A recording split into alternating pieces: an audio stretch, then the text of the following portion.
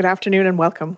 We are gathered on the lands of the Blackfoot people of the Canadian Plains and pay respect to the Blackfoot people past, present, and future while recognizing and respecting their cultural heritage, beliefs, and relationship to the land. Lethbridge is also home to the Métis Nation of Alberta, Region 3. Oki, and welcome. Thank you. I'd like to look for an approval of the agenda, please.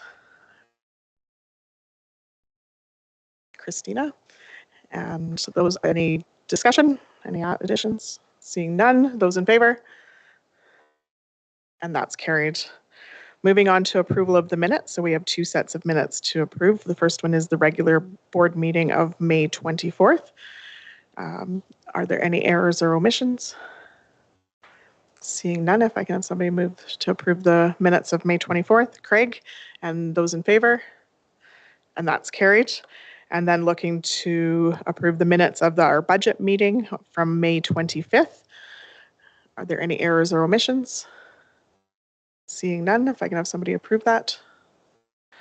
Andrea, and those in favor? And that's carried. And there's no business arising from the minutes. So we'll move on to business and operations. And we have Christine Lee is joining us on Teams. So Christine, if you can carry on with the report. Thank you. Okay, thank you very much. So you have my report in your package, and I'm just going to highlight a few items and a few items that have happened since I wrote the report.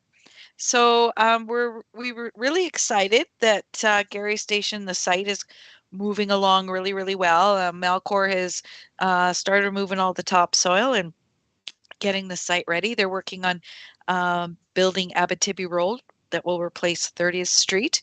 And the other exciting piece of news is we received correspondence from the Minister of Infrastructure stating that Gary Station is no longer part of the P3 project, but is now going to be built and delivered under a design build methodology. What that means is that Alberta Infrastructure is still going to manage the project, but what it means at the end of the day, we will not have a 30-year maintenance agreement with a private contractor. We will own the building day one when it's complete, and we will control the facility. And so that's actually really welcome news. And we will have a seat at the table, of course, while they construct the school. Daniel Heaton, our Director of Facilities, will be there every step of the way, of course, keeping an eye on the project. So this is very good news. My understanding is that the other projects are also being delivered under design build, so we're not the only one. Other exciting news that you may or may not be aware of, last March we signed a new energy agreement to take effect July 2022 for our electricity services, that on the advice of a consultant we use, Energy Associates International. And I just received a report from them that stated that we will have what we call cost avoidance of over $1.4 million over the life of the 5-year contract, because as everybody knows where electricity prices have gone. So very excited with that news. And finance, you're going to see the third quarter report shortly, so I won't talk about that.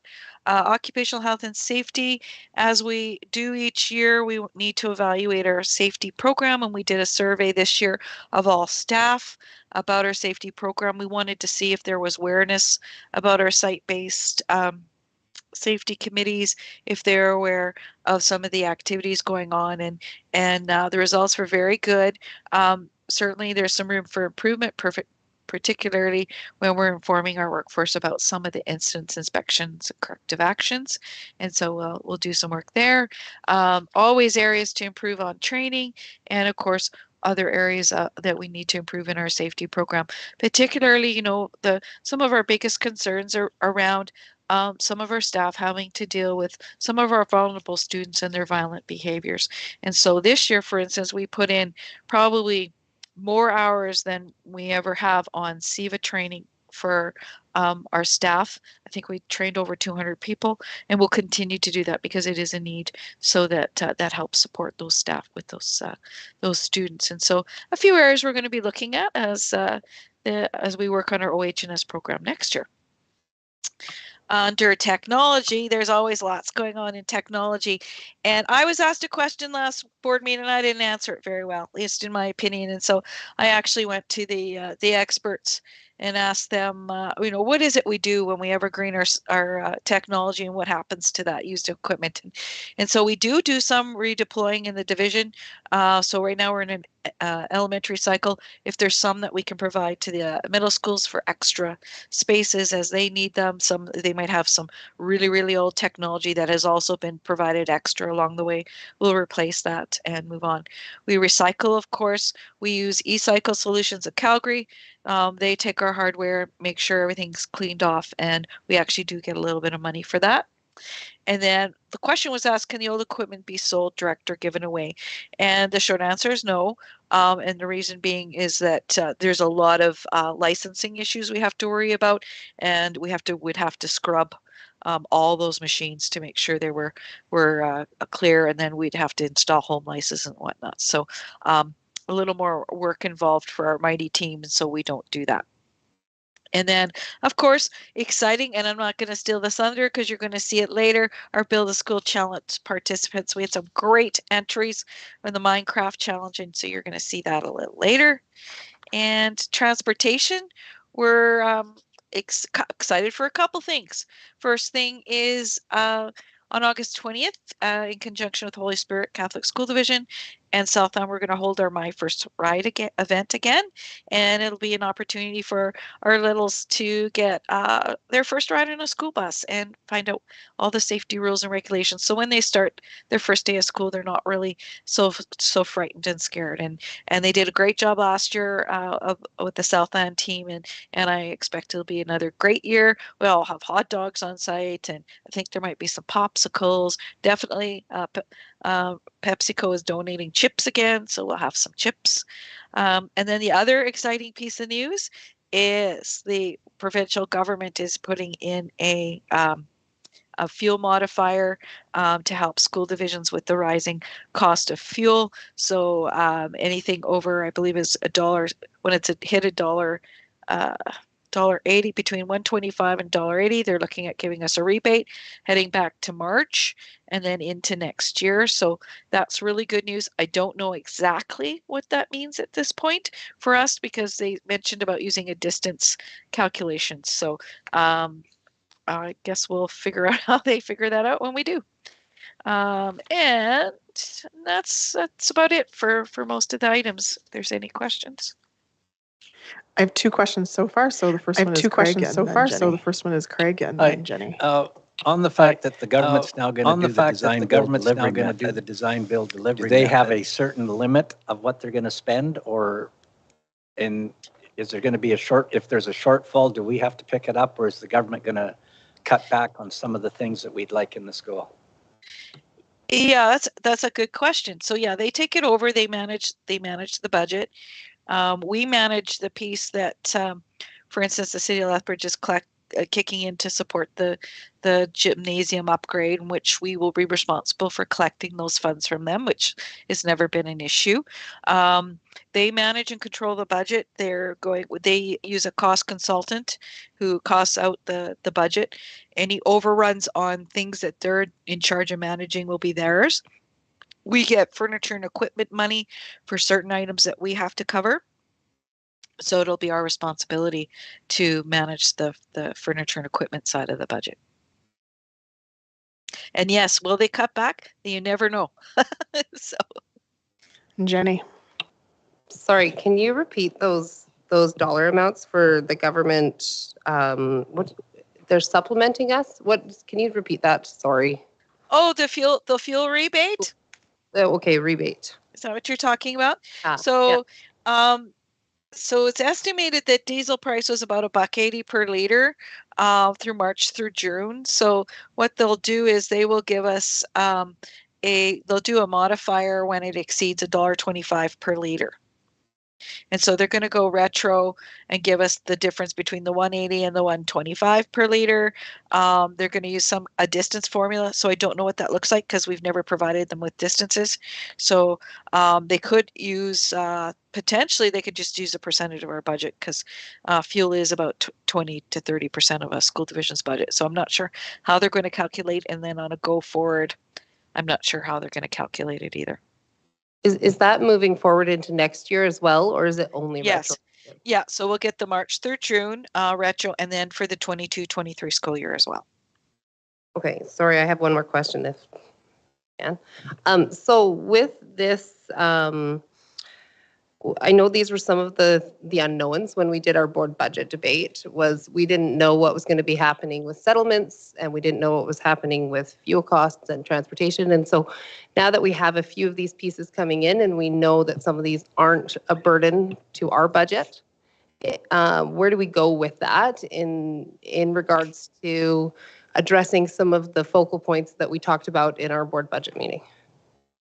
Well, this is we have put in our budget, I think $200,000 of transportation dollars to support fuel, which may or may not have been enough.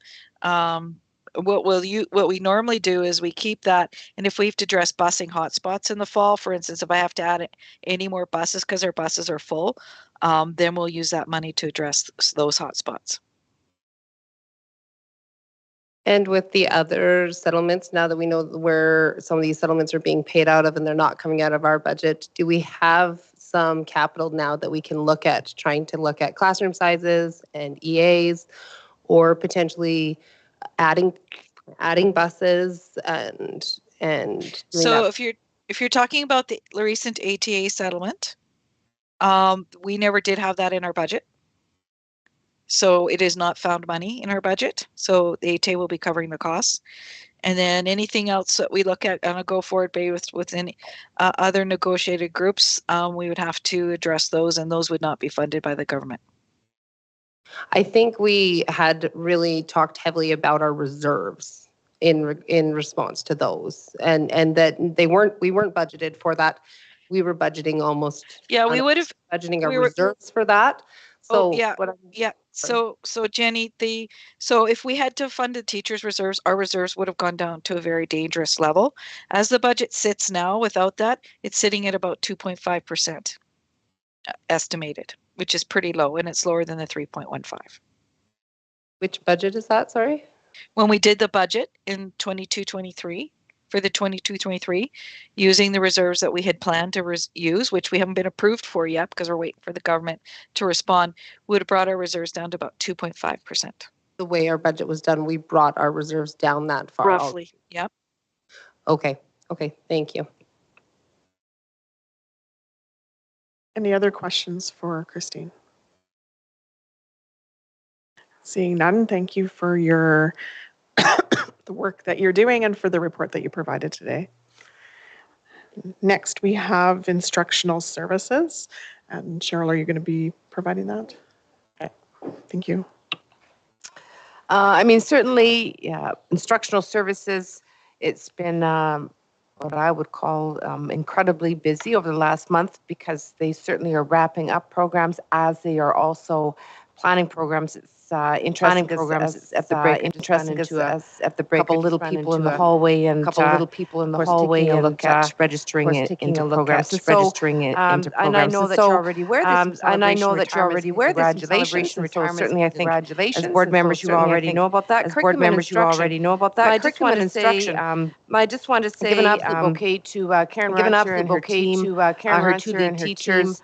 I sat down with them and I sat down with them and to look at the work that was required to data input for the learning gap funding, what we call boost, the learning gap funding, what we call boost, and it was more than extraneous, and it was more than extraneous, and they were here and. They were here on a Saturday. They were here into the evenings. They put in a lot of time. They put in a lot to make sure that that all got entered. To make sure that that all got entered properly.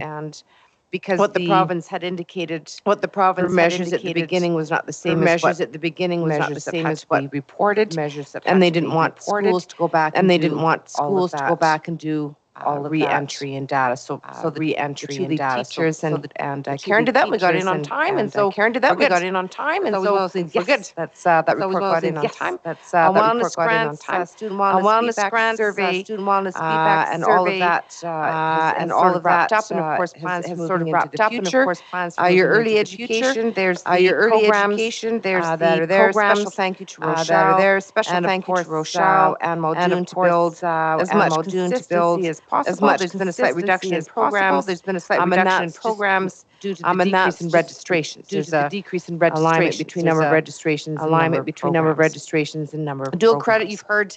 I must dual credit. You've heard over the course of the year. I must talk about that a lot over the course of the year. Look at the exciting lineup for the fall. Choose those as dual credit. Those as dual while they already have chosen and registered. While they already have chosen and registered. If they pieces, we've got our pieces. We've got our. Really nice get back to. It's really nice to get back to restrictions because now we can welcome restrictions because now we can welcome people into our buildings, including the nurses from the University of Lethbridge and the programs they deliver.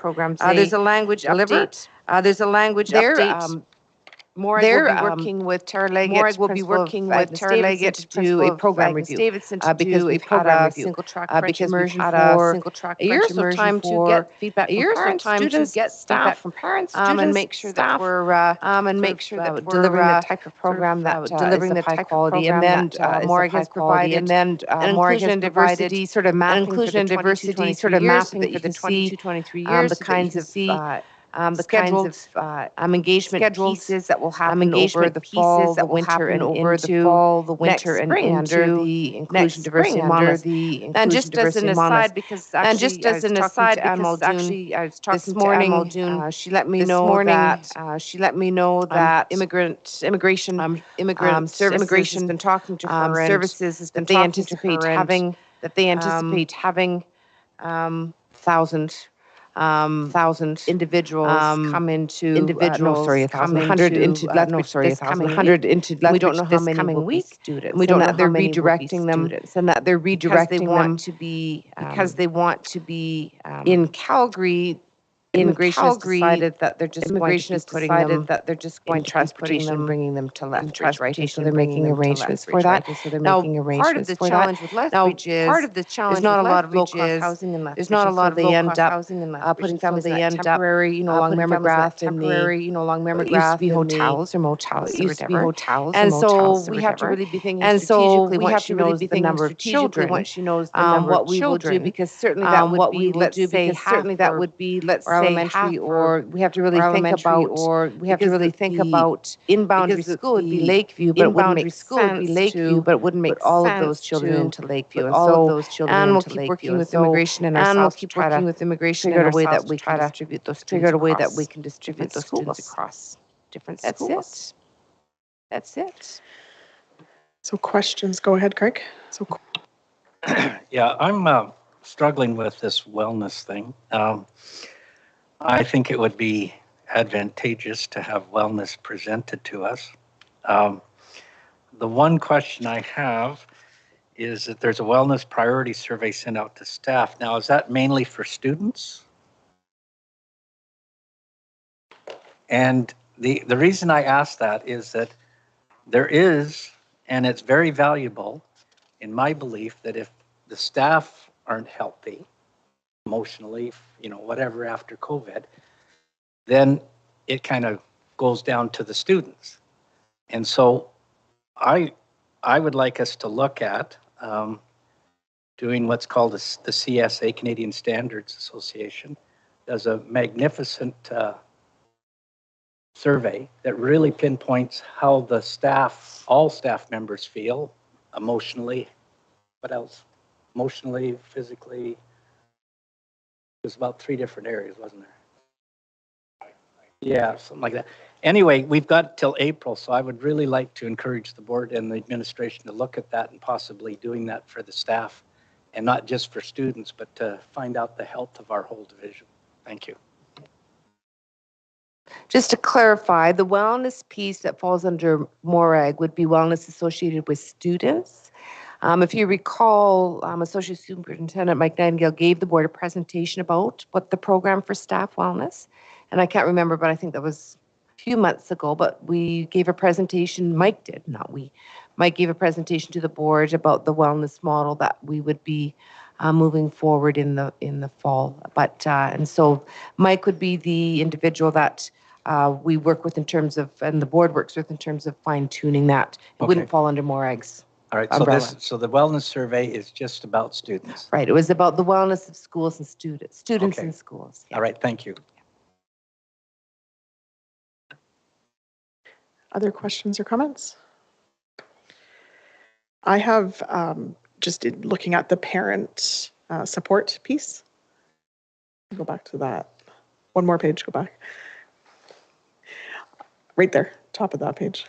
So I'm just wondering, so I certainly know what Jordan's principle is, but I know that a number of, some others might not, and I'm wondering if at some point, and I certainly don't want to give quick emphasis to it now, but I'm just wondering if at some point the board can be provided with information about what Jordan's principle is, just so that we all have that same information. And I certainly don't want just something quick now, right? So, okay, awesome, thank you.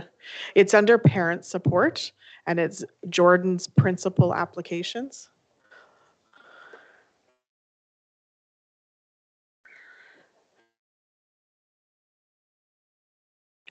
And so I've just asked if Cheryl can provide that information to trustees, and that can just be through an email, just so that we have that information, so that you know how we're supporting our students with Jordan's principle. Yeah, and what it actually means. I think it's really great information that we would all have that to know and understand how we are supporting our students and our families. So thank you.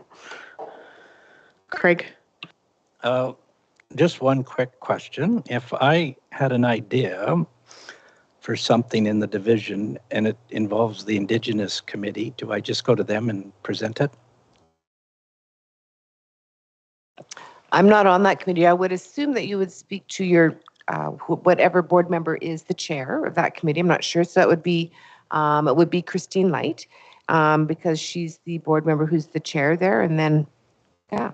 Okay, I will talk to you. Excellent, thank you. Seeing no further questions or comments, thank you for Cheryl for presenting that. And then we will, and thank you to the department for all the work that they're doing, especially with so many changes and everything at this last few months in this year. So I will now move on to Mike, for our Associate Superintendent of Human Resources. Thanks, Mike. Thanks, Allison. So I'll just hit some of the highlights. In the report. I'll just hit some of the highlights. Read it all. Certainly a busy time. Read it all. Certainly a busy time as we get towards the end of the year, trying to wrap up things for this year, and also things for this year, and also so in terms of some of the highlights. So here's a service. Some of the highlights kind of cool. Here's a service that's always kind of cool. Employees. They're going to be recognized for 1,680 years. 1,680 years. And you will all be a part of that. And you will all be a part of that tomorrow as you're various years of service events. So thank you in advance for that. So thank you. And then of course the recognition of our retiring board obviously hosts a banquet, and the board obviously hosts a banquet. That ready and set up. So that ready and set up. That's certainly been keeping us busy, but that's really been keeping us busy. But that's really good. In terms of staffing update, you can see in terms of staffing update, you can see 1,500 applicants. Now that may be the same people. Now that may be the same people, but that's a lot of applications to go through. And you can see even in June in the first couple weeks, you can see even in June up to the 20th we had over 500 applications. And all those applications administrators go through those and then decide on shortlists and interviews and all those sorts of things. So obviously lots of work that goes into that. Obviously lots of work that goes into that. You know, around the 20th June and around the 20th June and we're at 116 teaching we're at 116 teaching contracts May, which is a significant number of contracts. Certainly keeps us hopping. And then as you can see, we're getting a lot of our support staff. Some of that certainly needs to be done in the fall because there are kiddos that we don't know about that have needs that we'll have to accommodate in the fall, but we're making the fall. But then a couple things just in terms of community partnerships. Rhonda applied for human applied for human resources, was successful in getting in. So we have an intern from the U of L doing some of her co-op study here. It's been just awesome having her here. Just awesome having her here with a great team, but tremendous benefit for us. But tremendous another set of hands to help out with things. Another set of hands to help out with things. Ali's been wonderful to have. Ali's been wonderful to have. And then, as you know, we've partnered with Lethbridge Family Services. Two immigrants who are permanent residents. Work placements, and we're excited to share with you that one of them got a job at one of them. So that is exactly what we want to see happen. That is exactly what we want to see happen. And my hope is, this is a model that we can use. This is a model again, as I've said before, to break down some of those systemic barriers that exist to getting folks into our schools and work. To getting folks into our schools, tremendous work for us, and give them a really good opportunity. So this is kind of those first little tentative steps. Kind of those first little tentative steps, but it's pretty exciting. We have somebody who is successful. We have somebody who is successful. It's pretty cool. A position out of this. So thank you, Jenny. Thank you. Can I just clarify? You say 116 teaching contracts have been completed. Does that mean that the duration of their contract with us is completed, or we've completed signing new contracts with those people? Great question. Yeah, that's new contracts, that sort of thing. It's a whole variety of things. Some people are moving from probationary to continuing contracts. Some people are getting offered a probationary contract or an interim contract or a temporary contract. Some people are getting their temporary contract extended, that sort of thing. So yeah, that wasn't very clear. I'll make sure I clarify that next time. Or you'll just ask the same question next time. Yeah. Yeah, no, it's a great question. I'll make sure I clarify it so it doesn't confuse people. Thanks. Thank you. Any other questions or comments for Mike? Seeing none, thank you. I know the last few months since March, April has been extremely busy. So, and not that leading up to March or April wasn't busy either, but I know you guys have done a lot of work. So thank you. And we look forward to having all the new staff that are coming into our division. So thank you for that. So moving on to the superintendent's reports, the first one, board priority report. Great. And Mike, just to add to the comment about working hard to form partnerships for focusing on diversity in our staff among schools, we've got, of course, the Red Crow College with education assistants as well. And then moving into next fall, we'll be a strong supporter of practicum placements for their new, Red Crow College has a new teacher education program. And so once we get them in our schools, how can they help but love to stay and work for us? So that's a great step forward. And board priorities report, just a few highlights for the board. So certainly, Christine's already talked about the first ride event. That went over really well last year. It was a lot of fun to go ride on a bus. I hadn't done that for years with the kids. Have a nice ice cone and a hot dog, and away you go. And I want to, point out that, and it was pointed out by Christine as well, the solar system model, and really thank the people who are visionary in doing that. What a great attraction and great learning for students. And of course, they can go on field trips, go around the whole solar system, right? That's around Lethbridge and area. Myself and Christine Lee, we did get the opportunity to meet with the Deputy Minister, Andre Tremblay, and that was a week and a half ago. And we discussed curriculum implementation, wellness support, assessment, and capital planning. And it was a great conversation, and certainly he was very open to suggestions, and we're sort of in communication with some follow-up ideas that we presented to him and that he's interested in. So it was a very productive meeting for sure. And again, I've already given accolades in Morg's report to Bev and Michaela and Karen for all of the reporting they've done to the province, and just sort of highlighting for the board, because I know sometimes you ask about resources. We've got all of the building fact fluency toolkits for multiplication and division out. I know that if you remember earlier this year, that was one of the, when they presented, one of the resources that they talked about. And those were purchased and distributed. as well as a number of the resources for implementation of K-3 curriculum. They've worked really hard over the last month to bring in teachers, administrators to advise on the purchase of resources. So they have put a lot of those orders in. A lot of those orders in and numeracy for the literacy and so certainly and bouquet to teachers and bouquet to teachers school division teachers who did the 360 education course and it's my understanding that the content that they developed across the division is phenomenal. Of course, our Lethbridge school division teachers rise to the top. Produce some quality documents. International students, oh my goodness, is it ever busy? We're welcoming 70 international students next year. Anticipating to grow up to 100. Anticipating into the next school year. And we wrapped up our administrative professional learning. That's organized by the administrators in the district. They have a committee in the district. They have a committee put out and they've survey to administrators to see where we head next year and that committee have that rolled out before August. And I thought it was exciting that in the 21-22 school year we certified 157 division staff in SEBA. That's actually quite astonishing. That's actually quite astonishing. Rhonda and others work hard to make sure that that all gets arranged.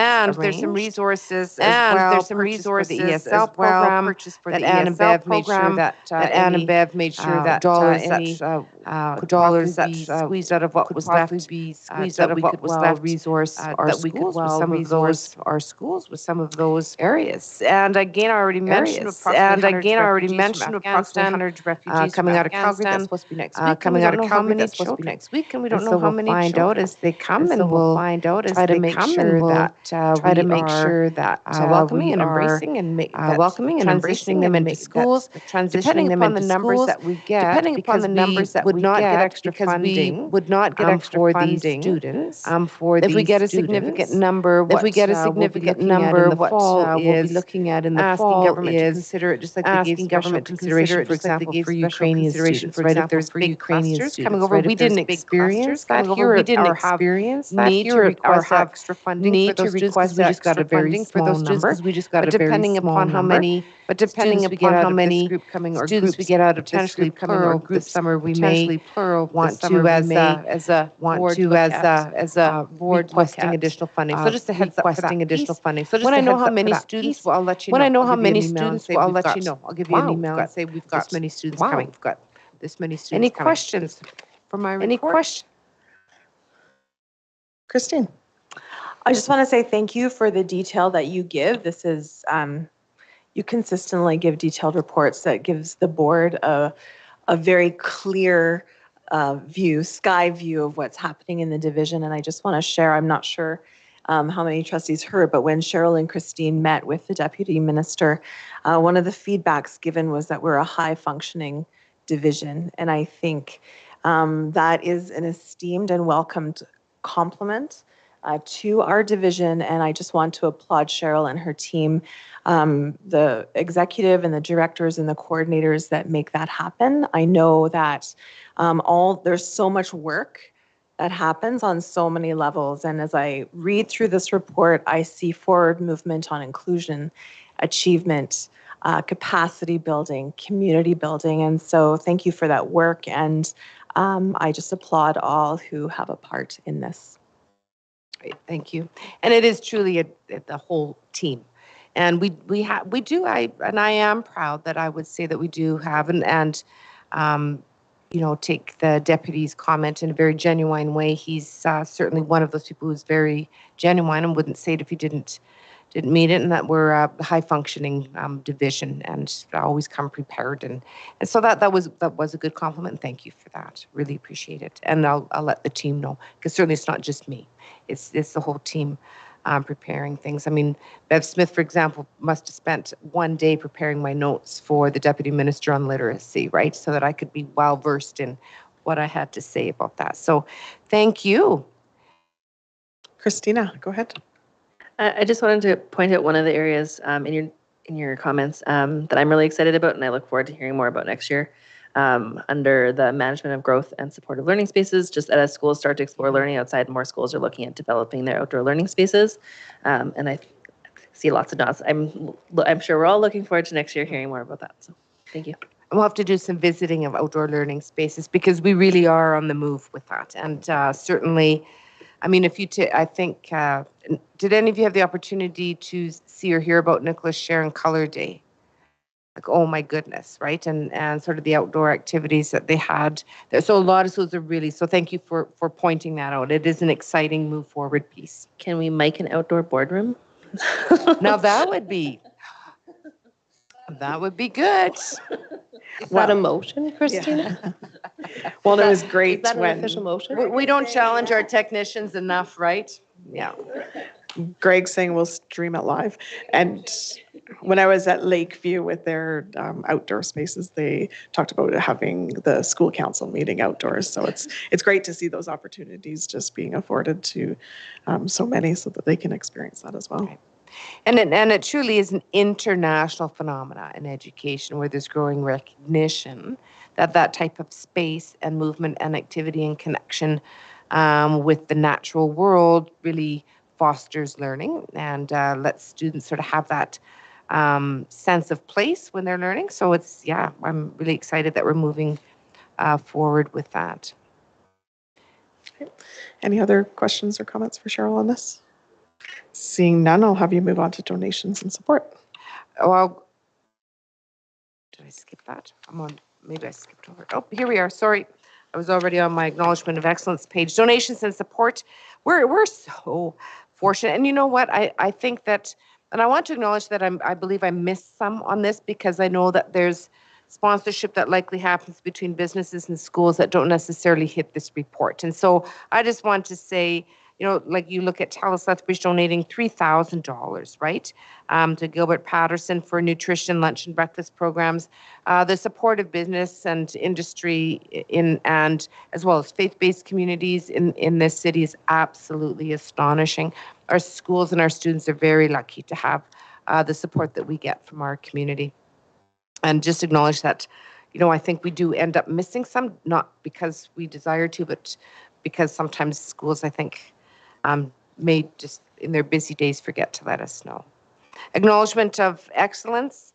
We had the University of Lethbridge Chinook Scholarship winners, Alejandro Figueroa and Markina Wood from Winston Churchill. And of course, it's a name that I'm not going to pronounce properly, but I'm going to say it anyways, was added into the agenda, and that's Buwana Pradhan. And so congratulations to those students. And GS Lakey, oh my goodness. When you think about who wouldn't want to be a student there, like seriously, the kinds of things that they do in that school in terms of the fine arts and production and engagement of kids and outside and it's they had quickly moved on some showcase events right as soon as COVID restrictions were listed. And of course, we had the drama production box directed by Courtney Wayloggy. We had Stephanie's Ponytail. And that was fun because that was rewritten by students. And then they went and they performed at elementary schools. And I had the opportunity to see one of their productions, and it was just amazing. And then the show went on, like I said, the show went on the road to different schools. And of course, they had the dance production Unite, and it had 175 Lakey students perform on the stage of Yates. And I don't know if you had the opportunity to see that, but it was absolutely phenomenal. And Christy Leger and others who oversee that fine arts program are to be commended. Same as Sheldon Arve, Rock and Roses, another music program, had some performance. And then we had High Hopes, another culminating piece that they did for the community. And so certainly their instrumental performance class saw a group of guitar students, a small group of dancers, singers, drummers, and band students come together for their many talents. I had the opportunity to visit that class a few times, and so it's so much fun because you walk in and there's singers, and there's brass, and there's guitar, and there's piano, and there's dance, and it's just sort of that integration of the arts together for performance. Chinook Showcase, they certainly they centered around a really strong, spirited, and enthusiastic return to activities. and which was exciting for them, both curricular and co-curricular. Of course, in the fall, they made the school division very proud with their Blackfoot Confederacy flag raising ceremony, the first school in the division to do that. They've certainly had a growth of student clubs and activities over the course of the year, but as well as this coming up this spring. So we've got the, and of course they had the first annual queer prom and culture club leading and running Black History Month, cultural recognition activities, student advocacy for and development of a soccer club, and leadership program reintroducing Spirit Week activities. So they have had a pretty exciting context over there as well. They had some great service projects. And I believe we had one of those students who led that service project recognized as part of the ICE scholarship pieces. And they're looking forward to return to the fall with activities. And of course, they had provincial appearances in a number of activities.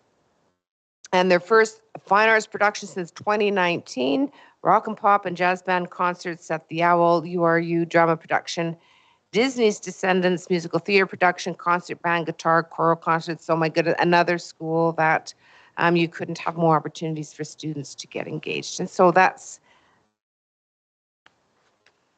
showcasing. Excellent. Those are amazing. Amazing schools. Yeah. We have lots of amazing schools, but it's amazing to see the things actually written out of everything they're doing. So are there any questions? Seeing none, I'll have you move on to the award winners. And the LH Buzzard Award winners, this has been an annual award since, I was looking for it since for my time as superintendent, certainly, and I was looking for the year on here today and I couldn't find it.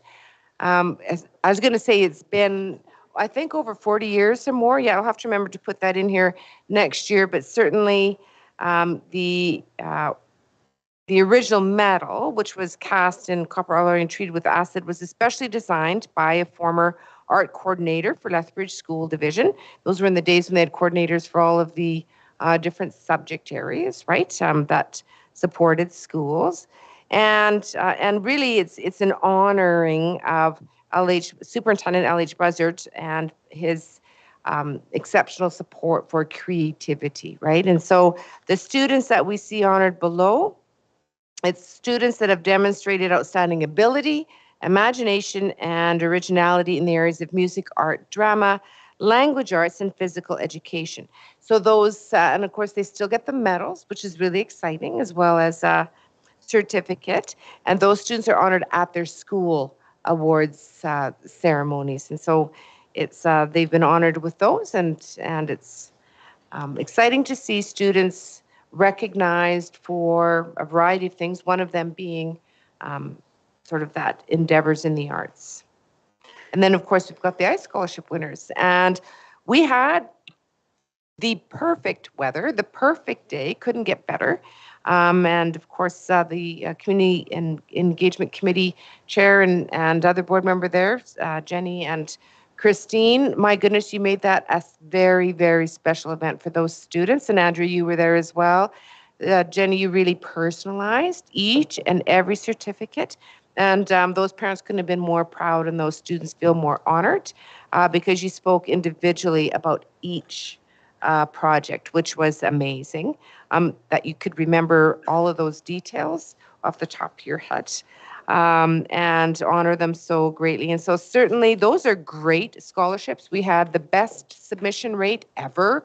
So next year, look out, because now I'm sure we've got lots of them pretty excited about submitting again next year. And again, it's so nice to honor students for innovation, creativity, entrepreneurship. And what's most exciting is they were all totally different projects from each other. And so that just really gives that breadth of where our students excel and how we can recognize those. And then we had our eSport tournament champions. Oh my goodness. They won the tournament, True North Esports, Canadian Premier High School Esports League. And I had Leanne check with Jess to make sure I had that right in terms of what that was. And so my gosh, we've only had esports up and going this year. And we didn't even have the room ready till when? Yeah, it was this spring. And so they bring these talented students together, one of them being the son of Allison, and they win a national tournament. I mean, how more exciting can that get? And so certainly, can you imagine what's to come from this group? I know some of them are in grade 12, but still, they may be pursuing esports in their young adulthood, whether it's a school or otherwise. And we've got some other grade 11 students there. So they're to certainly be congratulated for an amazing trek. And then we get to the administrative appointments. And of course, the boards had all of those provided in advance. And then I'm just going to keep going, Allison, because I'm almost done. Yep, almost done. Calendar of events is there for the board. And so, of course, we always look forward to you noticing that we may have missed something. Are there any pieces of the calendar of events that we need to add? Anything we've missed? Nope, we're good. And if there are... Do we want to put the the South Lion event? Oh, yes. Yeah. Yep. First ride, Leanne. I get the prize for the day. Yes. August 20th at St. Paul's.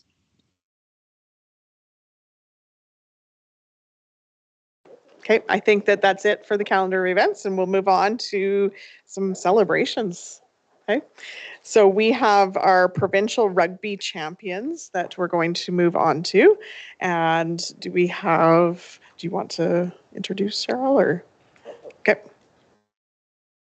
Well, I make no secret of, and I'll go ahead and introduce, I make no secret of how absolutely proud I am when any of our young men and women in our schools reach a provincial level of accomplishment. And so certainly, when I read this, right, because I remember some of you from before, we've got Tier 2 champions. Now, is this twice in a row for 2 years in a row? Help me out. Not 2 years in a row, but 2 within 3? I'm just trying to remember. But COVID's kind of jagged it a bit, right? But certainly how proud we are of your accomplishment. And I get to have extra pride because I was a Churchill grad too. So, I was like, when Churchill Bulldogs and Griffins win a provincial championship. That's amazing. And so we are going to honor you. And so how we're going to do this is we will have board chair Alison Purcell and myself, and we will call you up and present you with our certificate. And then following that, we'll probably get a picture, right, Garrett? We'll get a picture of you with your certificates, and so that we can make sure that we honor you publicly for that.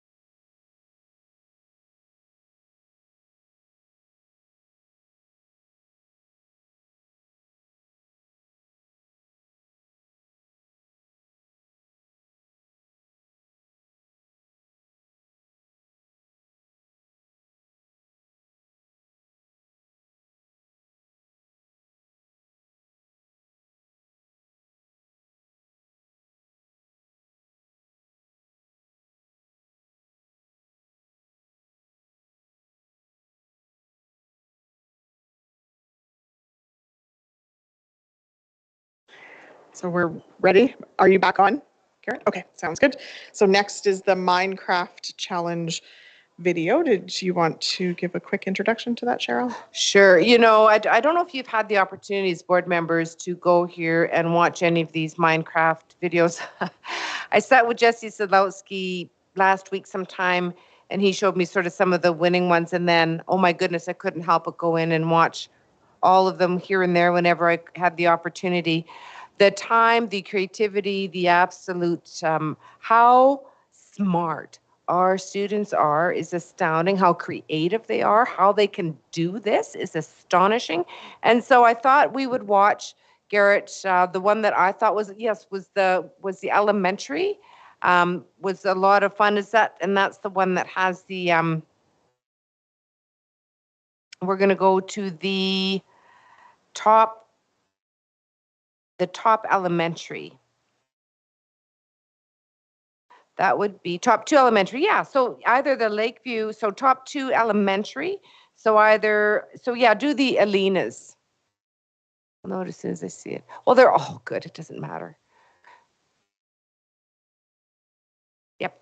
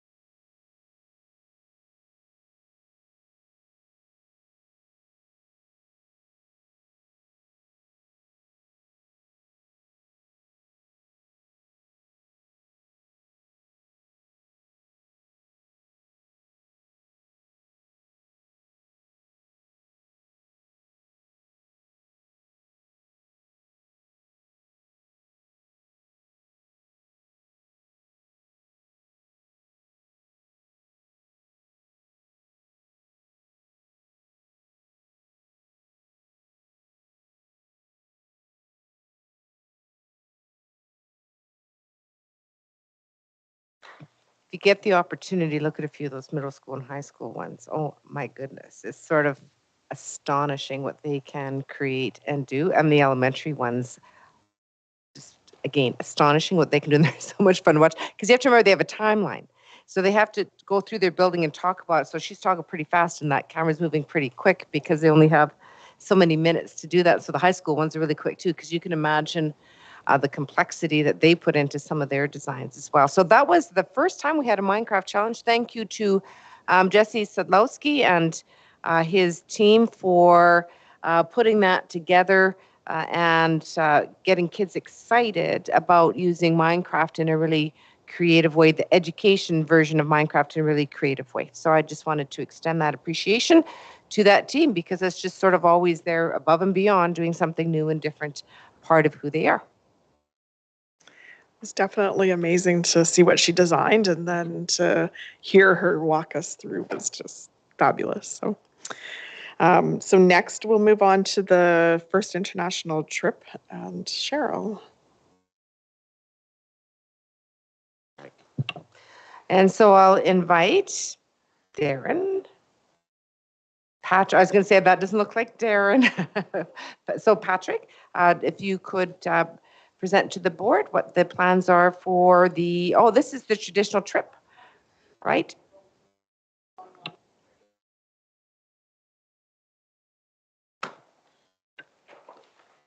So thanks for taking time to hear from me today, obviously. We're asking permission to take about 55 football players down to Spirit Lake, Idaho to play an exhibition game against Timberlake High School on October the 7th is the Friday night. So we'd be leaving LCI that morning and driving down. All the border stuff would be arranged ahead of time as far as passports and things like that.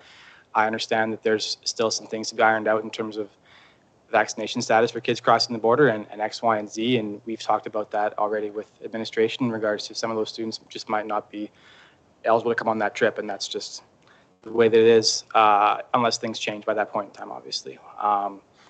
We're going to be stopping in Fernie for probably a snack, a chance for kids to stretch their legs, and then head down through the border, eating at Cranbrook. Through Spirit Lake, we'll play that night in Spirit Lake. Stay in hotel in town, and then there's an opportunity for a JV game the following morning, and then we'll be heading back and arriving back at LCI, ideally around 7:30, barring anything unforeseen. So these Idaho trips and trips down to the States are kind of I don't want to say a tradition, but something that LCI football has historically done in the sense that it's kind of a chance to see football in the States is a different cultural piece than it is in Canada, in the sense that, when we play Raymond, we might get 1,000 fans out, but for them, 1,000 fans is just like small potatoes, right? You're talking about the community more or less coming out to watch a game. So for the kids to see that and have, 5, 6, 7,000 people at the game is kind of an awesome experience. And these bus trips themselves, truthfully, as an adult on them, I'll say that there are things I enjoy more than the smell of the bathroom and things like that and the kids after the game.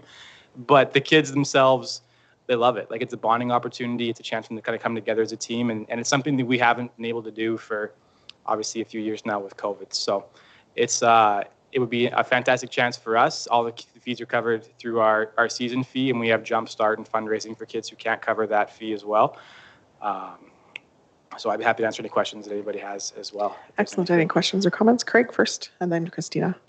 Do you have to play Canadian or American rules? We play American rules down there. So, I mean, it's interesting because BC actually, as a province, plays American rules as well. And oftentimes when they come to us, they play Canadian. So it's just kind of where you end up, you more or less play their rules. And I mean, for us, truthfully, it's not a huge change to drop a guy. And the rules are actually, I would say, simplified compared to some of the things that we can do in Canadian football. So it actually is probably is an easier transition for us to go down than it would be for them to come up to us. Christina? This is just a new board member question. How does health insurance work given football? So if a student is hurt while playing, how does that work? Officially, I believe our insurance is covered through Football Alberta provides insurance liability. I think we pay a portion of our fee goes directly towards insurance, and then they provide. I couldn't give you the exact liability number. It's available on their website. I could print it off and send it to you for sure.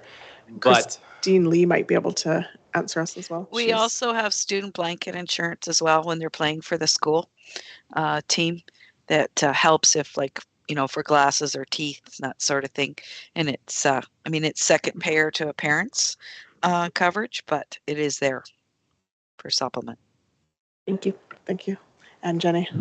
With this built into the cost of the season fee, for the students who aren't vaccinated and can't go, do they still pay the same fees, or how does We that look work? at adjusting it. This year will be probably the first year in a while that we will have a different fee structure per student, because the bus holds about 56 kids and we are looking currently at about 75 kids on the roster. So we, for the first time in a long time, won't be able to bring the entire roster on the bus down to Idaho, and cost-wise, we just can't afford to bring two coach buses down there. So with that in mind, I am of the hope that the border restrictions will be changed by then. Obviously, I have zero control over what happens in that respect, but we would be able to adjust it similar to a kid who would be on like a JV squad. They wouldn't be paying the full fee for like an overnight trip or things like that. So that would be deducted from the cost of their fees as well. So we'd adjust it kind of on a per case basis depending on availability for the trip and things of that nature for sure.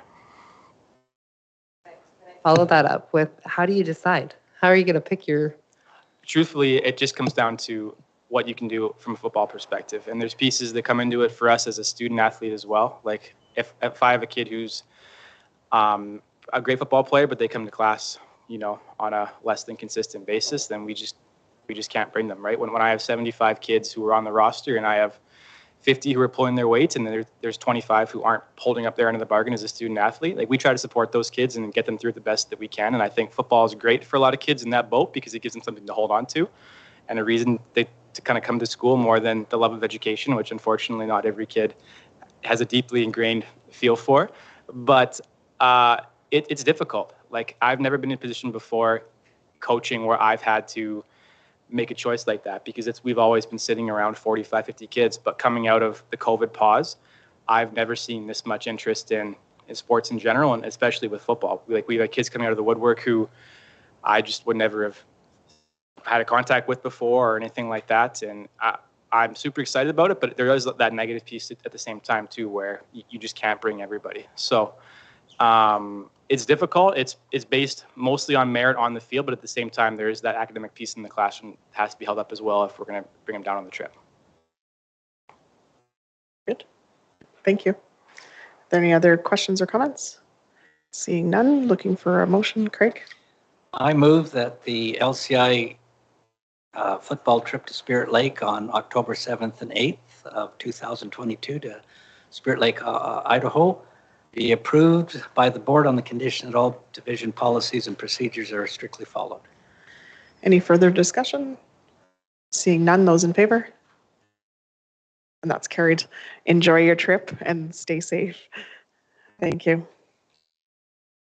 Keep your teeth, Christina says. Mouth guards, mouth guards.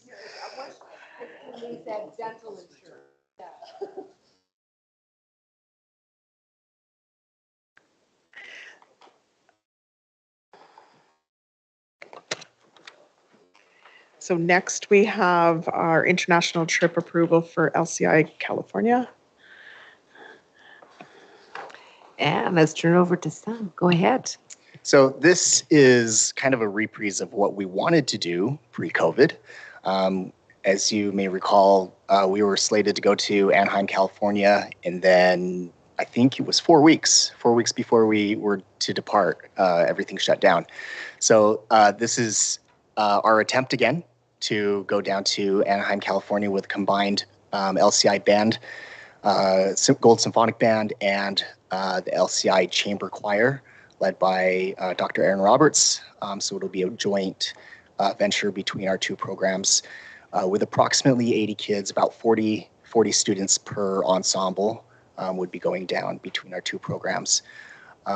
We hope to have a clinic at Cal State Long Beach, who I have some contacts there with, and then participate in the Heritage Festival. Heritage Festival is kind of this long-standing international festival that groups from all over, mostly the United States, but all over the world go to in select areas like New York, in Anaheim for Disneyland, of course. They have some in Seattle, but of course the draw here is to Anaheim, California. And this Heritage Festival is very similar to the Red Deer Provincial Festival, if you're familiar with the music festivals, where the students perform prepared pieces in front of adjudicators, and the adjudicators come and give them direct feedback on their performance. So it's a fantastic educational opportunity. They'll be able to go to a major United States university and have a clinic there, and probably tour the campus, and of course bond and have fun down in Southern California. Thank you. Questions, Craig? I should have asked this with the football team too, but with 50 kids and then 80 kids, are you taking parents to help supervise? Yeah, it'll be a combination of parents and staff. And staff? Yeah. And do you know what the approximate ratio would be? Board policy is 1 to 10. Okay. Yeah. So you'd be following the board policy? Absolutely. All right. Other questions, comments? Seeing none, looking for a motion. Did you have a question, Andrea? I just wanted to say thank you for planning this, because I know from going on trips with my children through LCI, they never forget it. Yeah, absolutely. Craig? I move that the LCI trip to Anaheim, California in April 2023 be approved by the board on the condition that all division policies and procedures are strictly followed. Excellent. Any further discussion? Those in favor? And that's carried. Enjoy your trip. Thank you very much. Stay safe as well. Don't need to worry about teeth. Christina? I just wanted to also, Sam, I just wanted to say thank you for your job in the parade this weekend. It was great.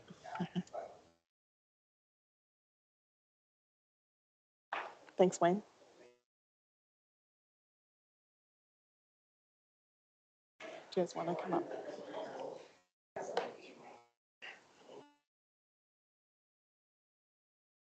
Yeah, come on up. So you guys are next. Craig? I move that we go in camera to discuss some issues on this policy before we do it in open meeting. Okay, so you're making a motion to go into camera. Would you like to speak to that? Yes, there's some things that I think we should discuss privately, and then and so not to be misconstrued in the public forum, that I would like to express. Okay. Other comments? Seeing no other comments, those in favor of moving into camera? Okay. And those opposed? And that's carried. So we will need to ask you to leave. Sorry, I just asked you to come to the front.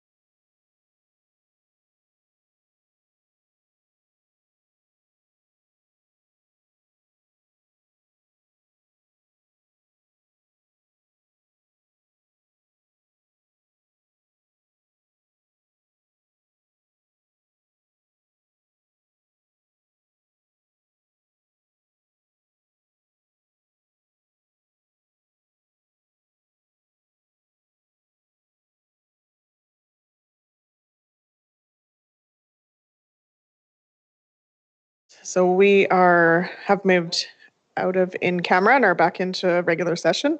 And so I thank Tracy and Kaylee for being with us today.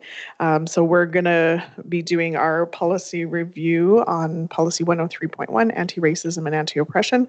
At our last board meeting, we had passed first reading, and today we'll be having some further, oh, watch your computer. Sorry, small emergency about to happen. So at this point, we'll be opening up some discussion, and we have our guests to share kind of what they've done over the past month and the changes that they've made. So are you guys okay to open with that piece, just kind of the changes that were made and the process over the last 4 weeks? Okay, thank you. Okay, thank you. Since the last time we saw you, we were tasked with coming back and taking the policy that we had written and creating an appendix to match it so that there would be clarification to the meaning and intention behind some of the language that was used. I did not do it right, sorry. Behind some of the language that was used. And so we struck an emergency committee meeting and spent a fair bit of time, first of all, identifying the language that we felt might need clarification throughout the policy, and then working through a variety of definitions from a variety of sources that would best represent our intention in the writing of the policy. So then we submitted that for consideration, and that is where we've landed today. And then after we met as a committee to look at to create the appendix, we also met individually with students, groups of students, and also parents to get feedback, because I know that was one of the questions you had last time we met. So we asked for feedback and submitted that all to Leanne, and yeah, so went through that process too. Thank you. So I see some hands up. So Christina and then Craig. I wanted to say thank you to the committee and to all the folks who have informed the policy work to date. In my professional experience, I've had lots of interactions with the division on behalf of students of color and heard their conversation asking for something like this. It was a huge part of why I ran. So I'm really proud to see this come forward, and I'm proud of the work that has gone into it. And I know that this is representative of not just a committee meeting, right? But of the lived experiences, not just of the committee members, but of our students in particular, right? Certainly the experiences of parents and of staff inform these kinds of conversations, and they're very valuable, and we couldn't move forward without them, but ultimately it comes down to students. And in the realm of anti-racism, anti-oppression, the best self-advocates and best advocates generally that I've ever met are young people. When we ask for things like definitions, I don't think it's for kids. And so I appreciate the work that has gone into defining this for the rest of us who are trying to catch up to children. Because that's how school always is, I imagine, on the front lines, is we learn quite as much from children as we hope to impart on them as well. I wanted to make a quick comment about pace, because that's one of the comments that I hear, not just about this policy, but on anti-racism in general. And I think there's often a fear that we'll do something wrong. Everyone at this table and in this room and listening and in our schools are very caring, compassionate people who want the absolute best for every student who walks through our door, no question. A policy like this doesn't question whether this division cares about students of color. It affirms it, in my opinion. And it gives us the opportunity to not start the work, but to continue the work, because I know that this work has already started. And there's often sometimes a language of like, this is the first step. And I always try to push back on that. Like, no, that's not the first step, because the step is happening in every single classroom, every single day. There are teachers and educators and EAs and students and student leaders who, and principals, who are working on this all the time. And there can be sometimes a fear every time we take the next step that it's a little bit too fast because we're nervous about doing it wrong. But in this section of work of anti-racism, that's frankly, the only way forward is sort of wrong, truly. Because there's no perfect way to do this, because it's about humans and it's about young people. And we just already, as we do every single month that we meet, we do our absolute best with all the information provided to take the next step forward on their behalf. And I'm really glad that this is the step we're on. I'm very in favor of having this this move through the readings. And I really do believe it's the right time, and that there will be corrections to it. There will be adjustments. We will redefine this frequently because the language changes. And that's why we needed the definitions in the first place, because the language maybe doesn't mean what we knew it to mean last year. And so I would encourage the board to consider that the next step is always scary in big things, and that I really believe for us that this is the right time for this policy. So thank you for your work. I have Craig next. A question. What was your process in talking to parents and students and staff? So I sent it out to our staff, and I also sent it out specifically to our anti-racism committee. So we have an anti-racism, anti-oppression committee at the school, which is there's about 50 people in that committee, which is comprised of students and staff. And so that went out to that whole group. I also sent it to 50% of the staff at Churchill. And then we picked a couple of classes where it fit into the timetable. So we picked an English 30-1 class and a math 20-1 class as well. So we picked classes that I think have a cross-section of students, but it was also important to get feedback from students of color. So those voices are represented in the feedback. Yeah. Did other schools do the same thing?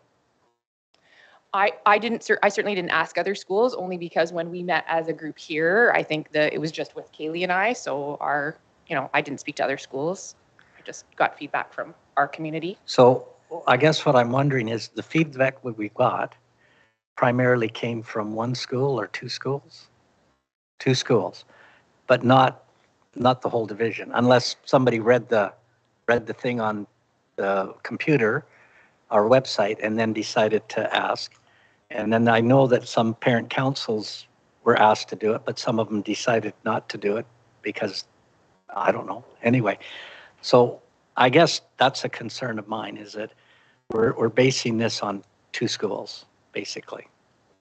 So I would say, I think that's a good question in terms of who are we getting feedback from? I would say one school would be, two schools would be representative of our schools, right? Because we're not going to get 100% of the students to give feedback in a survey or in a conversation, whether that's meeting and roundtable discussions, which is how we did it at our school, was roundtable discussions. And then also on Teams for the AR committee. So they gave feedback that way. But I would say the amount of feedback we received, I think, was pretty significant in terms of our school population. And I would say it would be representative of most schools. And I know I'm going on a limb by saying that. But the other thing, I've had the privilege of working in two school communities, and I'm very close with, I still remain fairly close with one school community in the admin team, and we talk a lot about this. What I would say is that the feedback that we've received over our time working in high schools would overwhelmingly support this policy. So I think it's the day-to-day conversations with students and parents and staff that really informed the process in creating this policy.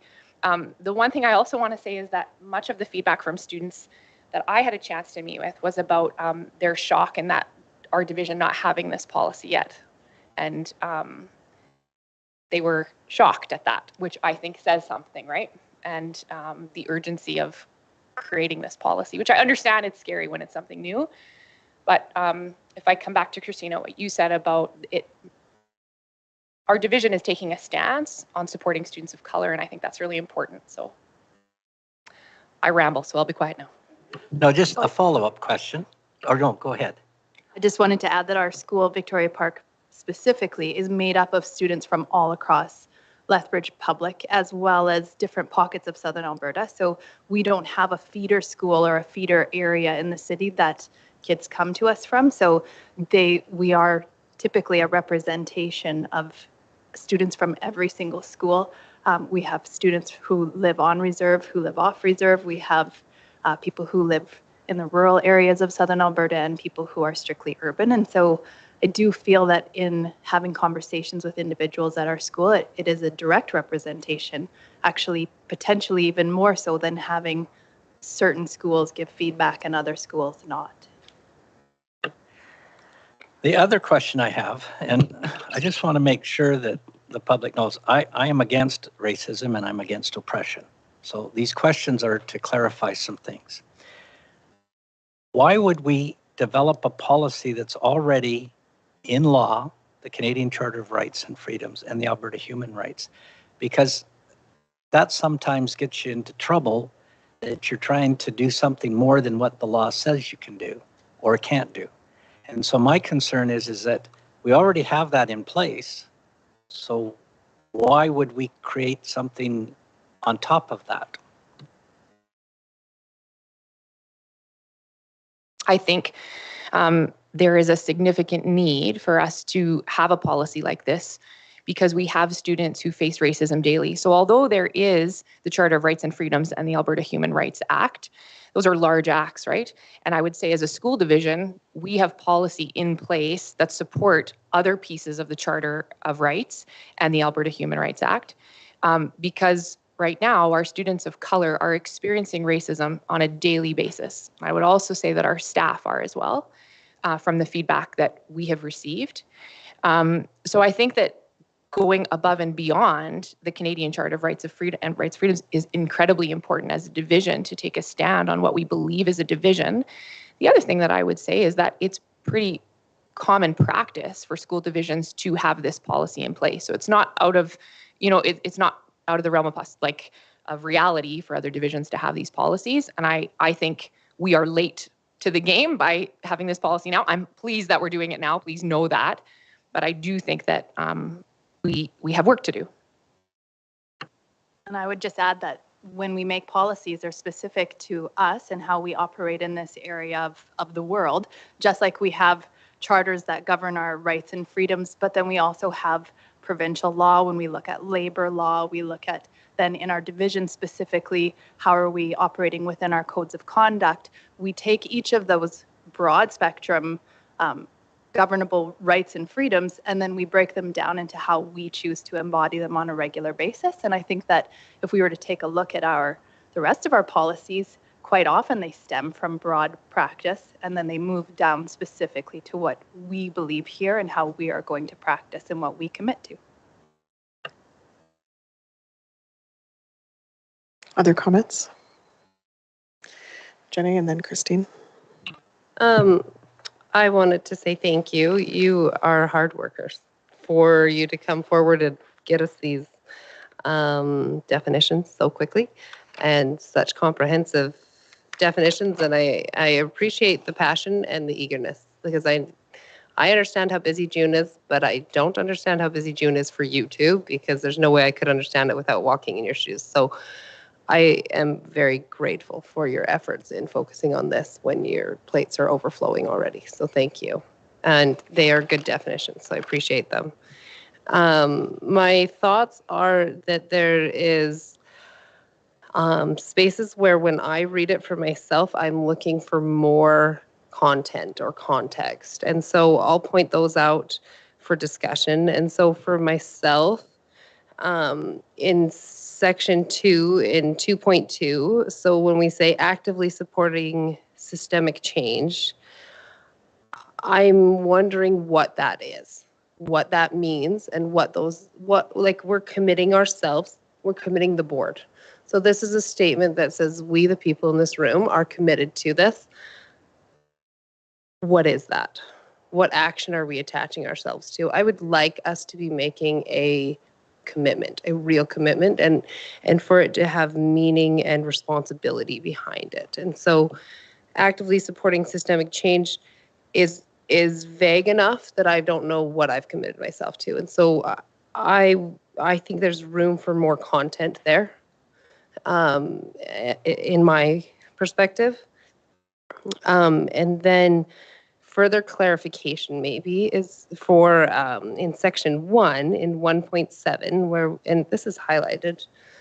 So it says have avenues of recourse available without fear of reprisal. What those avenues of recourse are and what that means and for who that is and who is taking those actions for recourse and how we go about that. And I think that that's how we address what Craig has mentioned when we start working off of existing laws, we have to be careful. And so I think that it's important for us to, that's where we can be careful in doing that. And I think it's good that we have acknowledged that we affirm the law, that you know, the Charter of Rights and Freedoms, and I think that inclusion up there is really good. And then I had a couple of grammatical things, but I can let other people speak. Jenny, can I speak to your comment about 2.2? And I understand it is pretty broad, right? Like that actively supporting systemic change. The thing that I would say is like what we're committing to as a, you know, when I think about our small school community versus our school division is using a lens of anti-racism, anti-oppression in every decision we make. And so, you know, for example, when we think about discipline or we think about attendance practices in our schools, we think about start and end times. We think about school councils, for example, and how we hold our school councils so they're inclusive and all people can come to school councils. What does that look like, right? I think that's what the thing that we are saying that we're committing to is looking at our system and going, okay, what are the barriers that are up for many of our students and families in our division? And Allison has heard me talk about this lots. Transportation, for example, like city transportation through the city of Lethbridge, right? Like all of those things that it's really just actively looking at how are we ensuring that we are not, and not maliciously reinforcing oppressive decisions. But I think sometimes we don't think about it and we go, oh, like if we charge, I'll give you an example. If we charge a fee for families to access a document that tells them, that says, that confirms that they're in school in the city of Lethbridge. And families can either, they have to apply for that online, for example, so through a computer system, which is tough for some families, right? And then if they need that again, there's a fee attached to that. That's not malicious, right? But when I think about who are the families that are going to access these particular types of documents or who request these documents, they're families that may not have internet at home, that may not have access to a computer at home. And then the families who are, I can pay the fee, right? Like if my family members needed the fee paid, I could pay that. Kaylee could pay that. We have really great jobs working for our division. But we have families where that fee would be problematic. So those are those little things that we don't even think about, right? That are, we're not intending to be to reinforce oppressive systems, but it's just like that front of mind, right? Like, have we thought about that? Did we think about and I'm not saying that we aren't doing that, but I know that in our small communities, those are things we're thinking about. That. Can I respond to that? I appreciate that clarification, and I think that that's really important clarification. And even you summarized it so well, even in just 4 or 5 words. And so I wonder if there's room to add some of those words about actively supporting systemic change by incorporating you worded it very well, with a lens, an anti-racism, anti-oppression lens to decision making.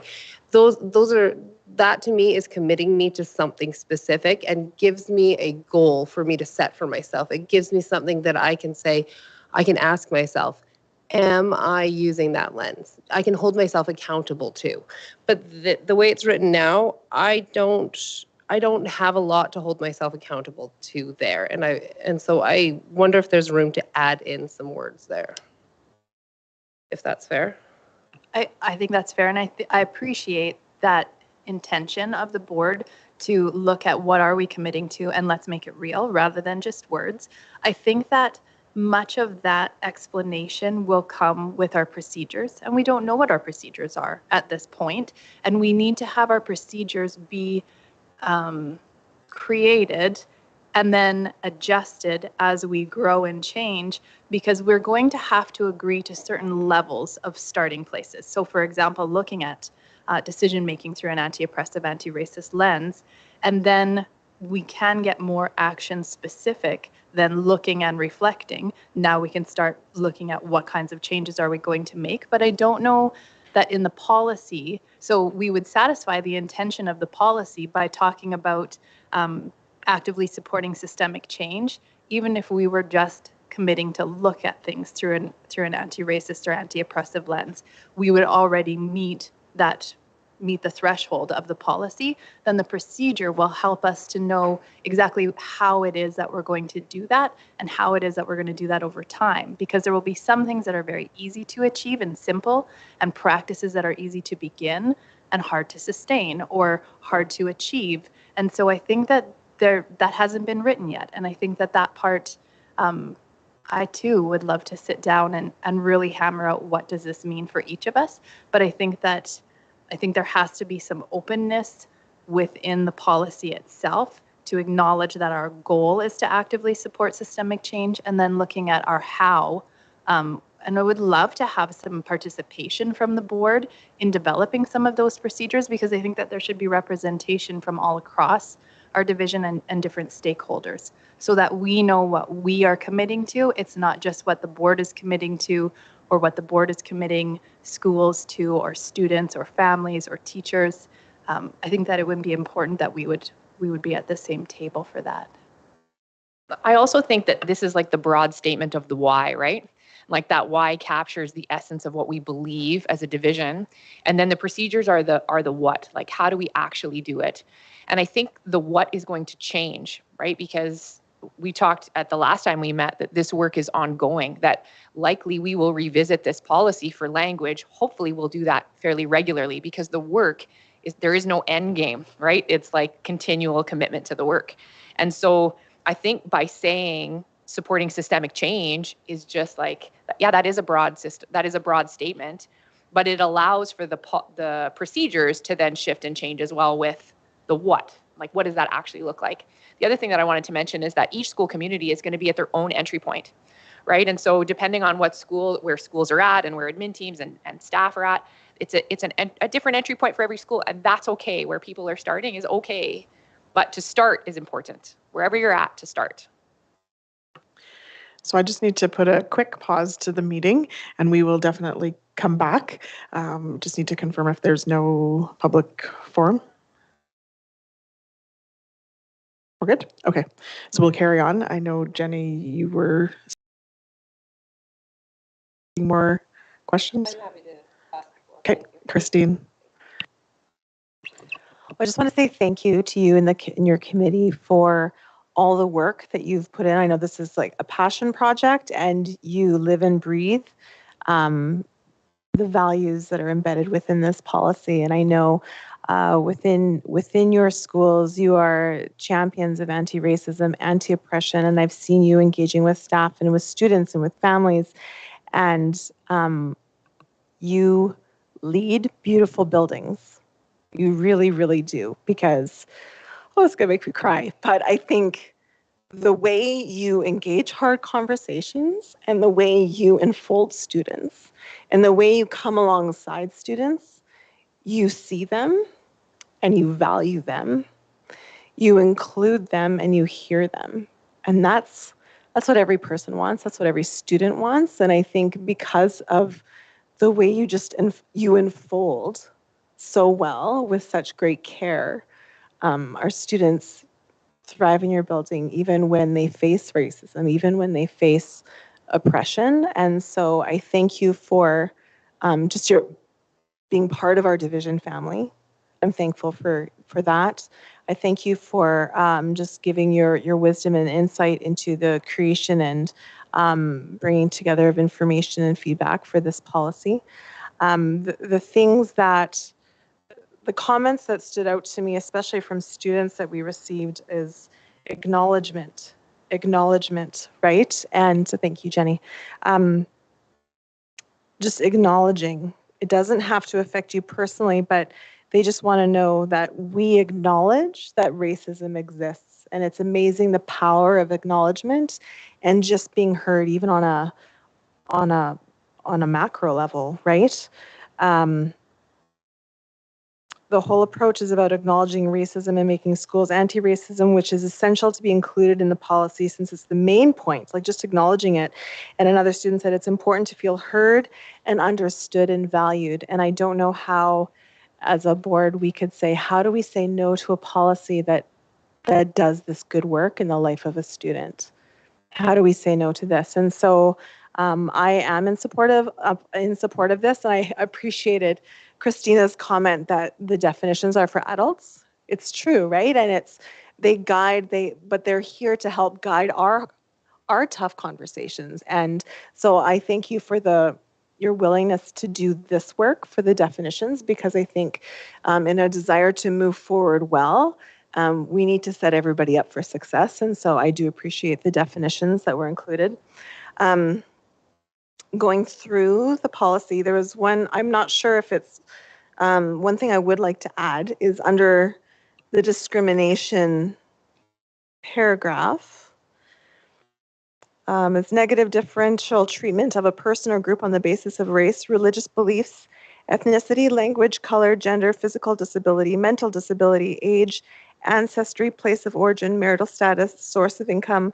I would like to add financial demographic to that after source of income and family status. I think it's important to include poverty within this definition. And I also have some grammatical things, but we don't need to go through those. I don't know that we need to go through those now, but I would appreciate that being added. Thank you.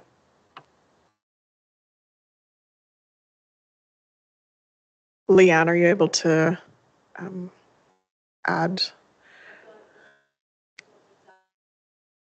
right in that section there?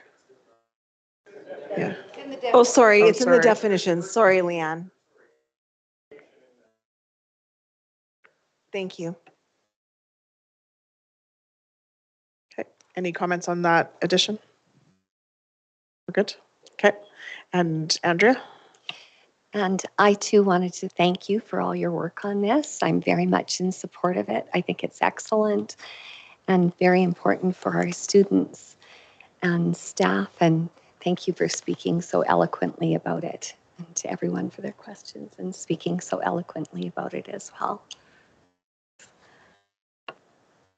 So, okay, Tyler and then Christina, then I'll go ahead. Okay. I am fully in support of this policy. It makes so much sense when you two sit here and your breadth of knowledge in it and everything and your education of it. It's, it 100% makes sense. My issue with the policy is how complex it's become, because now you've been to 2 different board meetings and we now have a list of definitions that sit behind the policy.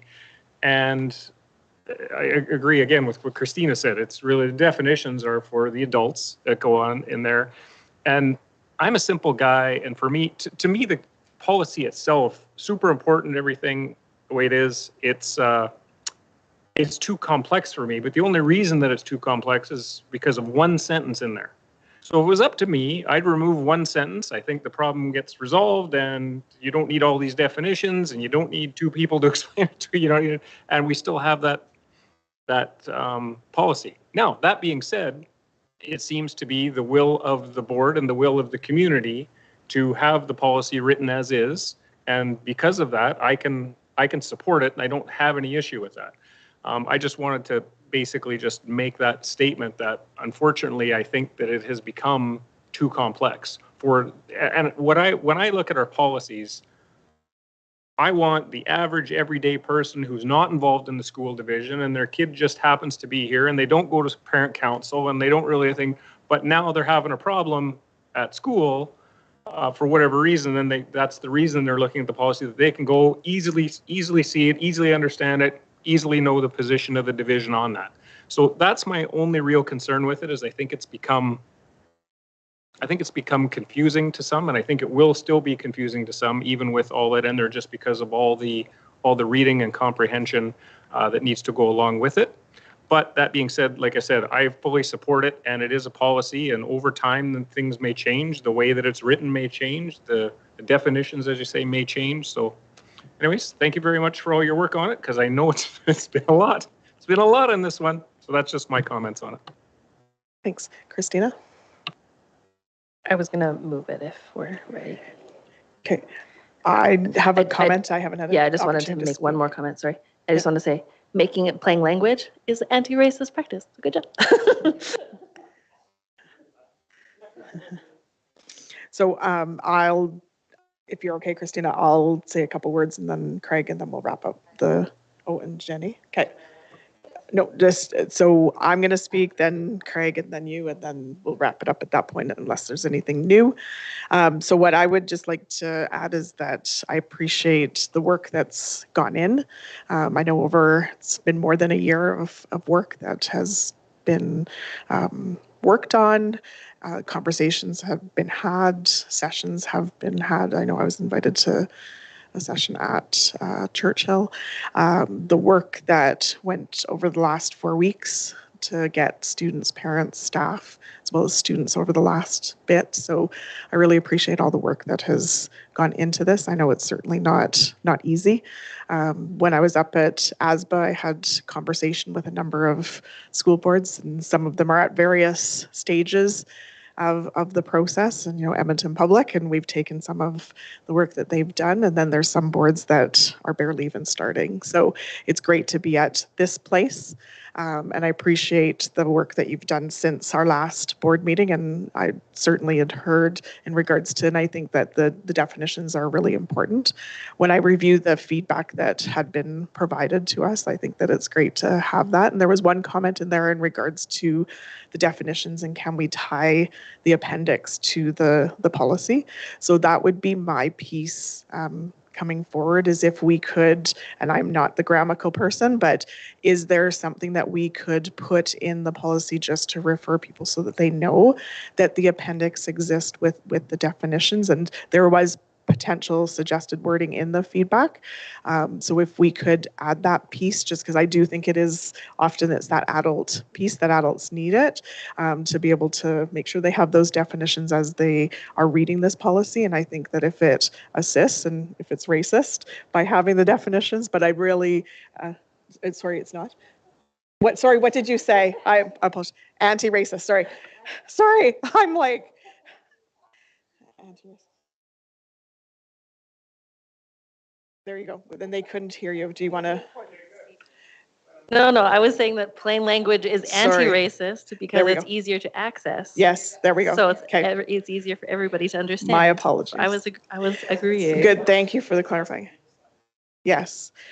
So I just feel that when I hear and what I've heard over the last bit while we've been working on this is just really the piece and the confusion when Tyler speaks to the one sentence. I think that is the piece that I've heard most often.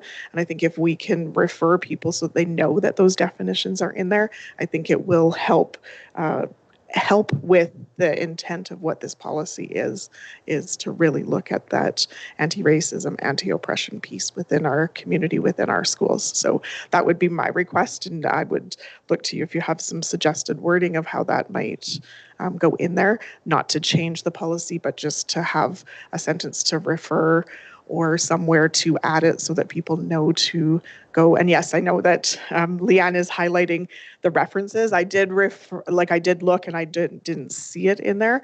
And I've looked at other policies that have appendixes, and there is not a reference in our references in other policies to refer to the appendixes. So that's why when I saw in the feedback, the recommendation within the feedback with that wording, that to me, that would be more to put it in right in the language so that people are reading it and can know to go look for that. And I think that would help our community to be able to know that the definitions are there and they're there for them to help understand the policy that's in place. So I remember that conversation because it was feedback in it, and the staff member suggested it would say, please take time to read the appendix so there's a common understanding of terminology used. That I remember that conversation.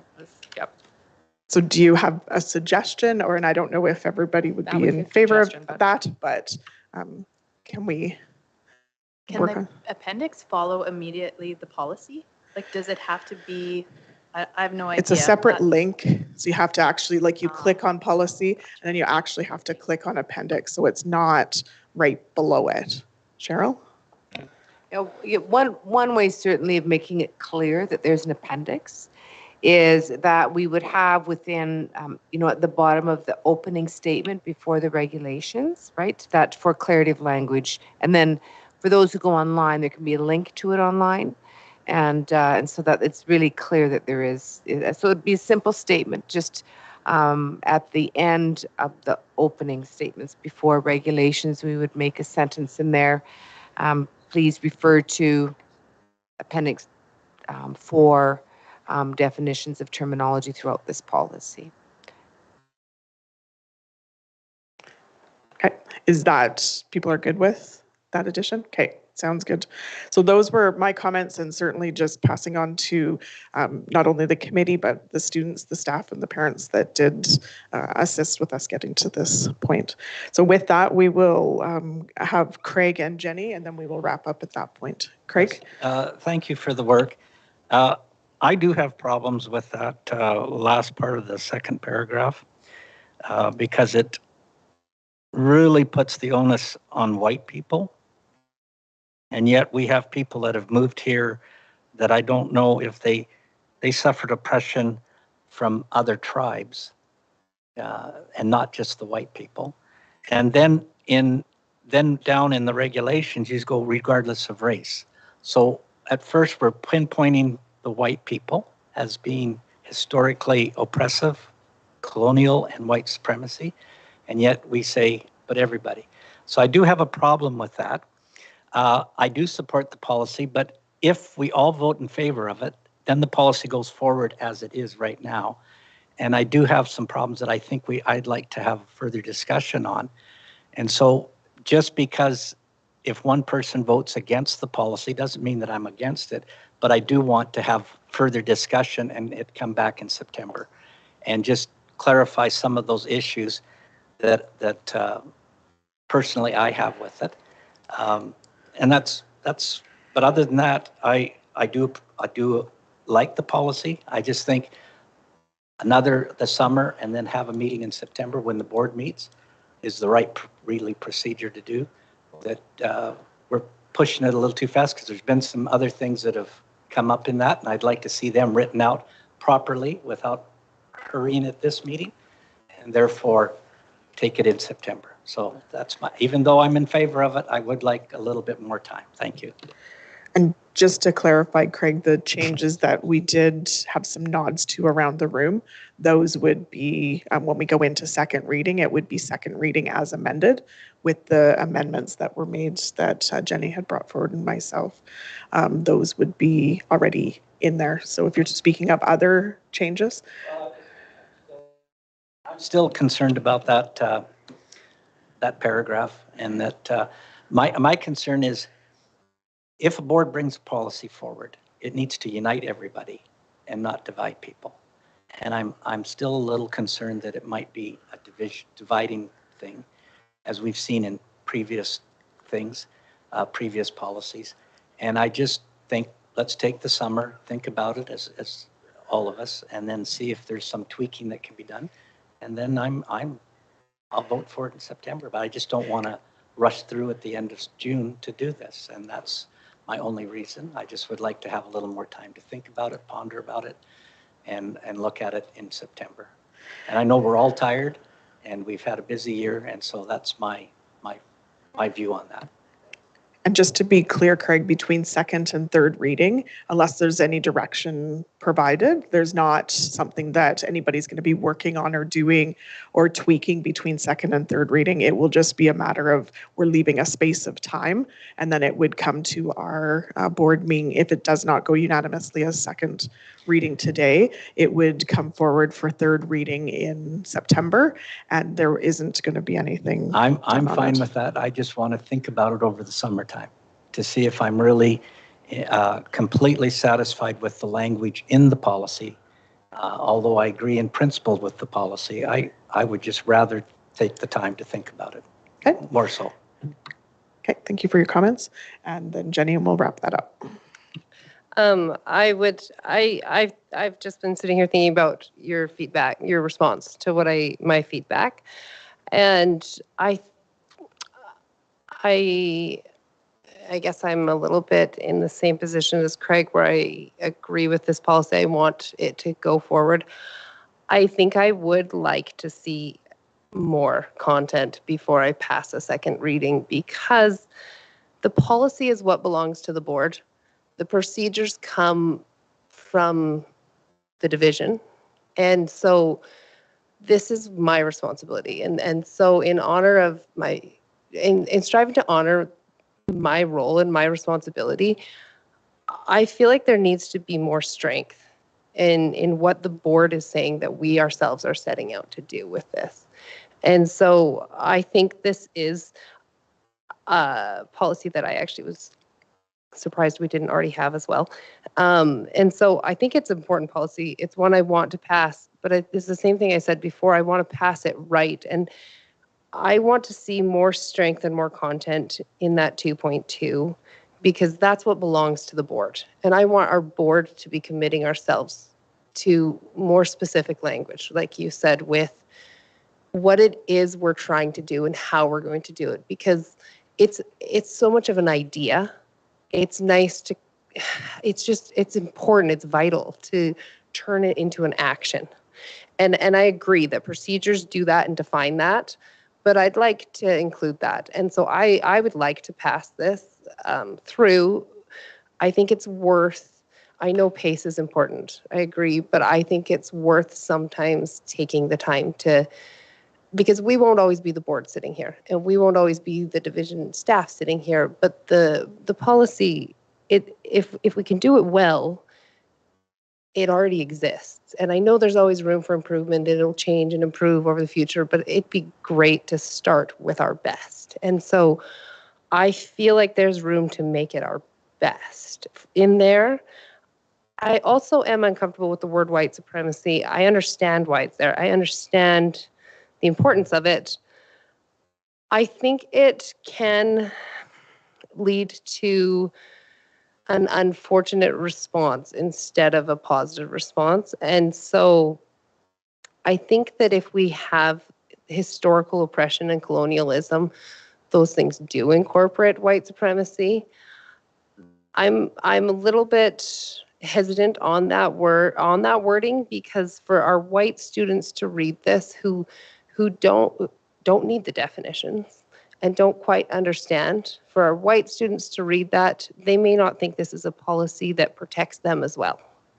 And that they may recognize their own, this almost indicates that their race has responsibility in this, or I hesitate to put kids in a position where they'll feel guilt or they'll feel shame or they'll feel the weight of this, when we want them to be a part of the solution, and not to think that they were the problem. And hopefully they're in a system that we're teaching them that they are, that they are part of that solution. And so I'm hesitant to call out a specific type of racism, and that's what I think white supremacy is. And it's important, but I think it might belong more in the procedures or something somewhere else, because it's such a specific type of racism. And the rest of this policy is very well written to be broad for racism and broad for oppression. And it is a unifying policy. We're all going to work together. We're all going to create a system. And in all honesty, I was a little bit nervous, because I thought, oh, systemic racism, we are the system. But you've actually, I've read through it under that lens a few more times, and I think you've tackled that very, very well, very, very carefully. And so it is a very unifying policy in every other aspect. I'm hesitant on that white supremacy inclusion in there. So the same thing that I said to Craig, that once it goes through second reading, there's not going to be, unless direction is provided, there's not going to be any work done on it until third. So I'm asking for work to be done on it. Okay. So I just asked a clarifying question. Yep. Because when you say that you feel that the board needs to know what they're committing to and what it is that you want to make it stronger and more concrete, let's say. So then is that something that the board then is going to do to come together and agree on what that looks like? Because I'm not sure that the committee can write that for the board. I think if you want feedback from the board, I think the board would be happy to give feedback. I'm speaking for the whole board, which maybe isn't fair, but from conversation, I think the board would be. I just think it needs to be a little bit, has more content and strength in there when I read it. So the next comments let's just keep them to the process piece. So I'm fine to, Christine, you're good to wait for Tyler? Okay, Tyler, go ahead. Okay. Just on the process just for piece. Craig and Jenny, that, yeah, what Allison's saying is there's the policy as far as the committee goes is done. So, but if you want to review it, you may make any changes, updates, suggestions, and then when we have third reading, that is a time for you to bring forward amendments if you like. If there's a way you prefer something else worded, or you want this to be in a different section or whatever, you may bring that forward at third reading and say, look, I think this is a better way to do it. This is why. And then we either agree or disagree and move forward. But it's not the committee response. Oh, it's not the Yeah, committee. It would be yeah. you. Yeah. It would be you. Yeah. So between second and third is when you would add any change that you needed.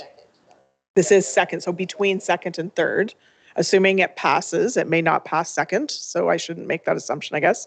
So if it doesn't pass second, then we'll have further discussion on what next steps are. If it passes second, so between second and third, then you would make the changes that you felt were necessary. So it's not that there's not going to be work done by them between second and third reading, assuming if it passes. If it doesn't pass second, then in we that go back. case, good job, rookie over here.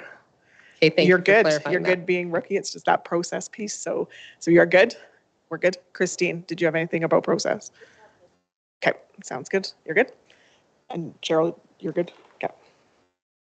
Right, just so we're really clear on process, because yeah, it is the first time for some of the board members. So the process would be this committee's brought forward the policy, the board requested after first reading. Part of that first reading approval was that we asked the committee to develop a appendix of definitions for us, and they did so.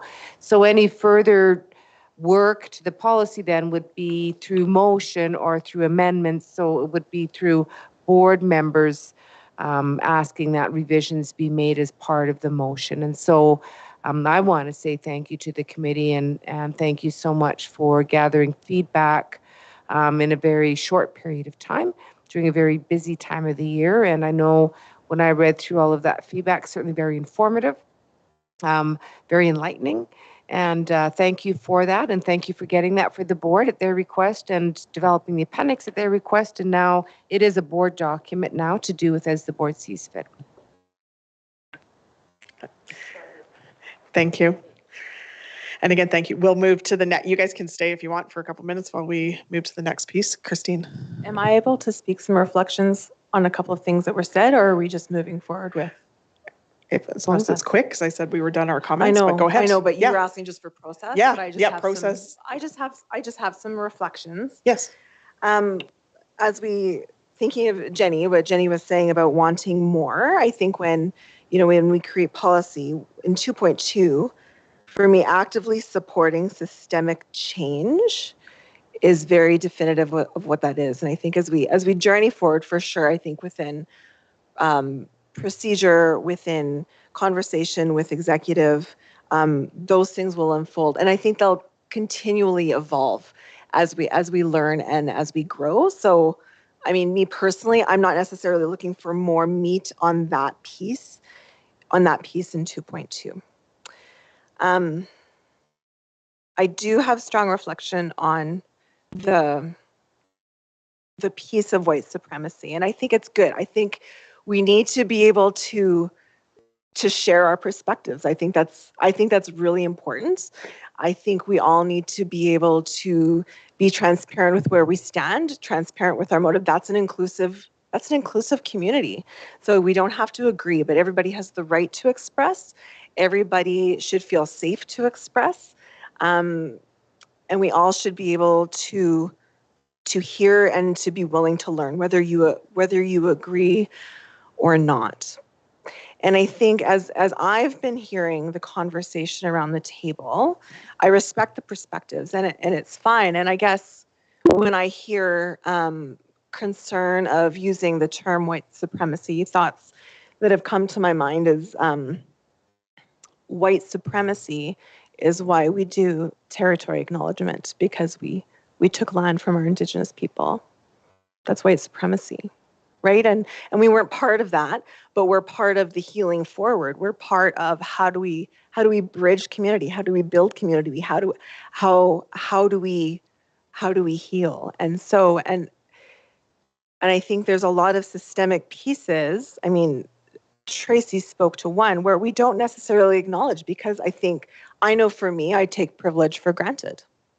I'm a Caucasian white female. I take a lot of what I have for granted, and sometimes I need somebody to jar me out of my box, or somebody to hold a mirror up to me and to be willing to acknowledge and see my biases, I think is huge, and we all need to be doing that. And so I hear you, Craig, with wanting to reflect more on it. I think it's important that as a trustee you feel comfortable with this policy. But when I do hear the worry that it's divisive, this phraseology is divisive. On the flip side, how divisive will this be if we don't pass this? How divisive will this be? And I'm just gonna speak rawly right now. A table full of Caucasian middle-class people saying they feel uncomfortable saying white supremacy. How will that be divisive? How will that harm? And I think we need to look on both sides. And so when we look at the purpose of this policy, who this policy is for, that needs to be taken into strong consideration. And with all that, I'm not saying thoughts are invalid either, but this is the hard walk of that conversation. Thank you. Thank you. So before we look to move to a motion, I just need to clarify that I had spoken and said that the amendments that were made were from Jenny and myself. It was actually Christine's amendment in regards to the definition, as well as the amendment that I had requested in terms of the referring to the appendix. Just before we go into a motion, I'm assuming somebody's going to make a motion. So, sorry, go ahead. So just for clarity, Allison, so the appendix doesn't require a motion. Right. Okay. And so we can make that, I've got note here to add that in. It doesn't require that. And sorry, I missed what. So the only amendment then being made to this, for if we go forward with the second reading, is the statement that there is the appendix piece. Yeah. So that is the only amendment. Yeah. So the finance is on the appendix, so it doesn't require that. So I will be looking for a motion. I will be looking for a motion. So I move that the board adopt the revisions to the policy as presented by the Policy Advisory Committee as amended by the board. Okay. Sorry, I should say the policy number for policy 103.1, anti-racism, anti-oppression. Okay, for sure. Tyler. Just a point of clarification to be, you have to move to approve the policy, not just the revisions. We have to move to approve this as a policy. Redo. Here we go. The wording. But that's good. Take two. Give her. All right. Yeah. So I move that the board approve the second reading of policy 103.1, anti-racism and anti-oppression, as revised and amended. Perfect. You're good. Thank you, teamwork. So with that, any further discussion? Seeing none, those in favor? And those opposed? You're good, Leanne? Thank you. And that has goes past second reading now, so we will then look to third reading for September. And again, to trustees, if there are any changes that you're looking to have made, that will be work on the board, or you as an individual to bring forward. Okay? Just a clarification, was there one or two that voted against it? Yeah, there's one against, okay. one opposed. Tell. Yeah, one opposed. Okay, Thank you. And thank you, Tracy and Kaylee, and for all the work that you and everybody else has done.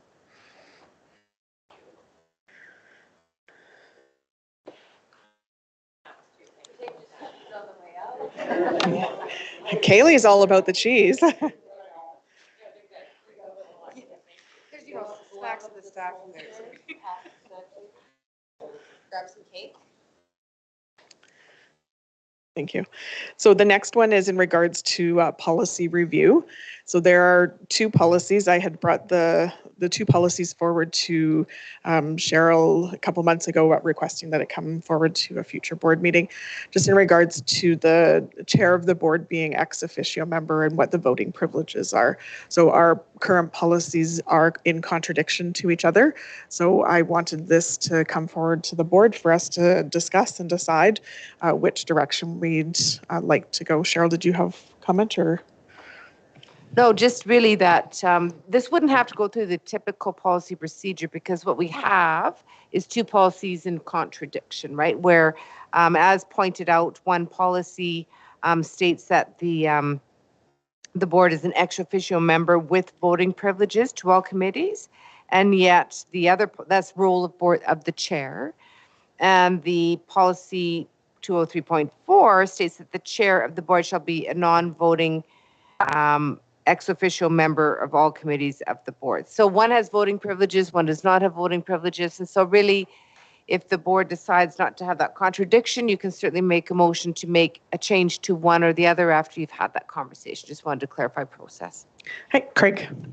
I move that to develop consistency between policies that the chair is an ex officio member with voting privileges on all committees. Okay, so there's a motion on the floor that there would be voting privileges, so I'll look for comments on that. I can certainly share my comments. Typically when I look at policies in a division or on an association or anything of that nature, usually the policies lay out who is on each of the committees, as well as typically if there was a member of this type would be the trustee, and that would be their role and responsibility to be there and be participating in all the meetings, and that they would have the voting rights if there was a vote. To me, as ex officio, typically ex officio would attend so that they're aware of what's going on in the division and that they have an understanding of all the committees, and they're not there on a regular basis. So it's a pop in, pop out. Sometimes it's only a portion of a meeting and it's not even a whole meeting. And it's just so that they're aware of things that are going on within the division. So for me, I would not be voting in favor of ex officio having voting privileges. I feel that it's important that the at being ex officio is not seen as a voting. You're there for the role of gaining information, being able to have that oversight on the division of what's happening around in all of the committees, and not to go in with any type of power that a vote brings, but really truly to be there to learn and understand of what's going on in all of the committees. So I would not be voting in favor of the motion as presented. Craig? I think it's important, as long as we don't have more than 3 trustees on any board, including the ex officio member, because it's sometimes easier to get, you have to decide how you're going to vote when there's 3 instead of 2. And if you have 2, then sometimes it's a saw off. So I think it's a positive thing to have if the person, now the ex officio member can refuse to say, because only in the board meetings are we allowed to, you have to vote. But on a committee, you can say, I would rather not vote this time. So it's just giving you the opportunity, if you so desire, to vote. Okay. Any other comments on this motion? Jenny? If we leave the board chairs an ex officio, is that for every committee that they sit on, or would they still sit on some committees with voting rights on the ones that they are, or would this be no voting rights on any committee at all? If they were if they were attending the committee as ex officio, then they would. sorry. If they were part of a committee as a regular committee member, they would have whatever voting rights were in the terms of reference. If they're sitting as ex officio, it would be whatever decision we make now. It wouldn't override their committee if they sat as a committee member. Are our terms of reference written to reflect which ones they would be sitting on? Ex officio? Am I even saying the word? What is Ex the officio, word? yep. Ex officio? Ex officio. Okay. Officio. Ex Thank officio, you. yep. Okay, so are our terms of reference written so that that would be clear when the board chair is ex officio or is a sitting member of that committee? It's clear which committees the or that the board chair sits on as a committee member. That is clear in our terms of reference. And then if it's a policy that or if it's a term of reference where it's that the chair sits as ex officio, it states right in the terms of reference that chair is ex officio on this committee. Then and we can certainly going forward ensure that all terms of reference are very clear. Okay. So, Okay. yeah. Other comments? We're ready for a vote. Okay, so the motion is that the ex officio would have voting privileges for any committees that they sit on as ex officio. Is that correct? Okay, so those in favor? And those opposed? And that is defeated. So I'm looking for more discussion or a motion. Yeah, Tyler. I move that the chair of the board sit as ex officio with voting privileges, with non-voting privileges on all board committees. Something like that. Excellent. Leanna worded that a lot better than I did. Okay, we have your intent there. Cheryl. What's important for clarity moving forward is on board committees where the chair is an ex officio member. That's that because I think Jenny asked a really good question. Does that apply to all committees the board chairs on? And no, not necessarily, because if that board chair is volunteered to be the chair of the whatever committee, they're the chair and they have voting privileges. That's a different role than board chair. So as an ex officio member would just be added on to Tyler's motion. So I'm going to do a completely different one because I think this is probably how it has to be done. I would say for policy 202.2, I moved that for the role of the chair is to act as ex officio member with no voting privileges to all committees appointed by the board. With no voting privileges to all committees appointed by the board. You'll see the wordings in policy 202.2 in the body of this policy review. And just changing it to the non-voting. Yeah, you do. Yes. Yeah. Jenny. That seems problematic because on the ones like that contradicts the ones they do sit on as a real member, because you just said they sit on all committees as an ex officio. So when in our organizational meeting, when we pick our, sorry, I totally just jumped in. Is that okay? When we pick our committees, we choose. So our chair chooses, as we all do, what committees to sit on, right? Yeah. So most committees, we have 2 trustees and one acts as chair and one can be co-chair, trustee, what have you. So on those committees, whoever is chair, if it is the board chair serving as chair on a committee, that the chair has voting privileges because they're chair of that committee. As chair of the board is ex officio on committees. That means the chair of the board essentially has a key to the committees and can go through the door and enter a committee meeting. We don't have that right as board meeting. We can't just go into any committee, but the chair does. And so on those committees, what we're saying is does the chair not have voting privileges on those guest appearances, for lack of a better phrase? Does that make sense? Totally makes sense. The way Tyler worded it, though, it says that the chairperson sits on all committees as an ex officio member with no voting. So it says he sits on, the way he's worded it. Can you read it, Leanne?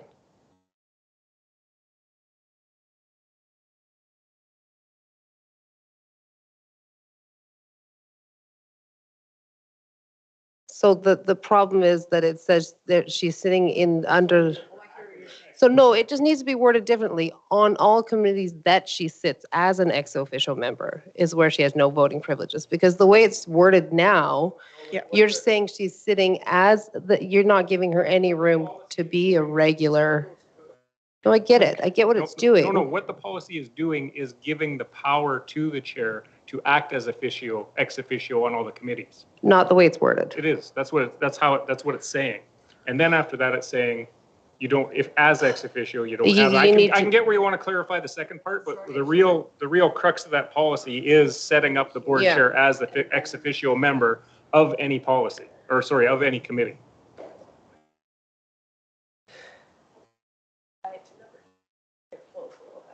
So you could say with non-voting. Read his motion again. I've got it. So look up on the screen, 2.6. Yeah.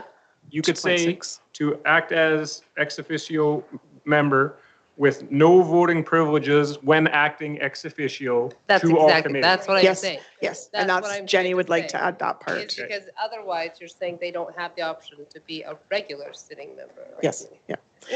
Okay, so I will get Leanne. I will get Leanne to read out. Listen, language is language. Okay, shh. Whether you want it to be or not.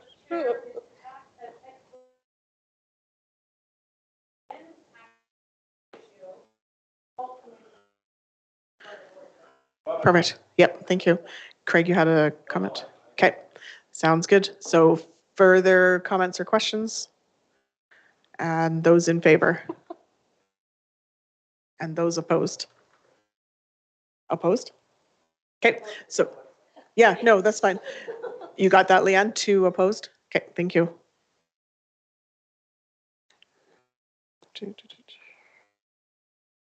So policy review 203.4.1. Just give me a second while I get to that on my.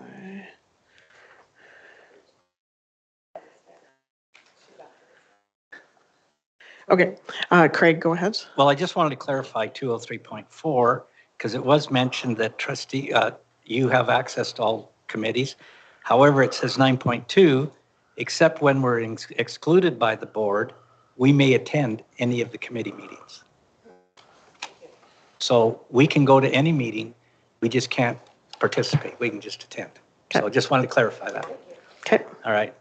Now, do you want me to go on to my? Yes, please. All right. Now, I did get some feedback that we should do each of these separately. The recommendations of 203.4.1.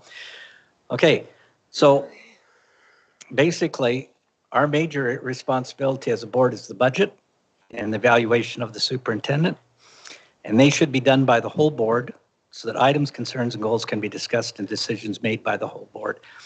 I would say, like in the budget, it's better to have all of us involved from the start than to bring it to us with about a week left and then to expect us to either make changes or not make changes. So it just makes sense. That's our primary responsibility according to the Education Act, is to create and run a budget with the help of administration. So I'll move the first one. I move that the board budget committee membership be comprised of all board members as a committee of the whole. Cheryl?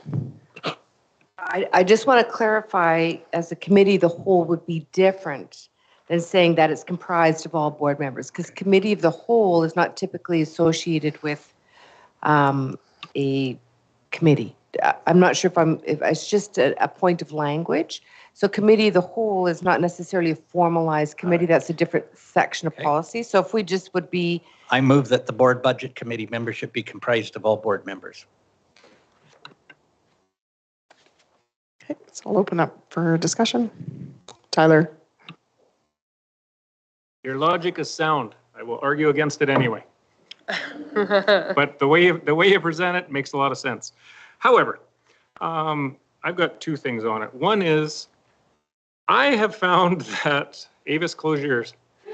I have found in the past that board members feel as though they almost get too much on budget that comes around, because between the quarterly things, the board budget committee reports, the things that go on. I feel very well apprised of what's going on with the budget and have no desire to have any more budget meetings than I already have. If I did, I'm more than happy to join the board budget committee and do that.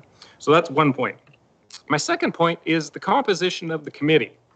So I have concerns about having 7 trustees sit on the board budget committee when I'm not exactly sure what the rest of the committee is composed of, but I think it's a principal from each level, and then Christine, and then I don't know if there's a public member on it or not. I can't remember. But my issue is I think that you're going to really overload that committee having 7 board members on it, and that will really make it kind of lopsided as to what goes on in there and the representation on that committee. And I have concerns about whether or not people will as much speak freely with 7 board members there when they feel very outnumbered. So that is my other, and I guess I'll give you a third one before Christine goes. Easy, Christine, just a second. And the only other thing is, we'll get to this one again later, but I also find too that when you're doing certain things, when you're involved in the committee work, you don't always see what someone else outside sees. So I think it's also good to have other people outside of that board budget committee when they bring the recommendations forward to look at it through a different lens and say, okay, yeah, I wasn't involved in that discussion, so I'm not prejudiced by what went on there. This is what I see when you tell me what you're trying to do here, and I might see that a different way and go, well, I don't understand what you're doing or why, and then that's the other reason I would go against that. So if I might, go ahead, Christine. Madam Chair, if I might, hold on, make sure I've got my thing on. We're confusing. First of all, we have 2 different committees that do budget. We have the instructional budget committee that does the administrative work of going through the budget and making allocations. And that's 3 principals, Avis and executive council. That's the instructional budget committee. And then we have a board budget committee that it consisted of 2 board members, and basically Avis and I, superintendent ex officio, as well as the board chair ex officio kind of thing. And that committee was updated and apprised of what was going on in the budget, where we needed feedback, that sort of thing. This year, we did do it as the full board. We had, I think, 3 meetings with you to get you kind of up to speed and along the way of what was going on. And we did it as a whole board because you were new.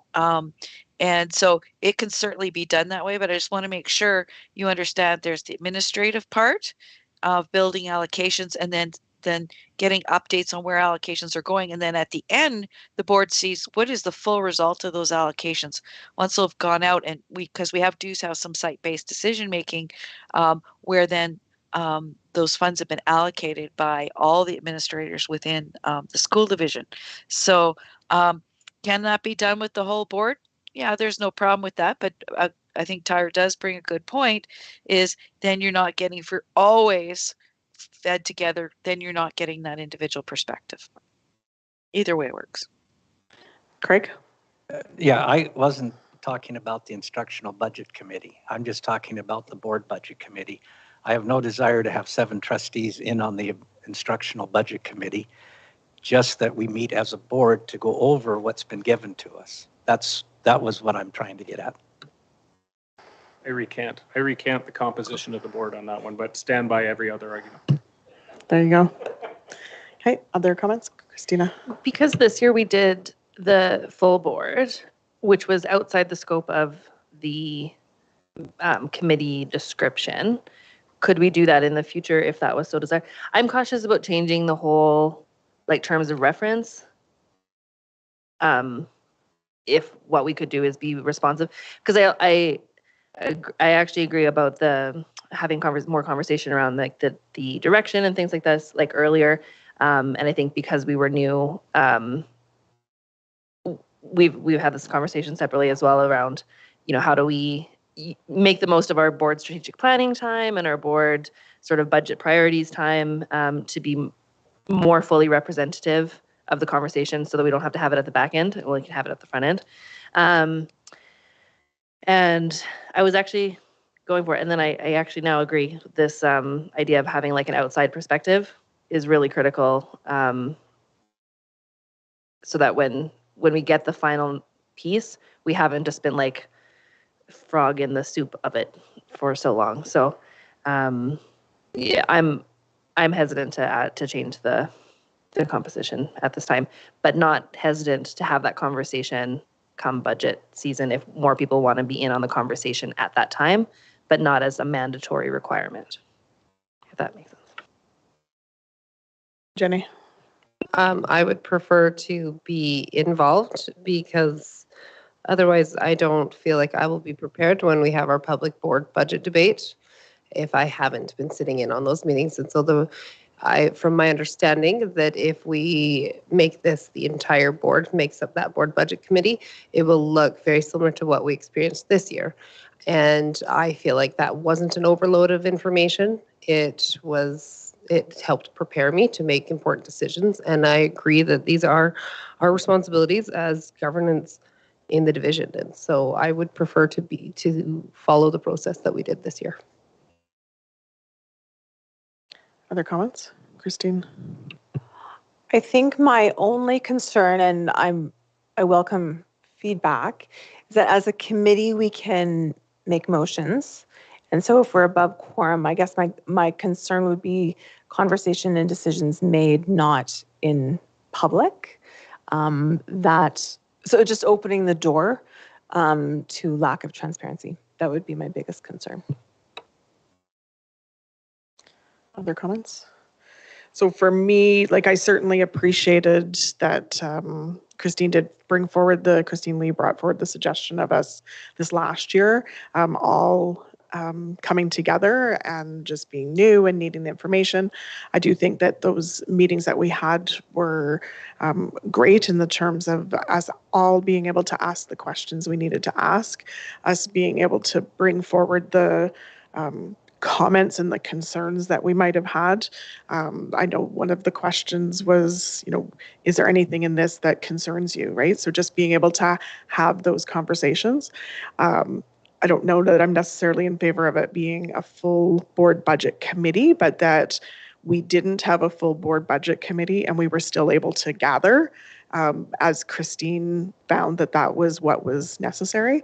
So to me, I almost feel that it's more of a, just as we move forward, that if we need it and if it's appropriate, as Christine felt this year, that would still happen without us having it, that all the trustees are on that board budget committee. So that would be my piece. I do think it was beneficial that we were all there. I think it was beneficial both to us as trustees as well as to the board or to the division so that they could hear what our comments and questions were. So it would be more of me saying that let's do that going forward rather than us forming a committee with everybody on it. So not forming a committee already exists, but having everybody on it. Other questions, comments? Do you have closing words? Well, I think that it's, I've talked to other boards and a lot of them, that's just the committee. There's no two trustees do it and everybody else just sits there and gets the answers. It's done by the whole board. And really, if you're looking at our position as governors, that's our main duty. And so why wouldn't we meet as a board all the time? So I just think that it's the smart thing to do and it can clear up a lot of things. And if you start early in the year, by the time we get to May, we've discussed everything. So it's not like we bring up anything that's new. Okay, with that, there's a motion on the floor and I'll go ahead and call the question or call the vote. Those in favor? The motion is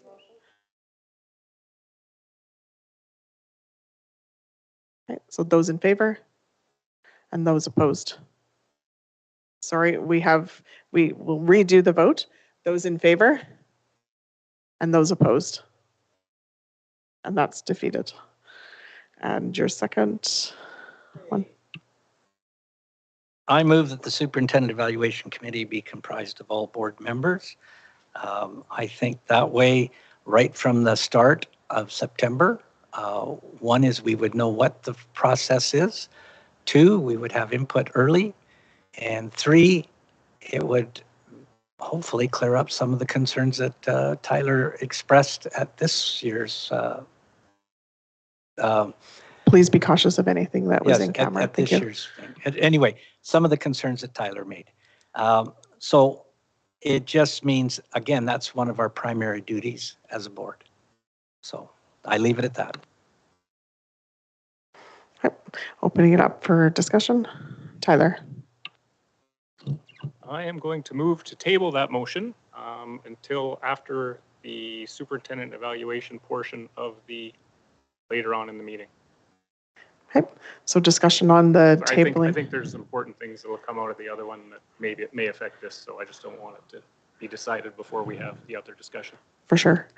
Craig. I can live with that. Yep. Discussion on the tabling.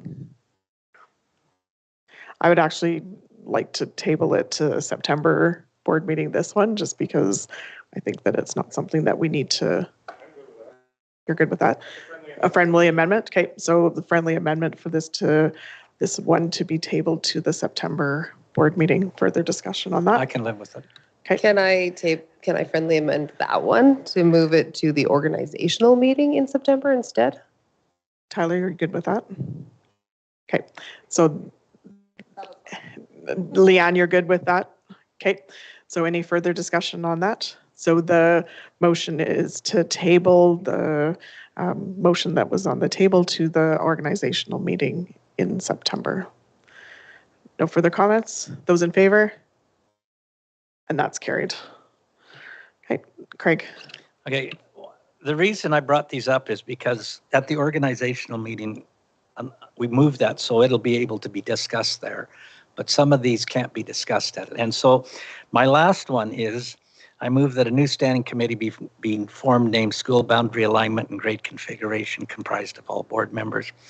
And I think that the reason that I think this is an important one is that Lethbridge is growing and it continues to grow.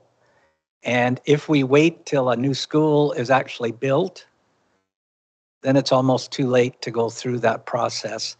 And some people in the community did complain that they did not think that they had adequate time to voice their concerns about the boundary realignment.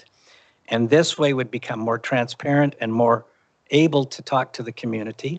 And I think the other thing is that I have heard some concern about that I think it's 18 or 19 years ago, we did a grade configuration.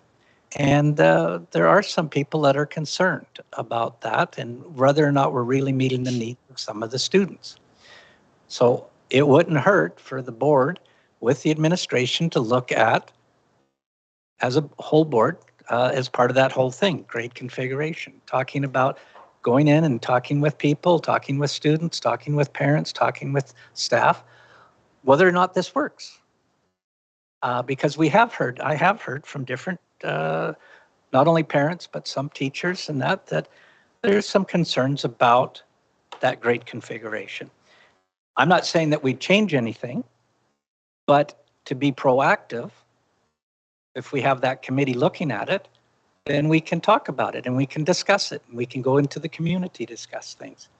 And that's the only purpose for that committee, is just to be proactive and not reactive. Okay, just if you could stand down your motion, just because we need a motion to move past 6 o'clock. I move that we continue the meeting after 6 o'clock. No, I need you to stand down the motion that you first made. Okay, I'll stand down on that one and I'll move to continue the meeting. After 6 p.m.? After 6 p.m. Perfect. Okay, any discussion on moving past 6 p.m.? Those in favor? That's carried. Okay, so okay, now I'll just move that a new standing committee be formed named School Boundary Alignment and Grade Configuration, comprised of all board members, and I've already spoken to it, so. Thank you, Jenny. I like the idea. I'm wondering if it has to be all board members. For myself, I feel like I would be interested to sit on that, but not every year in and year out. I think it's a good thing. I think it's an important thing in a growing school division. I can recognize that need and that it's an important space for the board to be involved and to be informed and to be engaged with the community. I think it allows us that added community engagement and so helps us to better fulfill our role. I like this idea. I'm just not sure if the committee always needs to be all board members. So can I respond to that? Sure. Quickly.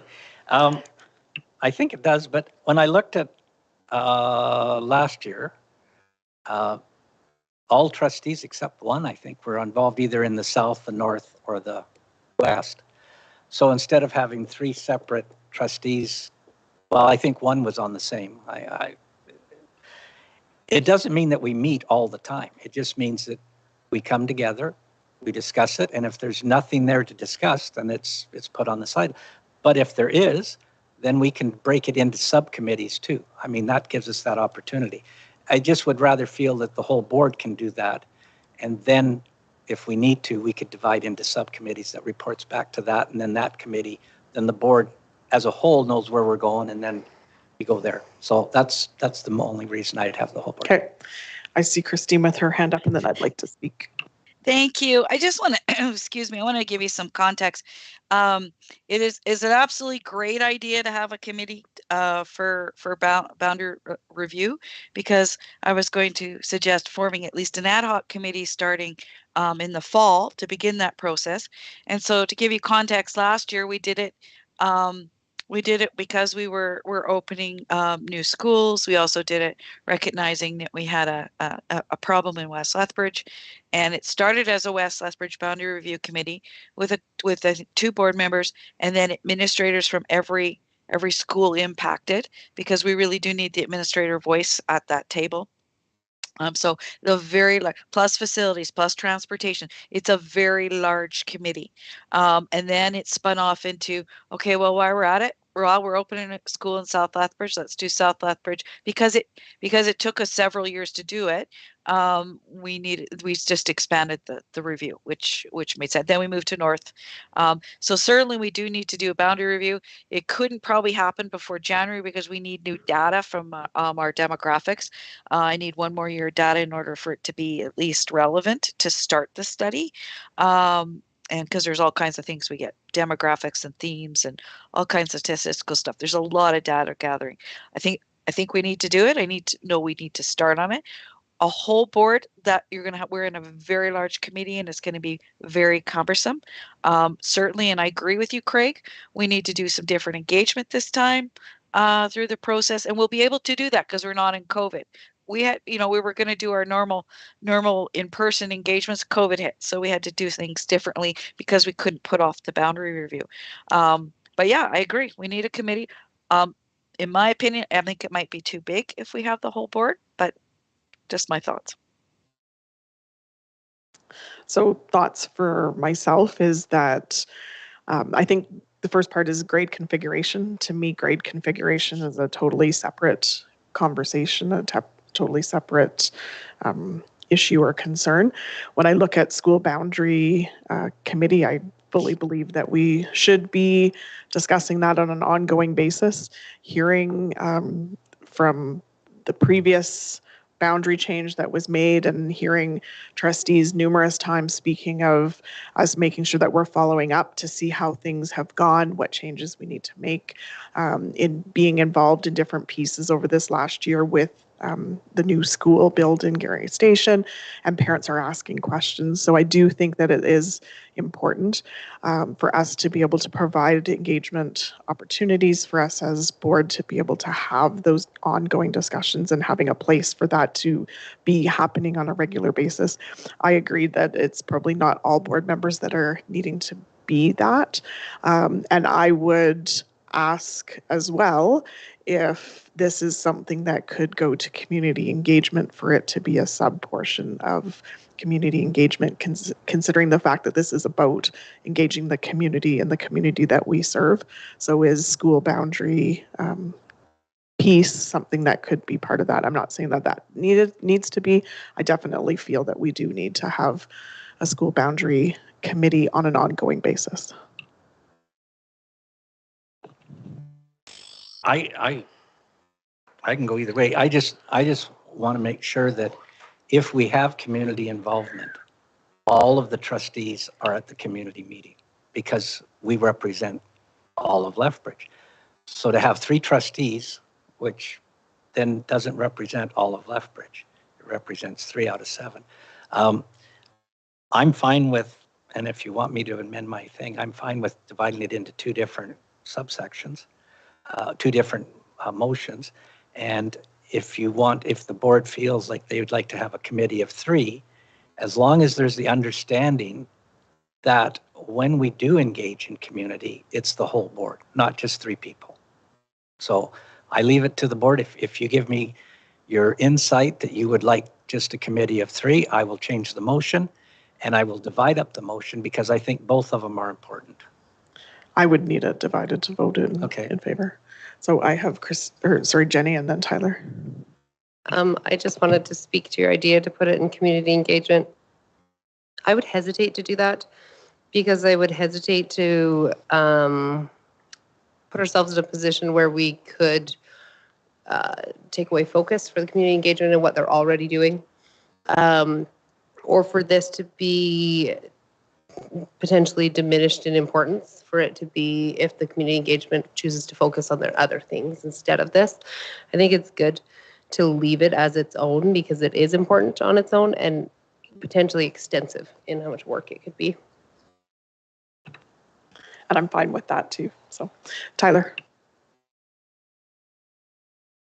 For the school boundary alignment, I have concerns about that one having all board members, kind of like what Christine said before with quorum. I have serious concerns about having 7 trustees in one location making a decision that could be construed as quorum and a decision around school boundaries in a meeting that is not a public meeting, that is not. So I don't want any more than 3 on there for that reason. The second reason on that one too, and I can tell you from experience on this one, the whole idea of a second set of outside eyes, super important when it comes to boundaries.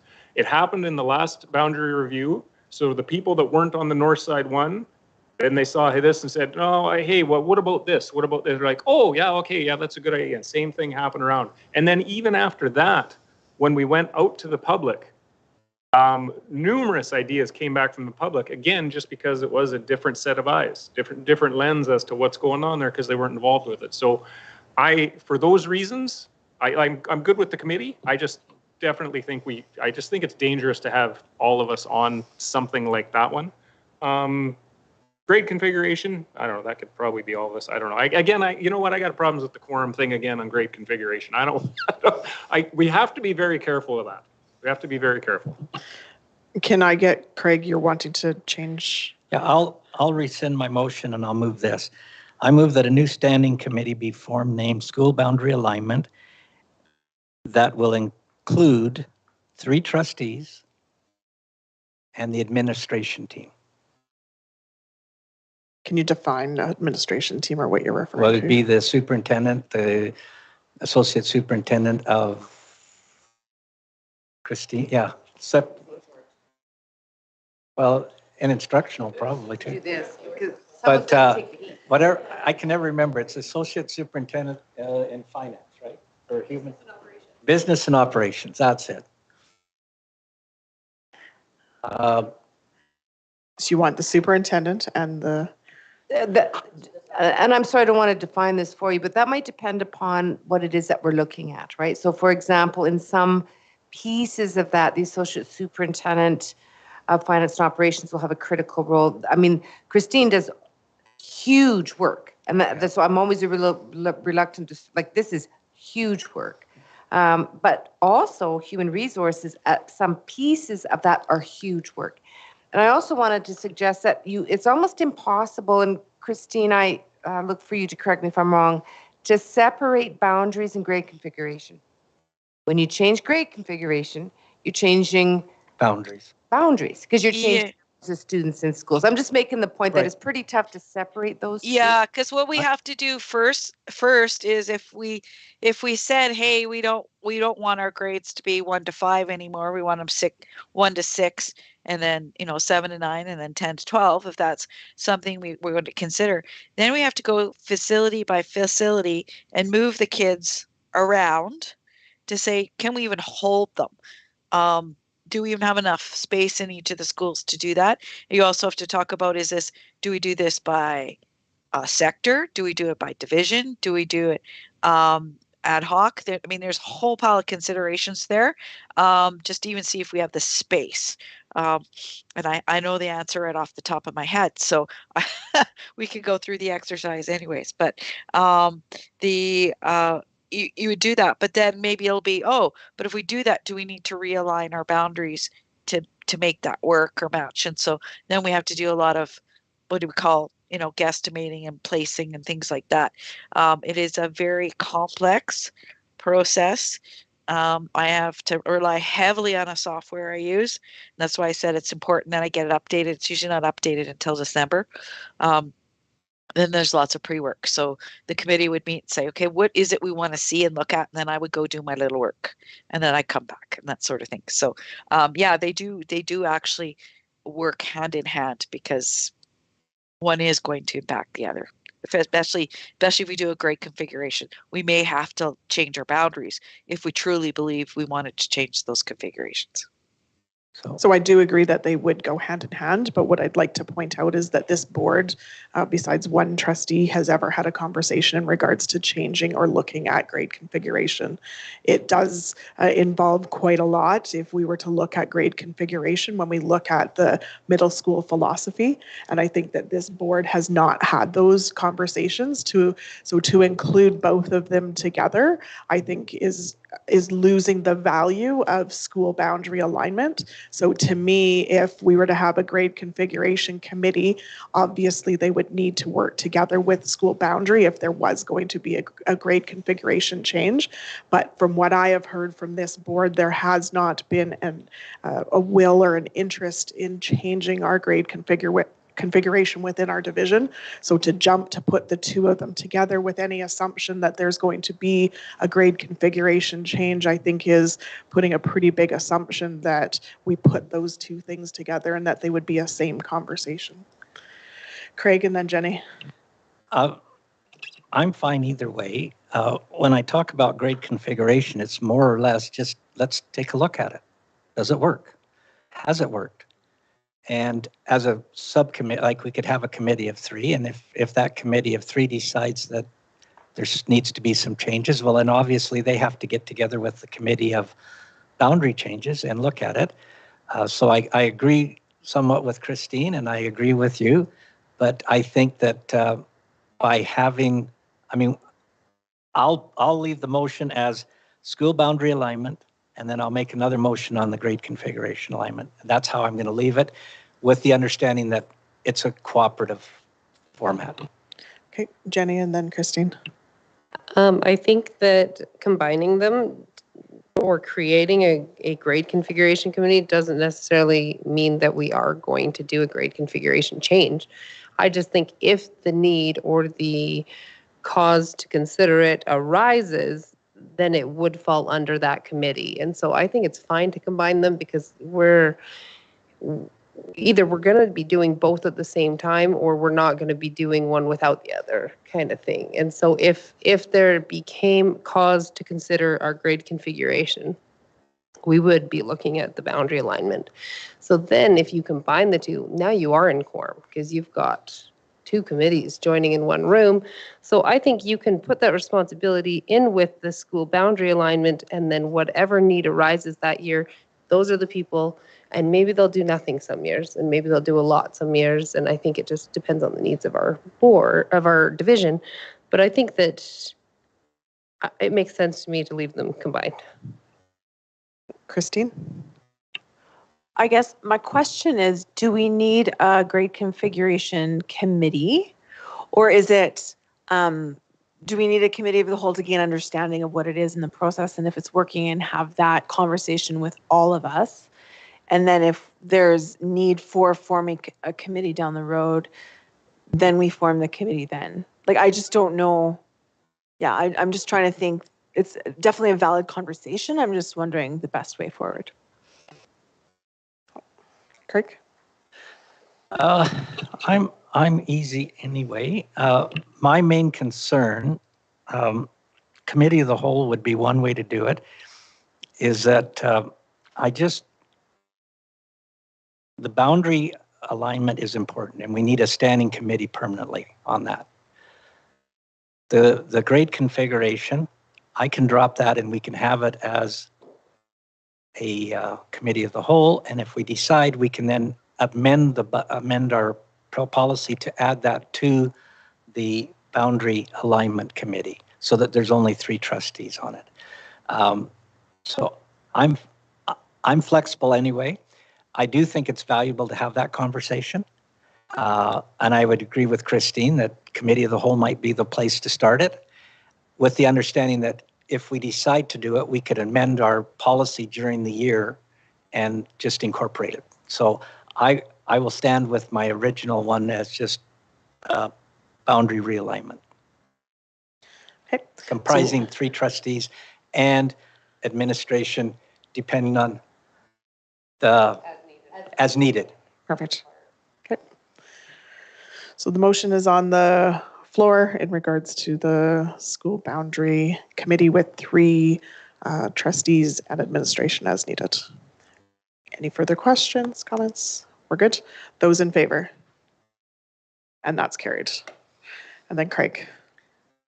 Oh, well, and the grade configuration will You'll leave it? I'll leave it for right now. And then at our organizational meeting, hopefully that'll be an item that we'll bring up as a committee of the whole. Okay, sounds good.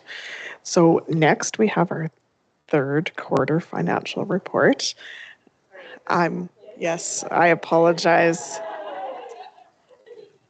Thank you for sticking it out with us.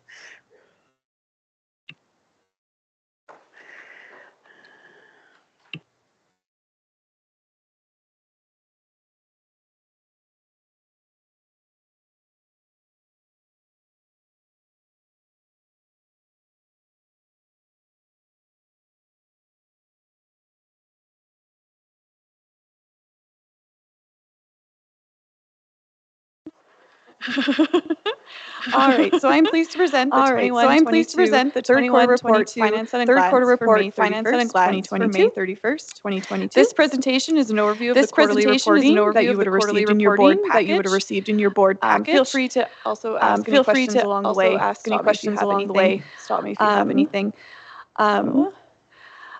These reports are based on the operating September 30th budget. September 30th subsequent to approval of the September 30th budget. There was one significant change that was made, and it just had to do with the estimated effects of the school-generated funds as many of the activities really didn't start up until this last quarter. So this gives a more realistic perspective on the operating budget compared to just simply saying it's less than budget due to COVID.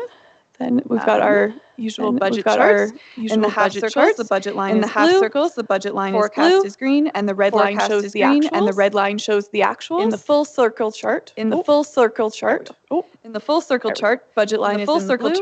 Budget line is in the green. Forecast is in the year-to-date spent is in red. There are also check marks in each area. The green check mark means expenses are within forecasted costs. The blue check mark means that there are revenues to cover cost increases. The yellow check mark means expenses are over forecasted amounts, but still within budget. And the black dash is above forecasted. So we will start. Oh my god, I really want it. So let's start with revenues. So as of May 31st, 2022, 76.2% of revenues have been received. This is overall comparable to forecast. As the forecast was 75.4. The largest variance The largest variance in Alberta education is which is based on the timing of grants, which is based on the timing of additional grants that were received during the year.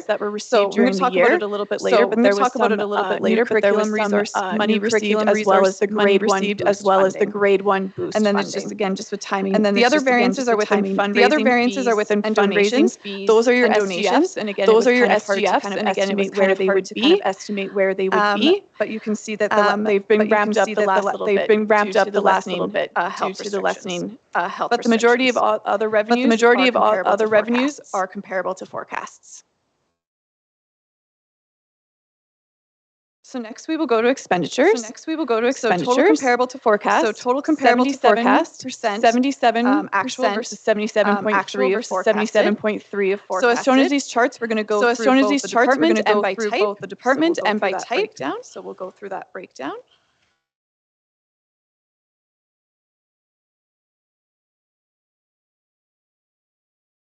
Oh yes, sorry. It's probably much easier to see. Sorry about that. Easier to see. Sorry about that.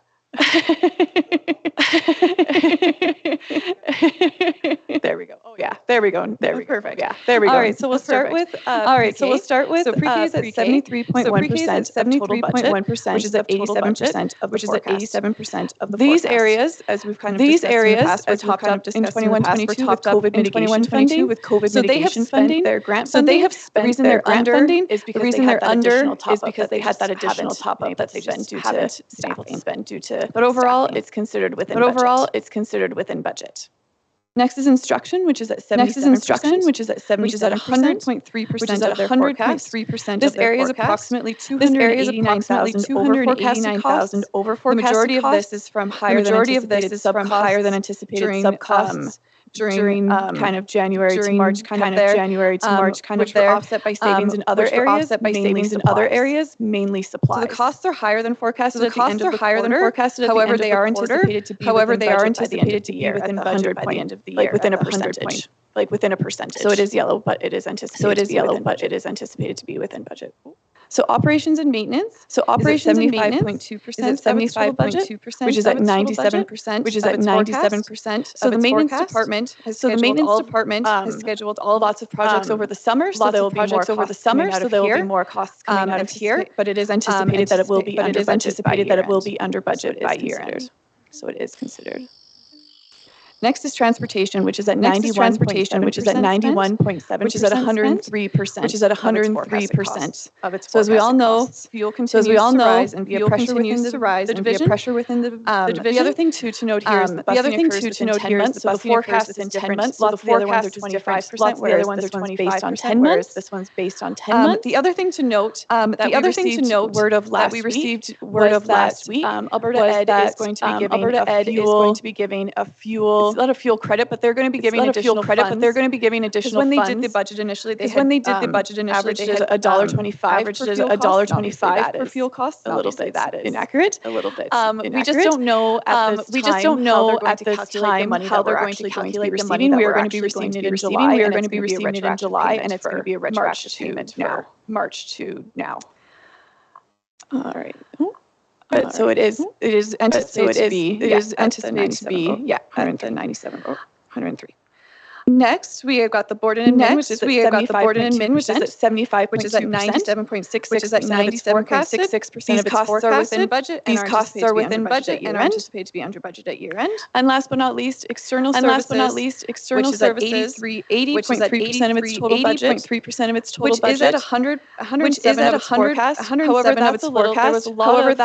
There was a lot of costs within quarter 3, and they're not anticipated to. And they're not anticipated to. Like lots of the work was within quarter 3 as much as within quarter 4. So the forecast is, as you can see, it's broken up 25. So that's a little misleading, but it's just a little harder to forecast that way when all of that work was within quarter 3.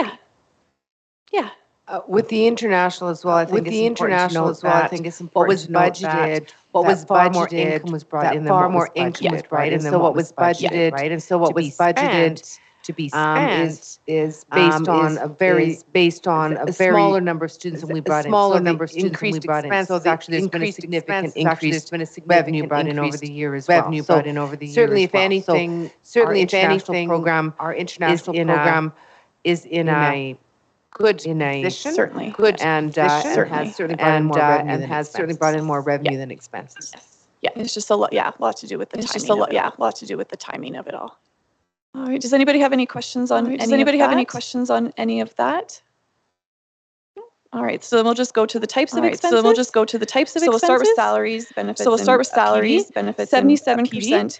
77% has been spent as of May 31st. This is slightly higher than the forecasted cost of 76.6, which is approximately about $700,000, which, as we previously discussed, has to do with the majority of the sub-costs throughout the year. Contracted services. Contracted services is 87.3% of its total budget as of May 31st. These forecasted costs for this the forecasted costs expected to be 82.3. So the actual is a little bit higher. So the actual is a little bit higher, $389,000. As we previously discussed, fuel is a big contributor to this, as well as increased utility costs.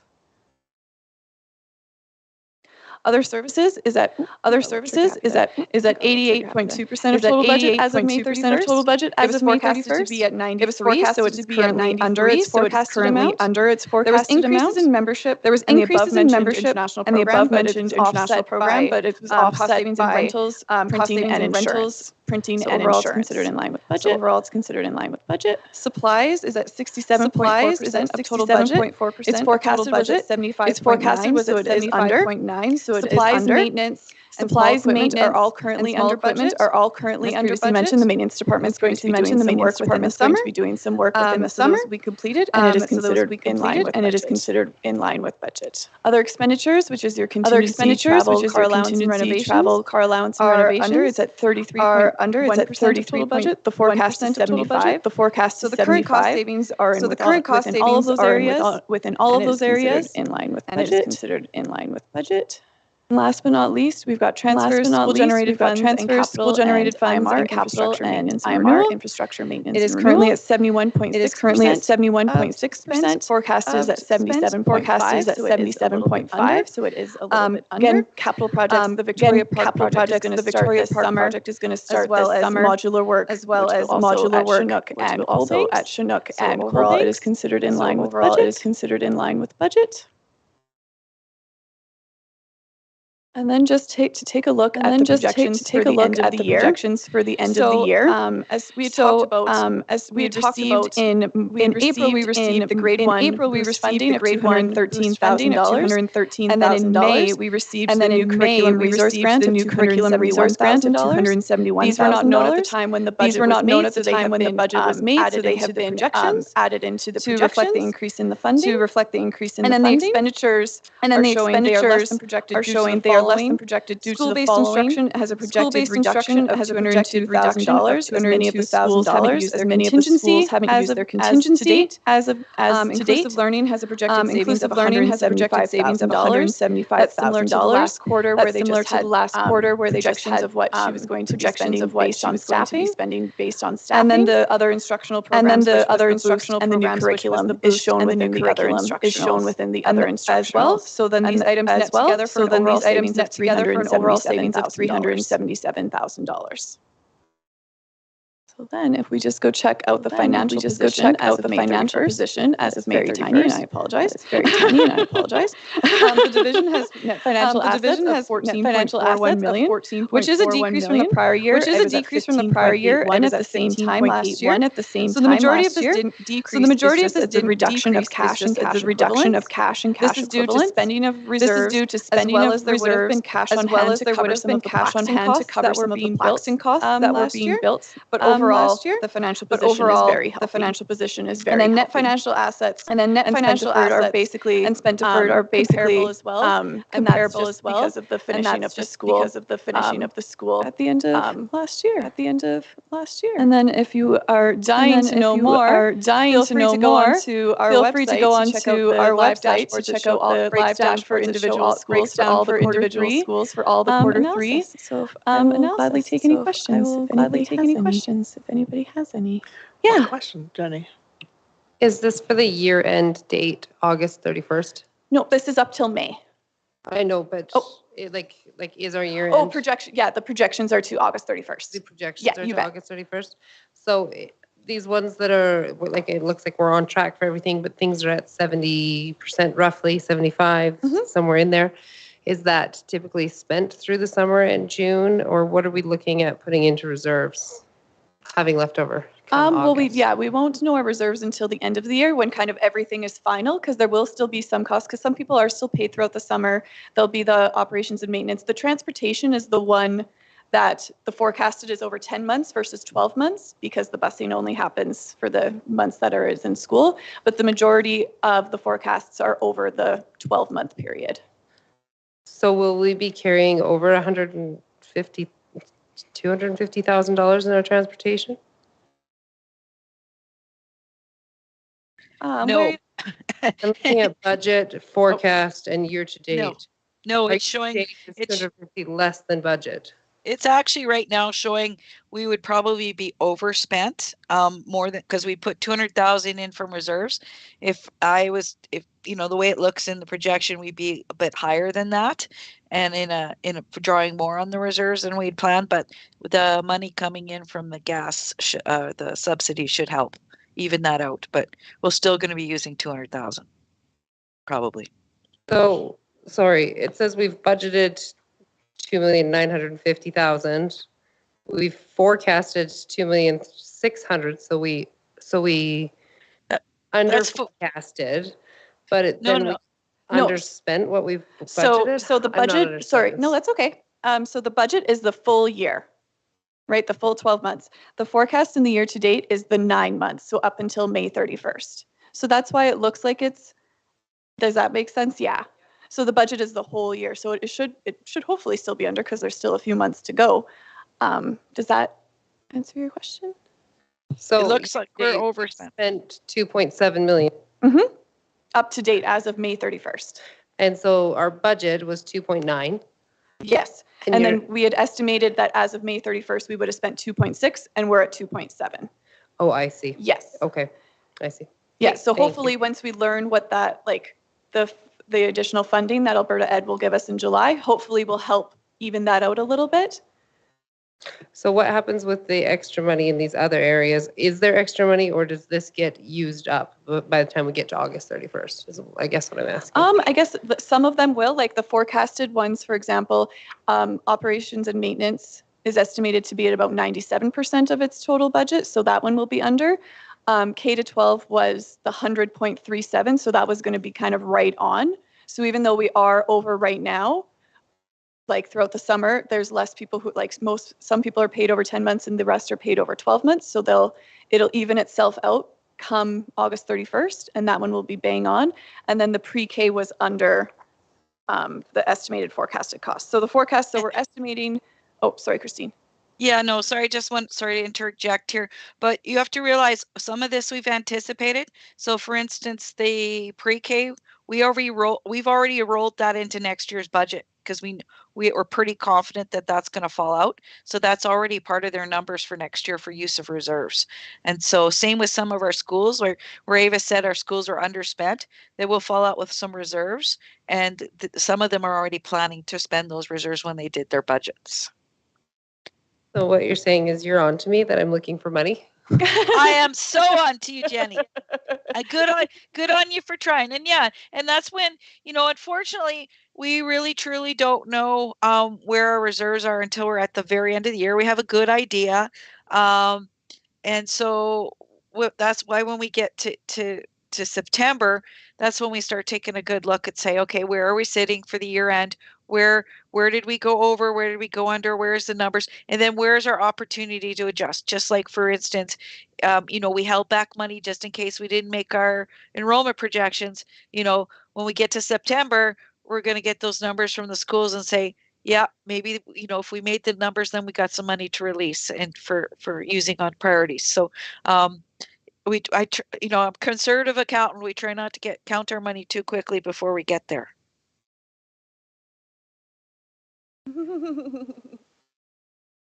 Excellent. Yeah, thank you. It's Christine. Thank you. Other questions, comments? I just wanted to say thank you for making it so understandable again. And yes, we will be keenly watching that September money. Yeah. Then I need a motion. Craig.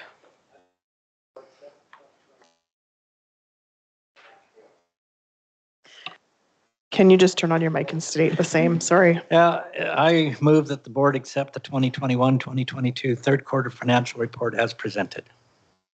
Thank you. Further comments or questions? And those in favor? And that's carried. Perfect. Thank you, Avis, for all the work you put into this and making it very easy for us to understand and answering our questions when we have them. No, and I hope if I don't see you guys, I hope you have a wonderful summer. And I've really enjoyed working with all of you so far. So thank you. Thanks, Avis. So next is the Legion banner. Oh, sorry, Tyler. Seeing as I figure we're going to be here a while tonight, I would like to move that we take I don't know if I got to put a time on it, but a dinner break now. Go have dinner and then come back. So I don't know if I got to put a 90-minute on it or something like that, but that would be, I think, in our best interest so that we eat and have a clear head. Are you suggesting we carry on with our dinner plans that we had planned? Correct. Yes. Okay. Yep, and then come back. Okay. Jenny. I reject. Can we order in? We will be here all night if we go eat and then come back. I got to get kids from swimming at 9 at the very latest. Andrea, your comments?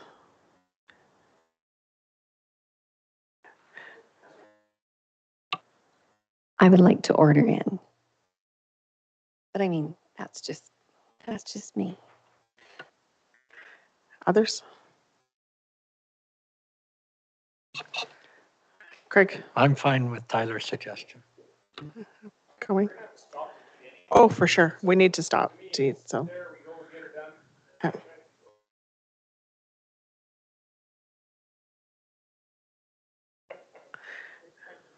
I would also like to respect our ATA representative and not obligate him until midnight tonight. Christina, how are you feeling?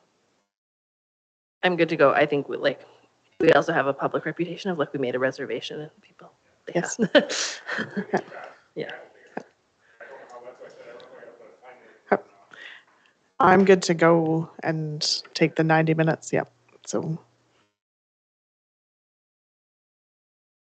Okay. So we're good with that. So. Yep. Okay. So you have a motion? Okay. Okay. So the motion, can you just restate the motion? Sure. I move that the board take a break for dinner. And go off site. Okay, and go off site. Yeah, perfect. Okay. Sounds good. And those in favor? And those opposed? Sorry. Those in favor?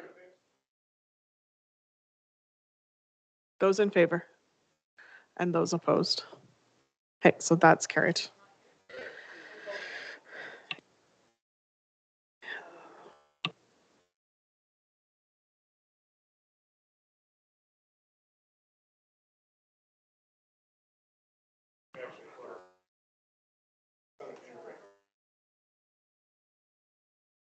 Christine?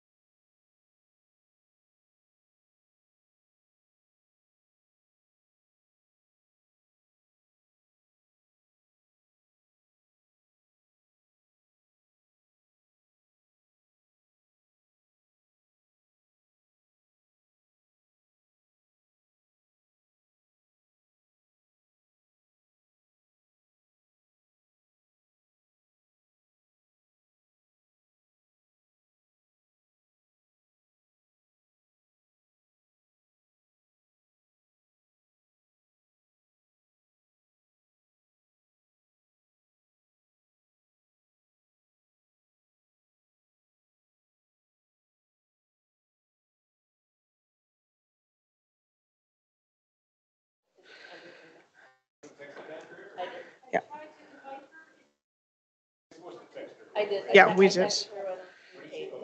So she's planning to join? Just having issue getting her on Teams?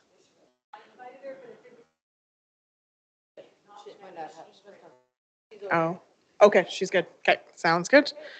So let's move on. Thank you for the suggestion, Tyler. I think refreshed us and we're ready to get back to work. So next up is the Legion banner. So I will turn that over to Cheryl. This is fairly straightforward. Many of you may know Glenn Miller from the Legion, and so certainly earlier, I'm trying to think, well, it was before this board, so I can't remember if it was last spring or this fall, one of the two. The board wrote a letter of support for the Legion because they were going to the city for city support of having a Legion banner project. You may have seen that in some cities. The banners are of different individuals who were from that area that were served their country. And so might be a wonderful gesture and a relationship builder with the Legion, given what they do for our schools and what they've done, of course, for our country in the past, to sponsor a banner. And the banner's approximate cost is $225, so it's not like it's an extraordinary amount of money. And so just putting that forward for board consideration. Thank you for that. Are there questions or comments for Cheryl? Tyler? With these, I believe you can choose a veteran as well. Do we have someone or something or somebody somehow connected to the division that we would want to use? Not that I know about. If the board approves this, I think there's a couple of teachers in the division who are really connected. One of them would be Craig Finley. There's a few others that have sort of that strong historic tie, and so I would work with Glenn to work with a couple of those teachers who have been quite invested and who have actually taken trips to Vimy and things like that with students to if the board's all right with that, to let a couple of our teachers pick a veteran. Okay, Christina. It might also be a fun opportunity for Craig's group that are going to Vimy soon. Yeah. Thank you. Okay. Craig? I move that the board approve the purchase of a Legion banner as presented by Cheryl. Okay. Any further discussion?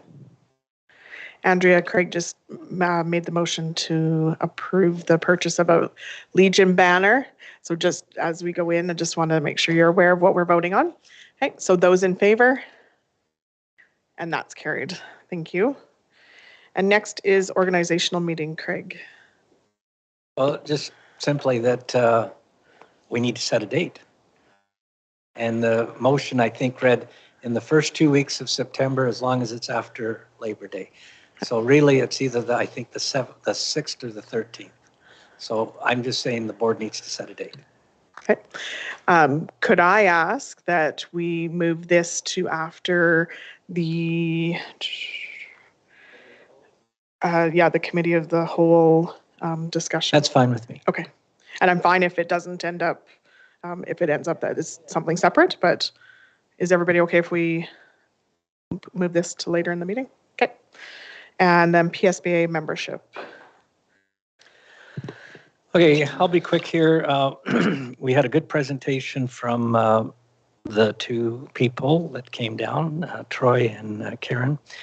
I can speak from past experience. You won't find a better organization for PD. It way better than ASBA. And it's PD that's current and it's important about kids.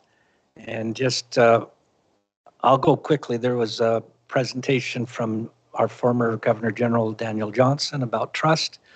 One presentation was on the results of a survey of long-term COVID experience with students. One was using trauma for forgiveness.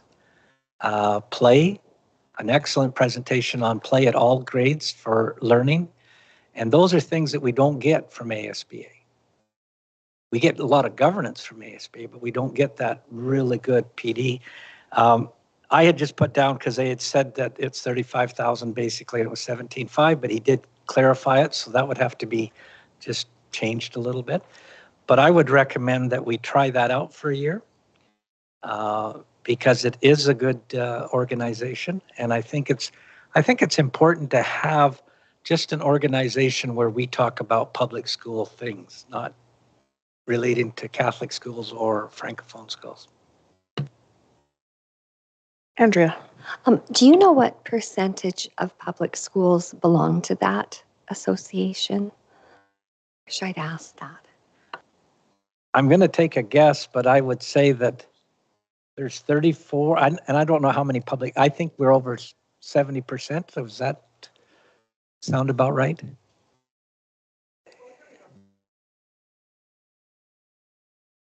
How many member boards? 24, but then there's only 61 boards in ASBA, and I can't remember how many Catholic boards we have and how many, we have 2 or 3. Cheryl, do we have 2 Francophone boards or do we have 3 Francophone boards? 2 Francophone boards, and I would say that we probably have 15 to 20 Catholic boards. Well, Medicine Hat, Lethbridge. There's one that goes across from Okotoks, and then Calgary, that's 4, maybe 12. Yeah, maybe 12. Yeah, 12. So that's 14. So there's 47, and that's more than half, I think.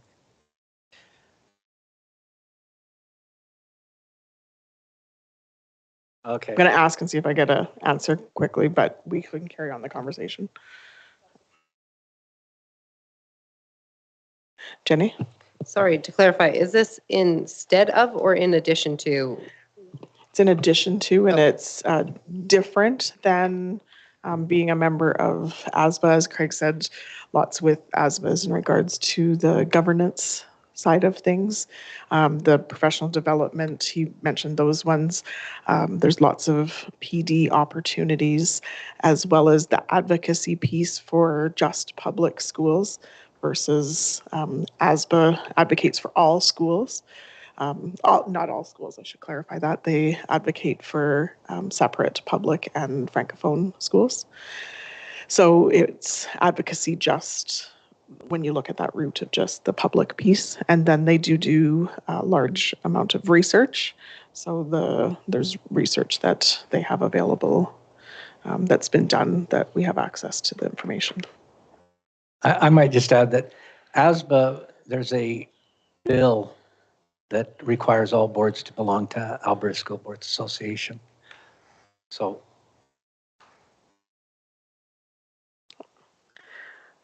Further discussion? Christine, sorry. I love that they offer good PD. I have to be on, my caution is the financial. That's my caution. When they spoke to the fees, it was $5,925.52 to cover until December 31st. And then for 2023, it was an additional $23,702.08, which brings us to over $29,600. And for me, that's a big chunk of money. And I appreciate when Karen said it's an investment, not an expense. I appreciate that perspective. That being said, when we were going over our budget, we were talking about emphasizing the need for EAs, emphasizing the need for in-class support, and we could not find the funding. We did not have the funding to bring more bodies in the classroom at the time. And so I am reluctant to approve. This is almost an EA for me. And so I'm reluctant to approve an almost $30,000 investment because I feel like it's more self-serving. It feels self-serving to me that we can instantly find $30,000 to cover this, but we can't find money for an EA. And so that's where my caution is, and I can't, at this time, I wouldn't support it, and that would be the biggest factor, would be the financial. And I think when we have the membership, but then we also have per diems, which is more money spent. We have PD funding within our accounts. It's $4,000 a year that trustees receive. And so I think we are able to find other outside of ASBA PL, and perhaps we need to also look into that. We do have some funding for PL, so how can we find outside of ASBA more pointed PL for areas that we're looking to. Thank you. Tyler. All right, got a few on this one. So when, I don't know, the PSBA reps were here and I asked them, so what's the real difference? What's the big advantage that this has over ASBA? And like Craig pointed out, now that's their opinion, but at least Craig backs it up. And I can't argue because he's been there, I haven't. I'm saying the PD is good, better than ASBA can offer, and that's fine. But then they also explained that the ASBA carries much more weight with the minister because of all the boards that belong to it. So they're not going to be a better advocate than we already have. So I have a problem with that. I found it interesting that one of their arguments was, and I said, well, other than all being public boards and having that like in common and everything, and they said, well, yeah, that's the one big thing because we're all public and want to be that way. And then on the handout they give to me, it's all about diversity. And I thought, well, that's interesting because the ASBA to me is far more diverse than any board which is just made up of public people. So that doesn't jive for me. On top of that, it basically gets back to now what Christine just said. So this is a lot of money for PD people. Really, we're not gaining anything that we don't have with ASBA except possibly some better PD, a different sounding board. $35,000 a year is a lot for PD. As a trustee, I can't justify that. I think self-serving is probably a good analogy to that. I can't justify that to the public to say that I can spend $35,000 on this. This board has talked about having more EAs in the classroom. $35,000 is an EA. And even if it's discounted wherever it starts, that doesn't even include all the per diems, et cetera, on top. So if they have 4 meetings a year, now I thought their meetings actually lined up with ASBA, and they actually don't. So now we can't even piggyback off that most of the time. It's just going to be extra hotels, mileage, meals, per diems. That escalates this cost to me to well over $50,000, $60,000. It's going to be minimum 1, somewhere to 2 EAs. I think in a time where at this point we're running a $2.5 million deficit in our budget, this is not the time to do this. I don't think that's responsible on behalf of the board to do that. If for some reason, I guess I'll do this too. Understanding again with the budget that although it hasn't been announced, I don't think it's still been announced, but I do believe the government is going to, or did the government say they are going to cover the increase in teachers? They did? Okay, so that part's good. We still haven't heard anything about what's going to happen with uncertificated staff. And frankly, that one is a real crapshoot as to whether or not that's going to be covered. We do not have contingency for that in the budget yet. And I just don't think it's responsible of us not knowing how we're going to, because there's going to be pressure for pay raises from uncertificated staff. And with us not having that contingency there, I'm not sure how we're going to fund that. I don't think this is a good spot for us to be putting money right now. So all that being said, I would be against it. If for some reason this board decides to vote it in, though the other point I'd make on that is that the per diem is not covered by the division like it is for ASBA, because that's just another expense, again, that I don't agree with if it's there. If you decide that this is that important to you and it's that worth it, I think you need to take the per diems for this and the expenses out of the trustee travel allowance that already exists, that Christine referred to. It's actually $4,500 a year. And if it's that important to you, I think that in order to go, once you've already spent the board money, the $35,000 on that, if it's that important to you to go, that needs to come out of your expense on that. Otherwise, we're just running, I just don't, I see that I can't find the words of it, but I just think it's excessive for us as a board to think that that is a good use of our public dollars at this time. Craig. Well, first of all, that money's not going to come out of instructional budget. It's coming out of administration. So even if we didn't join, the money would stay in administration. So let's make that clear, that it's not going to go over to instructional. It's administration. The second thing is, and they pointed this out, is that the Catholic boards get together with the minister and they have a strong voice to talk about issues that are specific to the Catholic board. They even mentioned that Minister LaGrange would like to see more of the boards join the Public School Association so that we have a stronger voice. And I think that's important because there's issues that are unique to the public system and not the separate or the Francophone system. I think anytime we can get more advocacy for us is important. I would say that, you know, Edmonton Public is facing a bigger deficit than we are, and they're not dropping their membership because they see the value in it. And they pay a lot more than we do. And there's already been reports in the CBC about how many people that they're not going to be able to keep hired.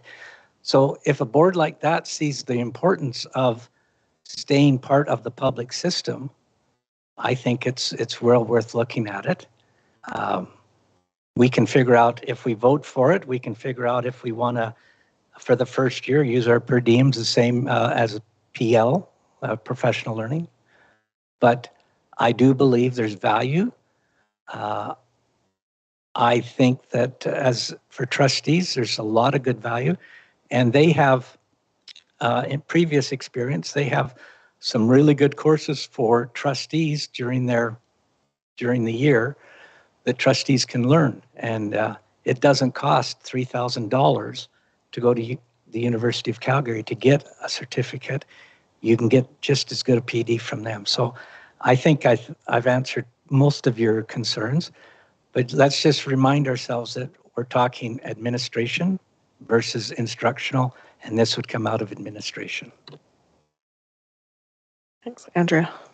I think it is really important for us to speak up for public education. I think that's a platform that most of us ran on and care about. It is hard to make the decision around the money, but good to know that it comes from a different pot. I wonder if we could just try the 1 year and not get so deep into the next amount of money to see how that goes in an election year. Cheryl and then Christina. Because Christine Lee can't join us, and I know she'd give me heck if I didn't clarify the budget pieces. And so as was reviewed with the board, we are under allocation in administration. We do move that money over into instruction. And so we move money over into instruction out of administration. So that would mean we'd move that much less over, except that's already allocated for next year. So the board would have to find whether that's reserves or some other place in the budget for this coming school year. But we do move administration money into instruction. We don't move instruction money into governance, but we do move administration money into instruction. And I think that we've moved, I think, a couple $100,000 into instruction. And so it does go to instruction. Christina. Okay, sounds good. So Tyler? On the same topic, regardless of which pot of money it's coming from, when you're running a deficit budget, it's costing you money. There's not anything left over. Everything's being used out of everywhere and then more. So if we had a $2.5 million surplus this year, wouldn't be a big deal. You're like, okay, but we're running the opposite direction right now. And we, even everything else being equal, before staff raises that come through, before other expenses that go up, next year we still have to come up with $2.5 million that we used in one-time funds. These are in a division like us, and in an organization like us, money is bodies. That's what it is. That's where all our money goes, to staff. So anytime we need to get more money, we have to lose bodies. So for comments for myself, I know Tyler, you referred to that once we add per diems and we're up to $50,000 and $60,000. I do think that that's quite a stretch from the $35,000 annual to jump another 25,000 in per diems. That's quite a lot. So I don't know that it would be the equivalent of 2 EAs. Of course, I love our EAs and certainly want to ensure that we have as many as we can in the classroom, but I also do believe in advocacy and advocacy for public education. I echo what Craig was saying in regards to ACSTA, and when the minister meets with ACSTA, she knows that that's 100% of the Catholic boards when she is meeting with them. And I do feel that when we need to be advocating for public education in public schools. The reference to Edmonton Public, ensuring that even though they are losing the amount of staff that they are losing, they still put a large importance on this. And to me, that speaks volumes. So to me, I think that we need to figure out how we would find the money. I agree with Andrea that we look at doing it for a year to try it and see where things go. Hopefully to have some other trustees attend and be able to take advantage and get some of that PD, as well as to hear and learn about the advocacy and the research and really actually use what is available from PSPA. So it's not that, we just attend a couple of PD sessions, but we do actually look to see what is available and what we can be using for the work that we do as a division as well. So those are my comments. Craig? Well, just like to make a comment that this September, if we're members of the public school boards, we can get PD from Franklin Covey for as many people in this room plus administration for $250, period. To me, if and I've been involved with Franklin Covey, that is unbelievable. Like, it's going to cost you a lot to be like your Leader in Me schools. They spend a lot of money. Those are things that an advantage of being part of public school boards. Plus, we get to access all previous research and documentations, which we can't do now. And I think that speaks, that's a savings. If we wanted a Franklin Covey thing, I think that's a savings of $4,000 or $5,000, just off the top of my head. But those are some of the things that we get from public school boards. Any further comments? Okay. Can you just restate your motion, please?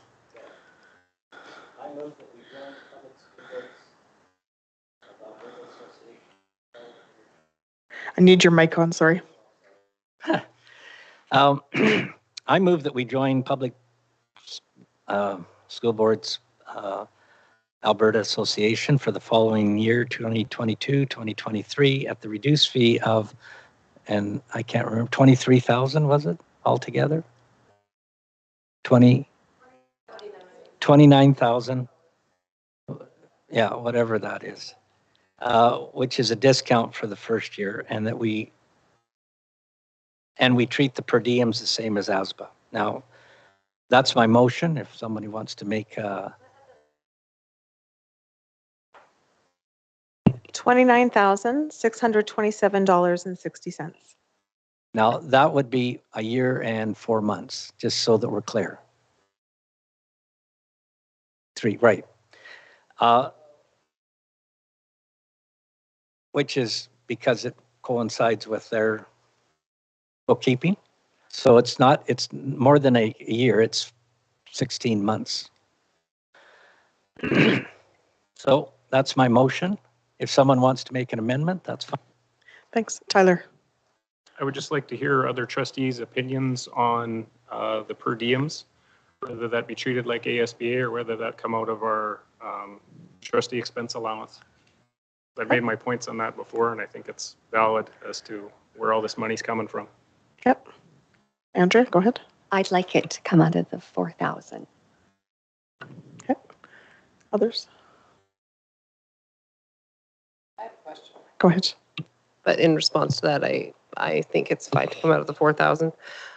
My question is, who has access to this if we sign up for this? Is it just the board? Yes. Okay. And access in terms of the information, like as a division. Like the PD, is it just for us? Yeah. And administration? Yeah. Okay. So there would be access for administration to the research and all that stuff as well. Like division administration, not within schools, like principals? Correct. Yeah. Okay. I'm not sure if probably a principal could access that, couldn't they? I think that they can certainly attend, but it would be. No, but I mean, access the information on the. I don't know. We'd have to find that out. Yeah, I don't know that. So I'm hearing some concern in regards to the per diem piece. I know, Craig, you had said that you were. Okay, so I'm Tyler.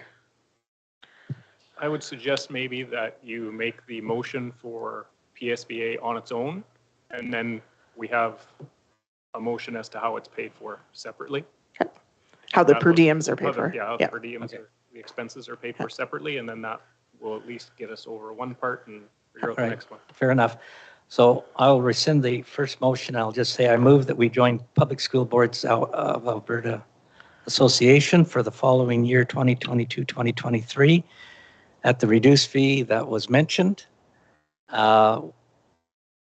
which is for 16 months. I'll add that, which is for 16 months, period.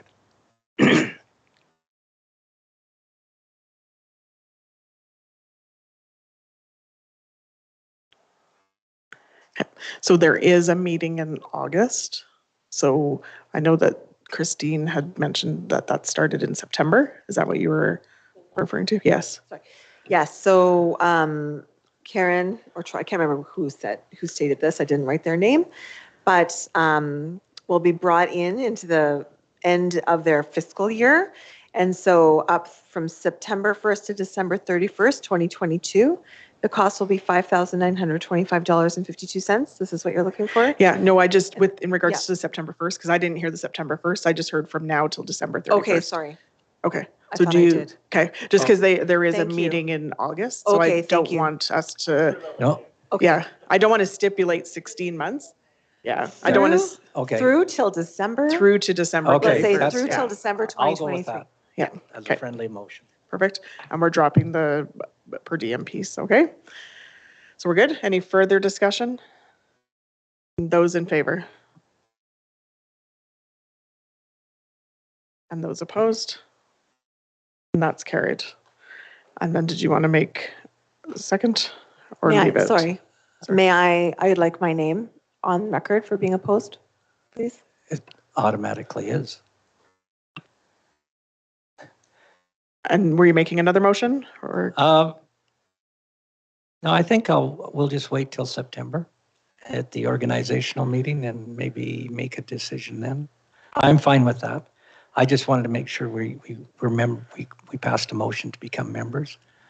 And in September we can look at our per diems. I mean our professional learning account and everything, and whoever gets on there as the representative can use that. So. Okay, Tyler.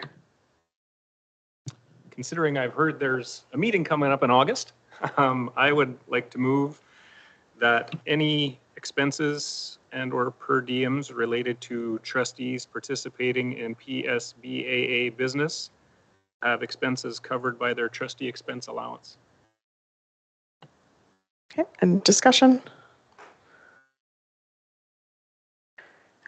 Seeing no discussion, those in favor? And those opposed? Did you vote one way? I was in favor, sorry. Okay, sounds good. Thank you. And then moving on, we have our, no, it was not, sorry, it was defeated. Or it was carried, sorry, yes. Yep. Okay. And Urban Caucus. It was carried.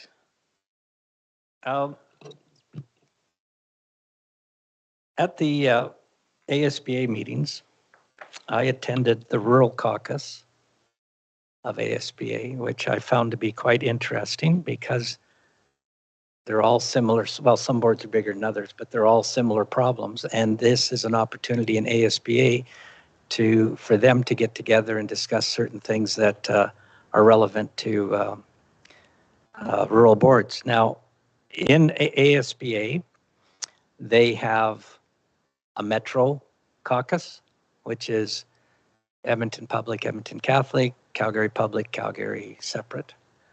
And then they have this rural caucus. As I look at some of the things that we discuss, we don't fit in with the Metro boards, and we don't fit in really with the rural boards.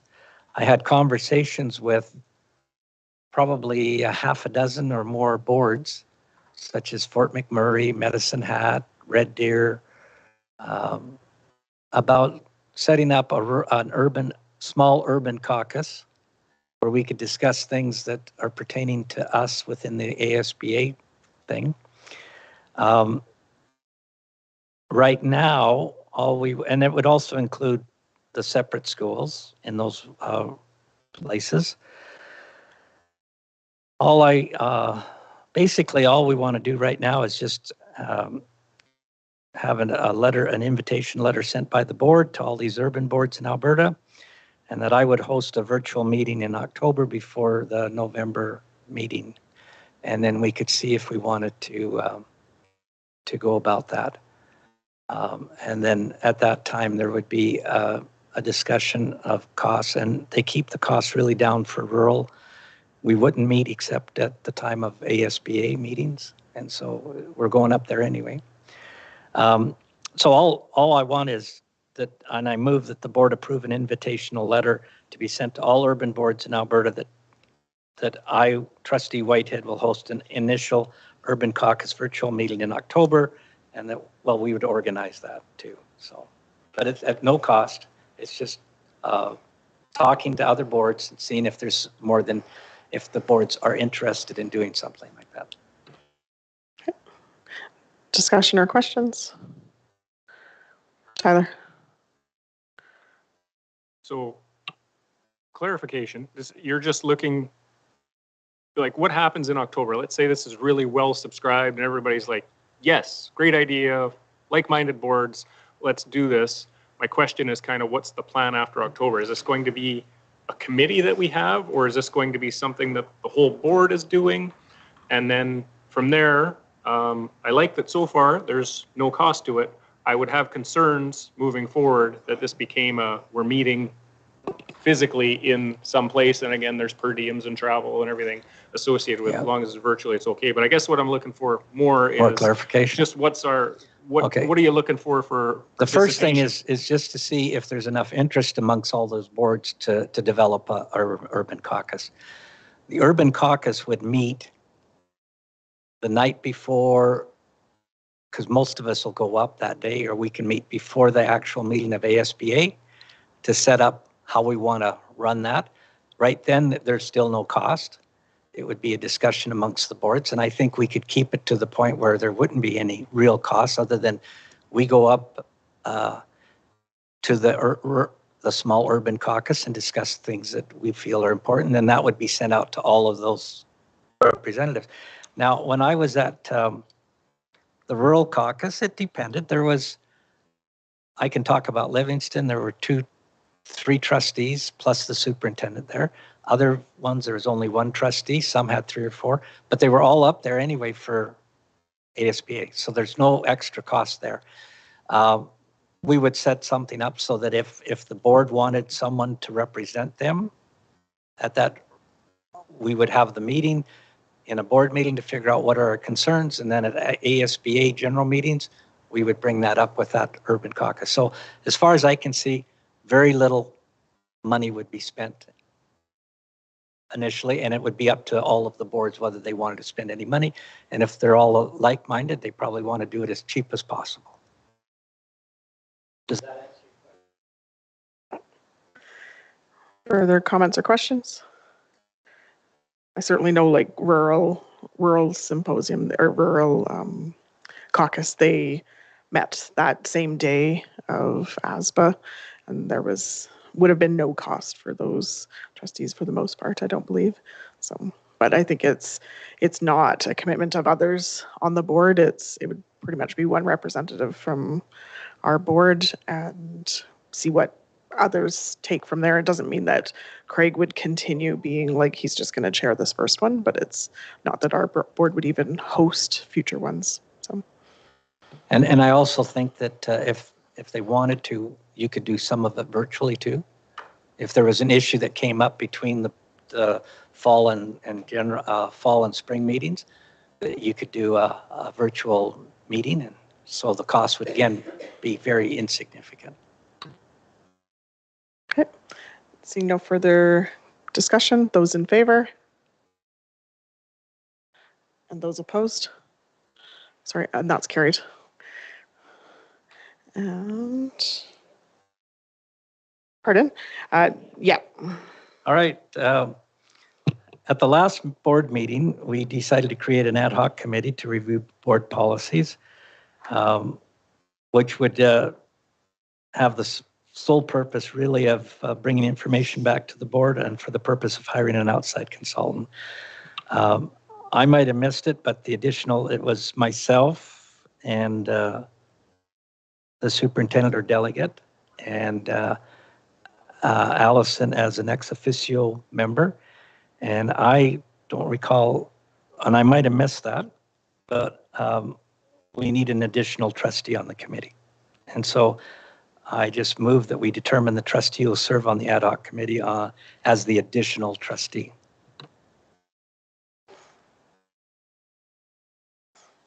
Naming board member. So we made the motion to have the committee, but we didn't name the person that would be that extra person. So at this point, you're looking to name that additional trustee. So are there volunteers that would like to put their name forward for that?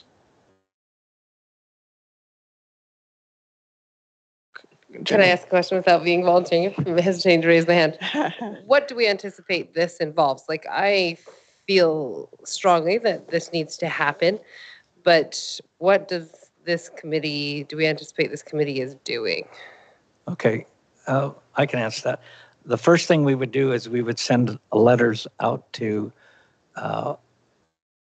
individuals, either with Public School Board or Alberta School Boards or other consultants, asking for them to send us their CV and the cost and what they would, and we would give them the instructions that we wanted to, correct me if I'm wrong, but we discussed that part of that thing would be a presentation on the different types of the ones where we have policies and procedures mixed together, or policies and limit, and procedures over here, and that they would give us some background on that. And that would be the whole board. They would talk to the whole board about that. Our job would be to find someone that we could hire that not only would do all of that, but then would work with us, depending on which way we wanted to, would work with us to develop a better system of policies and procedure. Policies and procedures, so that we have a better understanding of our role. And any decision would be made by the board. All we're doing is finding a person that would do it. We would bring it back to the board for, that's the word I'm looking for. For what? Well, to say, yes, we'll hire him. And I think it's not necessarily to bring a person back to the board. I think it's about bringing the information back to the board for the board to decide which direction, and then we would look at like we won't make a decision on the person. It'll be just getting all the information, presenting it to the board. Yes. And the board can decide that. Yes, because no direction has been decided. That did not clear it for you. It totally did. So that did clear it. So with that, because I've never, I don't know this very well, I'm willing to do it for a learning experience, but I bring very little to the table. But I'm willing. Thank you for putting your name forward. And then Christina had her hand up. Mine's mostly a comment. I'm feeling fairly concerned about this process now, given that we've just approved a $30,000 increase in the budget outside of the regular budget pathway. And we didn't have any funds designated for this either. So I'm just putting my statement on the table. I'm not sure the timeline that we expect for this. I know it's important work and policy is a critical piece of governance, but I'm feeling concerned about that piece. So I just want to. Thank you for your comments on that. And we're not going to get into a discussion, debate on that piece. This is the motion on the table or we're discussing adding the additional trustees. Yeah, and I would just comment that nothing will be done unless it's the whole board deciding. And for timelines, we had really pushed that it would not be something over this summer. It would be further into the fall, just recognizing that we do have a lot on the plate currently. So this is not something that would be done right away. So. And I apologize if someone did put their hand up. There was nobody named as the additional trustee. So, so if I missed that, I apologize. Okay, so we have Jenny, you're interested? Okay, so we're good with that. We don't need a motion, do we, for that? Okay, so Jenny is the person. Nobody is jumping for that. Nobody's battling.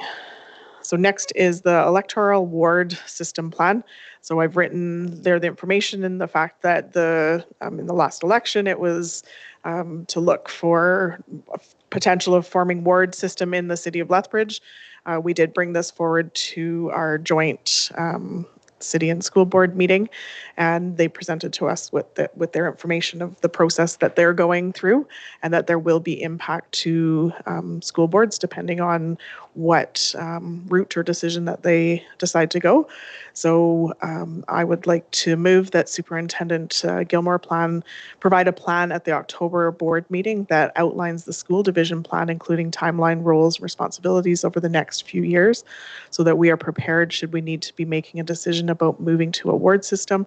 The plan should include necessary engagement along the process.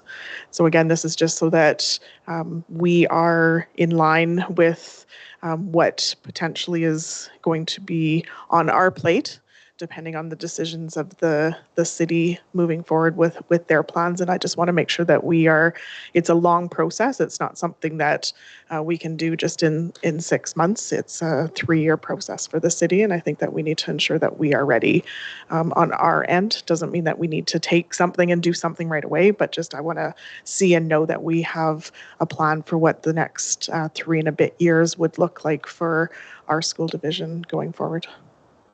So I'll open it for discussion. Christina. I appreciate the desire to have a plan. I'm just curious about the timeline, whether that feels reasonable. I feel like the list of items that would be required are fairly extensive. So I had spoken with Cheryl in regards to the timeline, and I have no issue moving it or adjusting it. And she had felt this would fall to Christine Lee. And if she suggests that we move that timeline, I'm totally fine with that. I think just ensuring that we have, knowing that we're working on something going forward, I'm totally fine if Cheryl feels that we need to move that again. So again, this would fall under Christine Lee because she does look after this area in her portfolio. Now, in terms of the depth of the plan at that time, I'm not sure, but I think that it would be wise just to have at least a timeline, right, of the tasks that need to be accomplished, just as the city of Lethbridge has from now until that time of decision making. And so certainly our timeline would look similar to, not exactly mirror, but really look similar to the cities. And the city does have a plan in place. And so certainly there are some pieces that we can use for we're not sort of starting from square one, in other words. And so, and I haven't, and I know Christine's not able to join us right now, but Allison and Christine said, if it's not done by then, there is some flexibility. And so certainly depending upon what the fall looks like, it'll be October, November for sure for the board. It shouldn't be too much longer than that. And again, I'm totally fine if she comes back, if we pass this for October, and if she comes back and says, I can't meet that. Yep, it's more just making sure that that plan is in motion, that we're working on it. So I saw a few hands. So Christine, nope, Andrea, Tyler, and then Craig. Who makes the decision to move to a ward system? Does the city make it on our behalf, or? No, so the city makes the decision for the city. There is huge impact if the city makes the decision to do a ward system. There's impact on our division.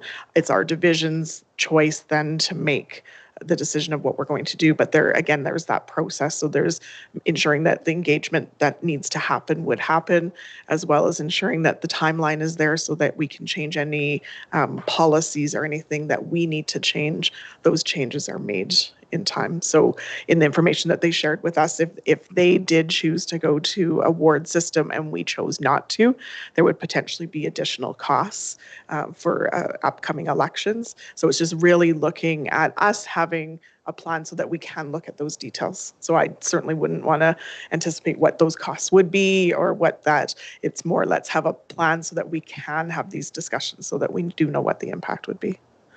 So, and then Tyler and then Craig. Question first, then comments. Does the city have an actual plan right now from your city meeting of having the ward system already and doing that? Not so. What they're the starting of their plan, their timeline is to have a commission. So the city then met as their city council, and they did vote in to agree to form this commission. So the commission will look at potentials of what next steps that they're going to take. And then they can at that point say, no, we don't want to carry on any further, but they are taking the next steps of actually having the forming the commission. So right now the city is looking at what that commission will look like and how people apply to be on that commission and what the makeup of that commission would be. So they have taken some steps already in terms of going forward, not going forward with a ward system, but going forward with what that engagement process might look like. Okay, because my understanding of how the election works is we essentially leave it up to the city. So this would be a little different because we would be able to choose if the city decided to go ward system, we could for some reason decide not to. That would be insane, but we could do that. So the only thing I would say is we're really going to piggyback off of the city on this. So I don't want us doing a lot of work ahead of the city arriving at what their decision really is going to be. I'm fine with us looking at it and figuring out what needs to be where and having a bit of a plan for how it goes down. But I think in general, we don't want to work real hard to create something that the city is basically going to dictate how it operates anyway, because they basically run our elections. Like Christine Lee says, that's some of the best money we ever spend because they just take care of it. Right. So I guess I would try and make a friendly amendment to this to just say that you're moving that superintendent begin a plan that outlines this, that. So we don't have an October deadline on it because the way it's worded, they need to bring us back something. Well, I guess in this case, Cheryl needs to bring us something back by October. So I think it's probably good that she begin a plan for that, whether or not that's friendly or not. I would not consider that friendly. I'm fine to move the timeline, but I'm not fine to move the word provide to begin. So I'd like to see a plan in place. Can you put a later month on it, like December or something? Yep. Then? So I just think October's too fast. Yep, no, I would find it friendly to move it to December, and I will pass around, I only have one copy, but I'll pass it around. This is, oh, you did? Yeah. Okay, perfect. Okay, so that has been provided to you with what that is, and so I just went with exactly, they have milestones, timeline, roles, and responsibilities. So, and that is all my expectation is not to go into detail of any of it, just to ensure that our hand it down. I do need it back, but like I'm assuming it would mirror pretty closely to what that looks like. So I don't anticipate that it would be anything major other than Christine looking at the relation to the Education Act and those pieces. So I don't know that it would be a lot, but I'm totally fine to move that to December board meeting. I just really want it that we have a plan. So friendly amendment, Leanne, that we'll change that to by the December board meeting. And then if they bring it forward earlier, that's fine too. Okay. Craig and then Jenny. I think this is a good idea. I'm just wondering, because when the last election took place, there was a whole bunch of discussion about different types of wards. And I'll give you an example. One was that 2, that would be 6 people. for city council. And then the number 2, 3, and 4 person that ran for mayor would get in as extras. That would be 9. My concern is we need to be in front of that because I'm not sure if that would be the right one. So my concern is, are we willing to maybe make some comments to this commission about what we see as the best ward system, which is, in my mind, individual people in each ward. So that's my only concern, is that we do make recommendations as a board to the commission so that we're not left behind. Yep. And sitting on the joint committee, those opportunities will exist for us to know and to continue to ask questions. And then if it is that there's a place for us to have input into the commission, we can bring that back. And as a board, we can decide that. Okay, that's my main concern. And to me, that is separate. Even if the plan is not developed, that is us as a board making comments to the city plan. This plan that Cheryl's going to have created is specific to our school division. And if we have comments into the commission, we can. So. Okay, thank you. Yep. Okay, so the motion's on the table. Jenny, sorry. Sorry, I just had a question. If the city does move to the ward system, is there a scenario where our school division doesn't? Is that a possibility? Our school board could make the decision to not go to a ward system. Yes. So, okay. Any other comments? We're good. So those in favor? And that's carried. Thank you. So next I have monthly committee of the whole meetings. So over the past 8 months, we've had many questions where, sorry, Leanne.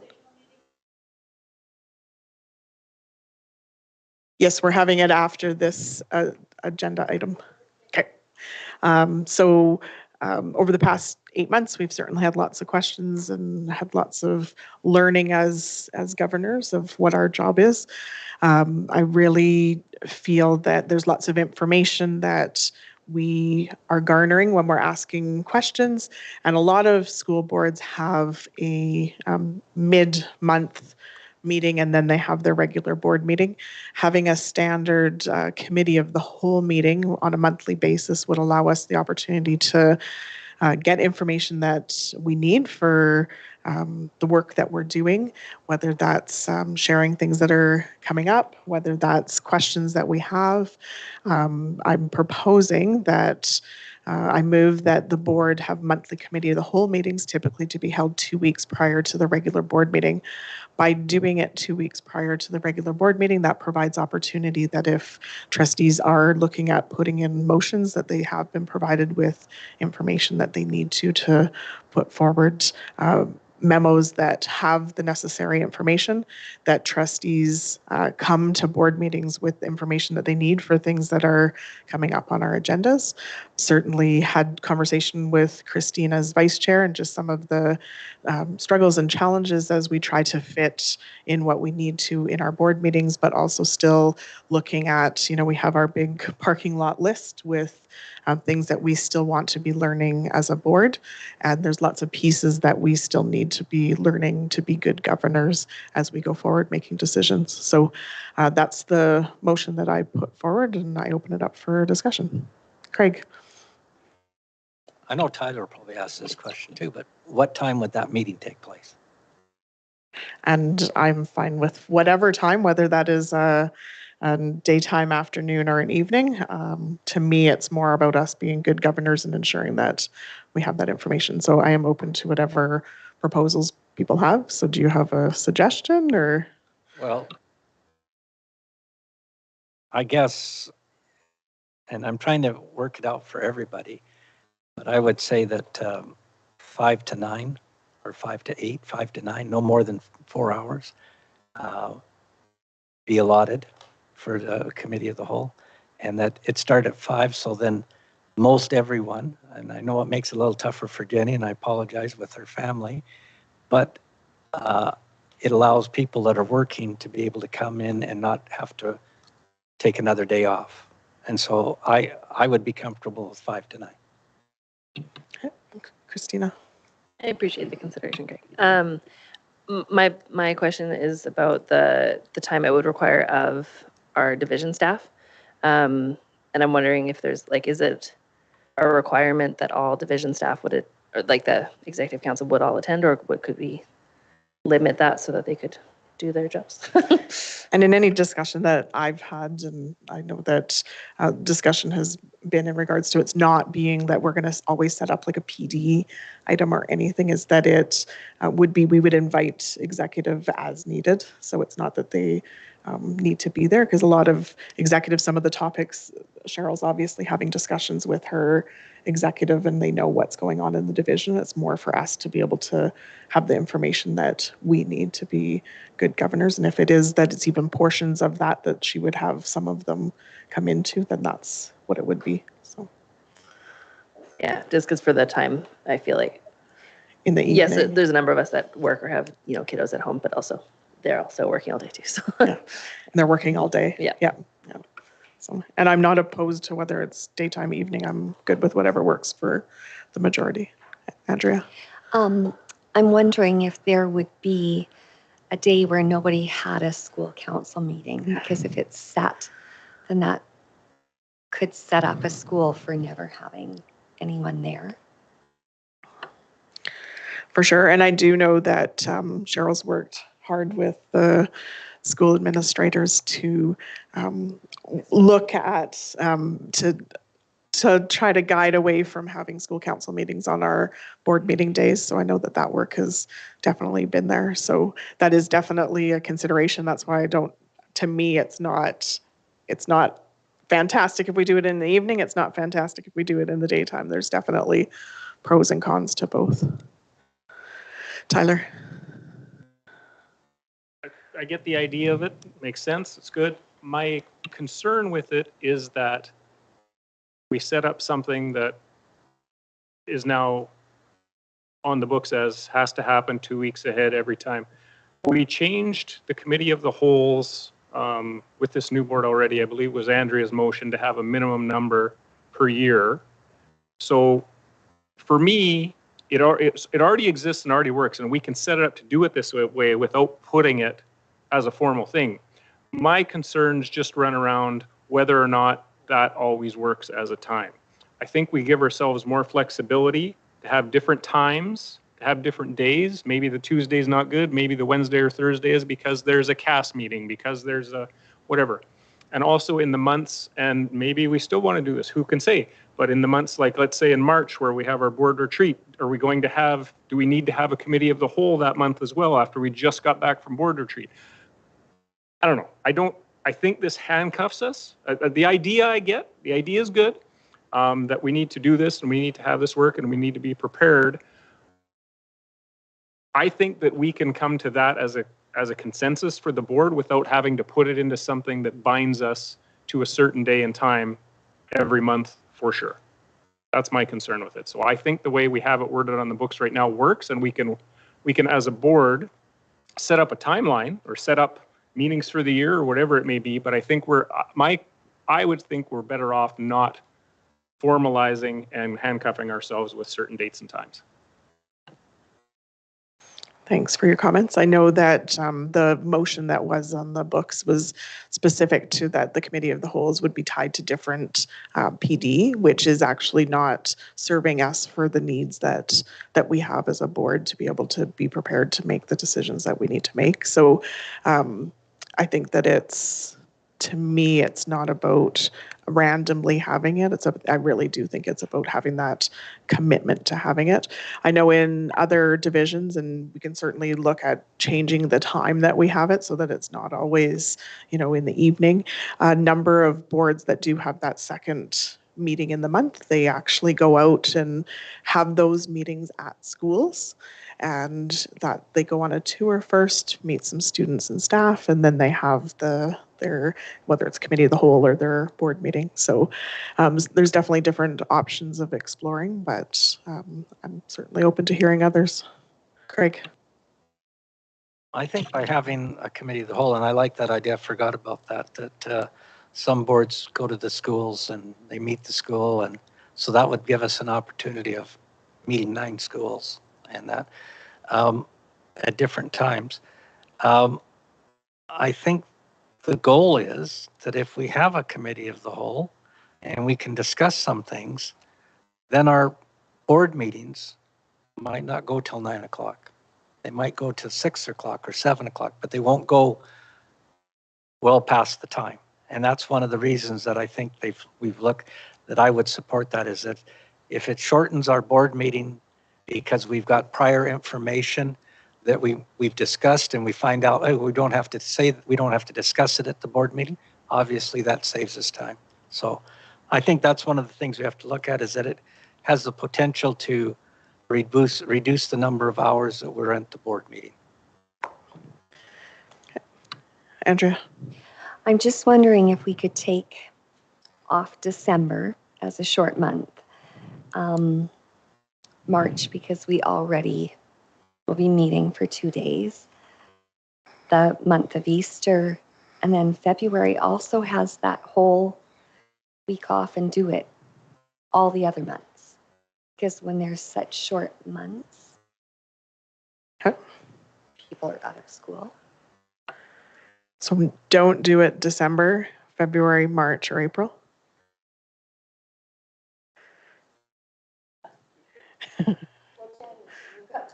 Got January. Yep. Great. You could ask Siri. I'm certainly open to that. Not necessarily that we wouldn't do February, March, or April, because that's a lot to not have some information. But Craig?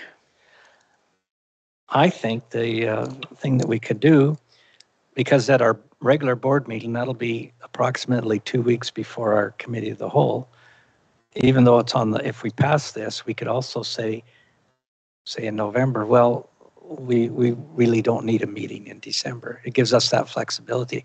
But by eliminating those dates, then we have no flexibility. So I can see where at our regular board meeting, we could decide, well, December's a busy month for everybody.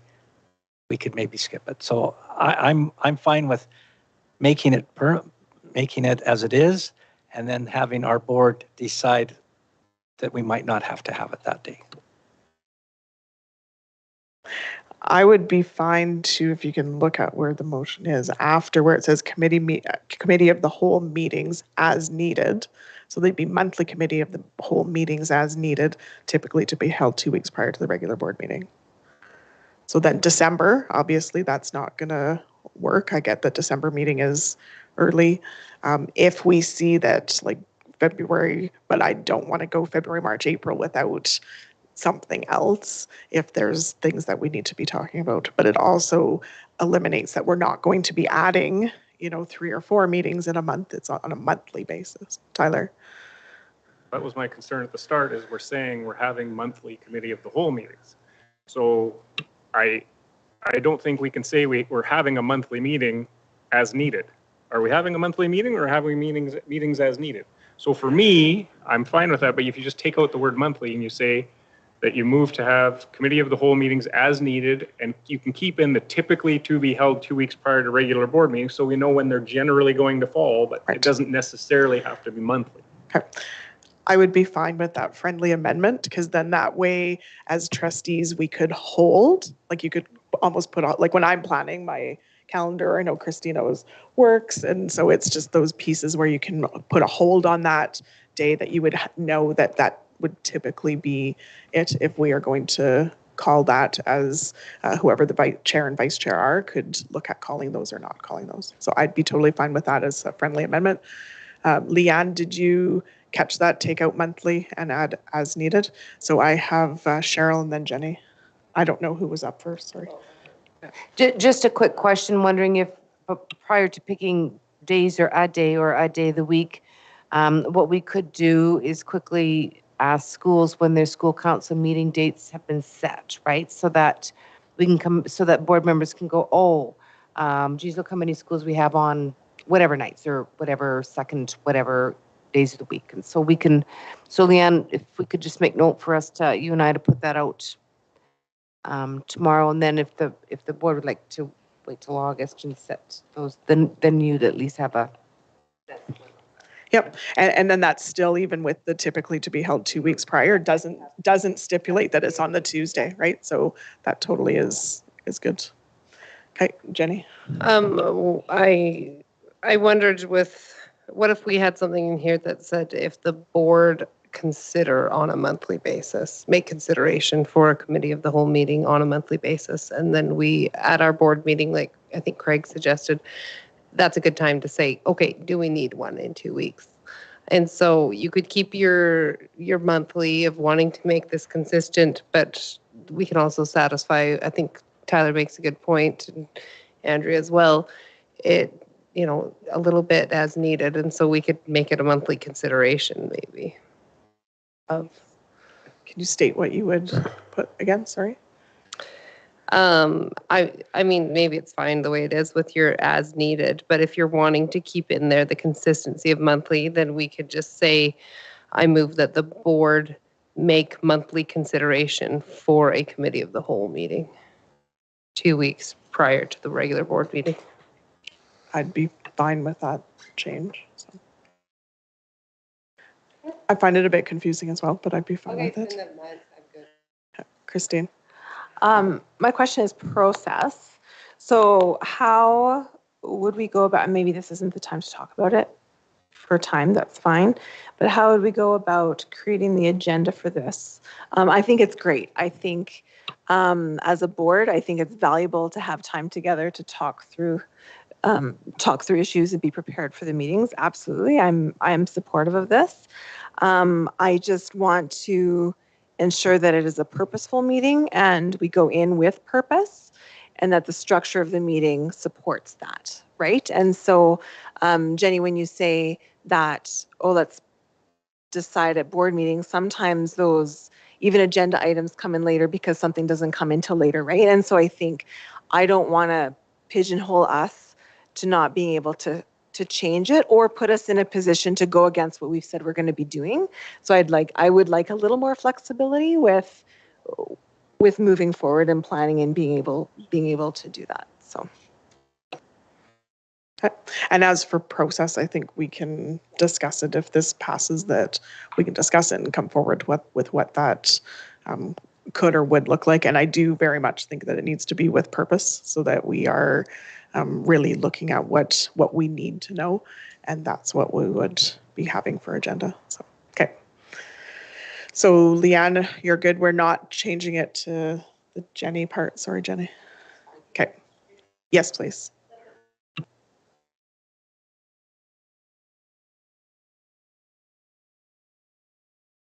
Yep. Okay. So no further discussion. Those in favor? And that's carried. And then we'll jump back up to the organizational meeting 8.8.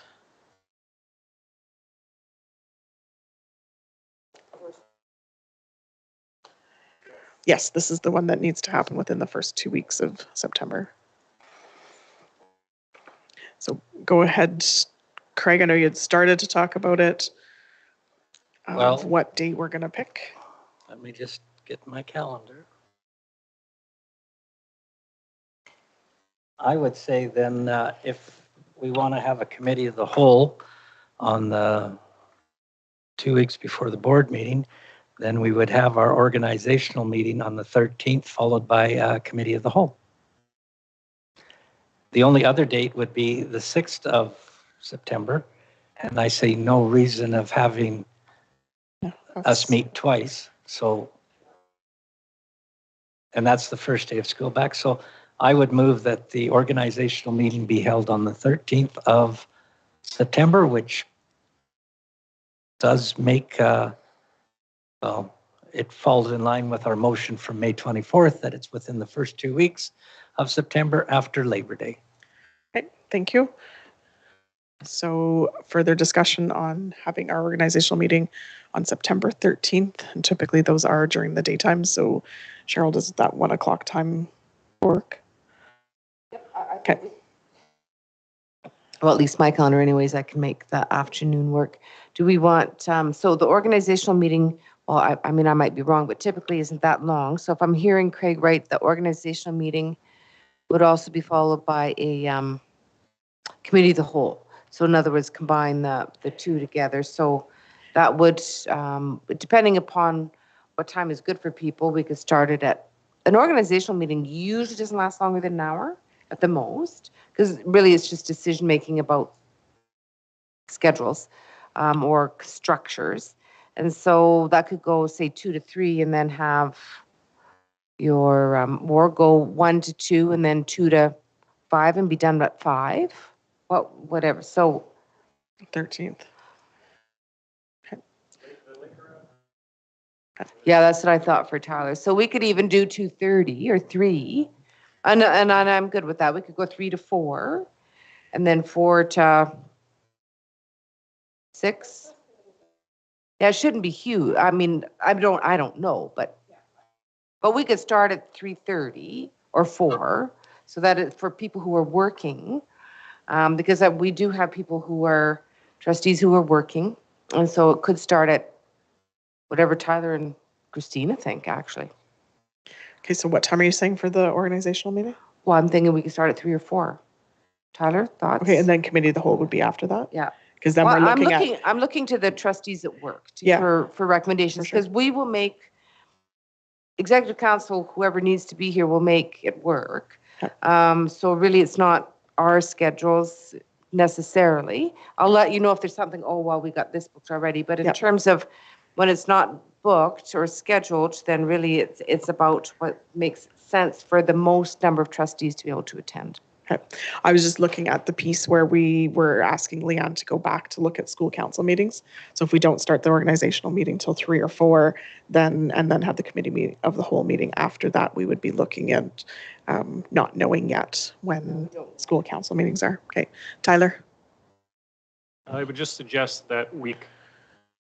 I don't know when we're going to come up with it. I guess sometime over the summer, but we're going to need to come up with a topic for that, because we're now going to be on a break through 2 months. So I don't know what our topic's going to be for the committee of the whole. So I think if we can determine that, that will help us determine how long the meeting needs to be and when it needs to start. So if I can just clarify that committee of the whole is not a topic. Committee of the whole will be an agenda that will have whatever That's what I mean. What's on the agenda? Yes, and we don't know that today because I don't know what's happening in education in September. So we will look to plan that as we get closer. So. Okay. So committee of the wholes now are just going to be completely different than they were before, whereas in our committee of the wholes, we often had 2 or 3 topics we were going to discuss. We're not going to discuss things anymore. We're just going to have essentially a second board meeting based on whatever. No, in my conversation, I said that it's not going to be tied to a specific PD.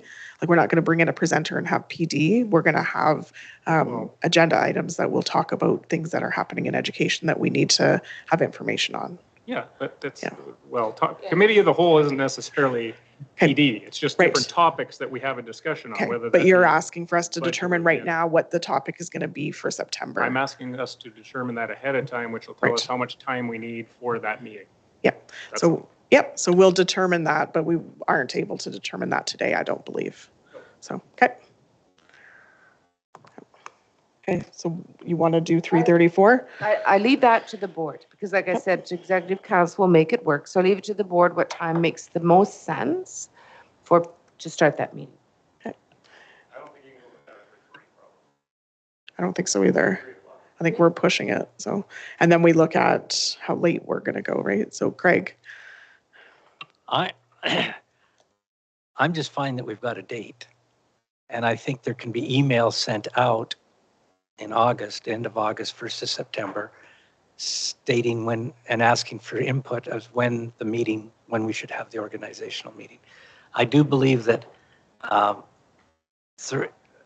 if you're having the organizational meeting at 3:30, then that'll 4:30, 4:45, and then 2 to 3 hours, we're still looking at 8 o'clock. And so I don't mind moving it a little earlier, but I think tonight we're getting a little tired, and I would say that we just Now that we know the date, we can send out emails and everybody can reply. Christine has a suggestion for time. I'm just going to set a motion. Can I move that we set our organizational meeting on September the 13th to 2:00 p.m.? This will be followed by our committee of the whole if necessary. Christina? Okay. Any further discussion? And those in favor? And that's carried. I didn't Thank want you. to be hurting cats. And, Yeah, no. Okay, and then moving down to 8:14, I gotta scroll, is the superintendent evaluation. Is that right? Scrolling down. Okay. So the superintendent evaluation is a summative evaluation of the superintendent, occurs in the year prior to the final year of the superintendent's term of appointment, as per our policy. So at this time, the board needs to move forward with approving the evaluation report that we completed on June 16th. So opening it up for discussion. Christina. I think there's desire for further conversation as a board, and I'd be interested in moving to table it to have further conversation. Okay, so you'd like to move to table? Yeah. Okay. So a motion has been made to table the superintendent evaluation report. Jenny. I am hesitant to table it. I recognize, and I heard only part of the discussion prior, but I recognize that there is certainly a desire for more conversation. I am hesitant to table it because of time frame, with it already being June, and tabling it means moving into September then, and I don't want to lose the momentum that we already have going with this, and I don't want to leave things that are needing to be said unsaid for a long time. That makes sense. If people are looking for room for a conversation, I don't want to I don't want to wait until September to allow that space for that conversation. Craig. If I could make a suggestion, it was mentioned that there should be further discussion in camera. And therefore, I would suggest that we do the rest of the agenda and that we come back at the end, do the in-camera, and then deal with 8.14, which is in the right order. But it just allows us to get through of everything else and then allows those people that would like to make some comments in camera to be able to do that. And then we can come out of that and pass that. That would be my recommendation. Tyler. I'd like to speak to Christina's motion to table this. I believe that is the correct course of action here. You know, we've gone back and forth with diversity and equity policy, back and forth. We sent it off for months, come back, sent it off yet again today because it's an important discussion. I don't know how many things could be more important to discuss than our superintendent and her evaluation. And I think that more time needs to be paid to that. Personally, I would like to hear, and I have some concerns in regard to some timelines, some requests, some of the evidence-based information contained within the report. And I think that necessitates board discussion on the topic. And I think it's very, very important that we do that and that we do it correctly. And there is no timeline on this. There is no rush for this whatsoever to push out this evaluation and have it be done by June, whether it's September, whether it's December, it doesn't really matter. So I see there being no urgency whatsoever to do this. And I completely agree with Christina that we should table this until the next meeting. Further comments? So, Jenny? I don't recognize the benefit of time in this one other than the need for time for discussion and conversation. This isn't something that we're going to use time to gather more information or gather more evidence. The process is completed, and now it's the discussion of the process and the discussion of the outcome of the process. And so this is different in a way to me, that we're not going to be doing additional research or, with a policy, we are looking to edit a policy and things like that. With this one, this was all done recently, and there is value in the fact that this was recent and in having it accurate in our minds, our experience. I think that there is potential for this to be a very positive outcome, and that's what I mean when I say momentum. I recognize a learning opportunity for us as a board to learn where there's space for improvement for a future evaluation.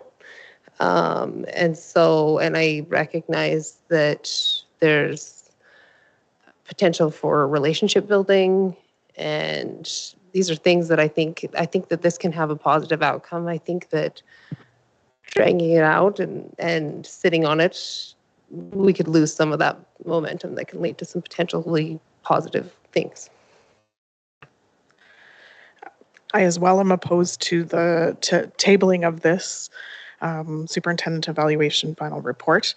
There was a process that was agreed to by the board, and that we followed the process that was agreed to.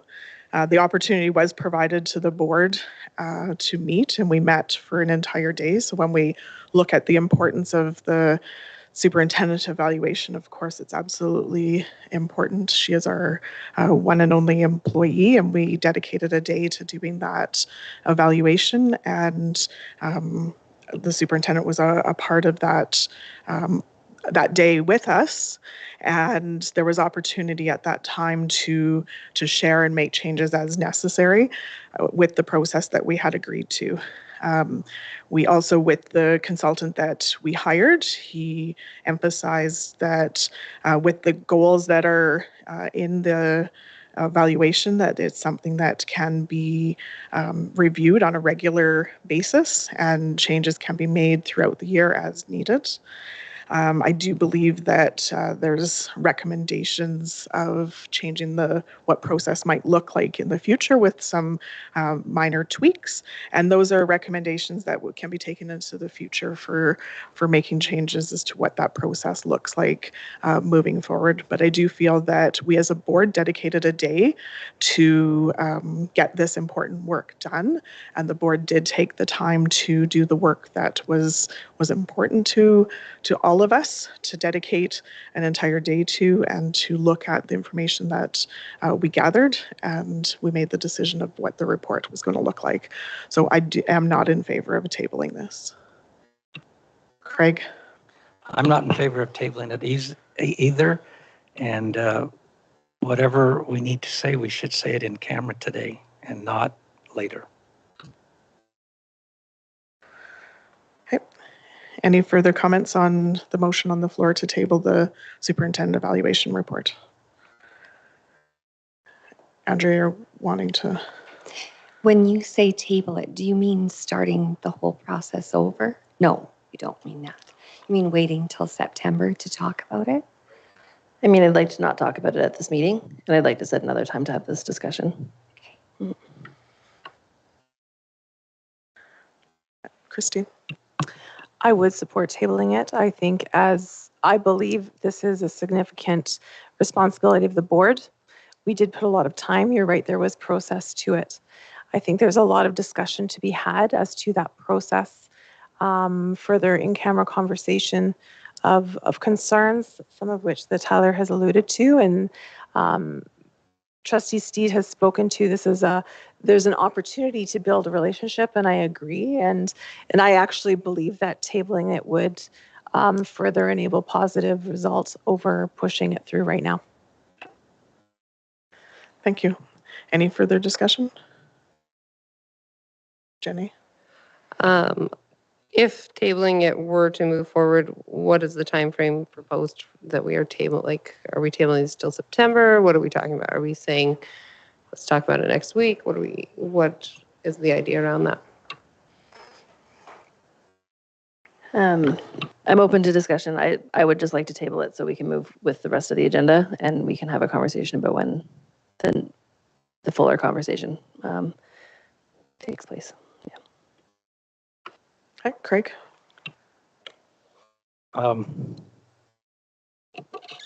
I guess I'm concerned that, and I can't speak to some of the things that were discussed, but in camera I could. But I am a little disappointed in some of the responses here.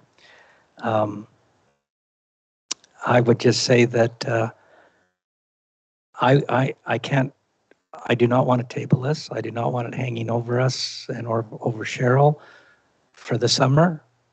I think that whatever needs to be discussed should be discussed tonight in camera, that we could come out and make that motion, and we can, and like I say before, we can go through the rest of the agenda, get it done, and go back and then go in camera and then talk about it and then come out and vote on it. So that's my feeling. Okay.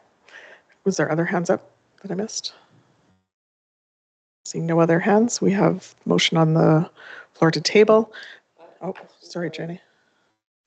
Is there policy that pertains to this process at all on time frame for the summative and formative evaluations? The policy is states that it needs to be done in the year, first full school year of employment and in the year prior to the final year of the superintendent's term of appointment. So it would need to be done before before the final year begins. So I believe the your contract ends in August 1st. So it would need to be done before the end of July. Cheryl?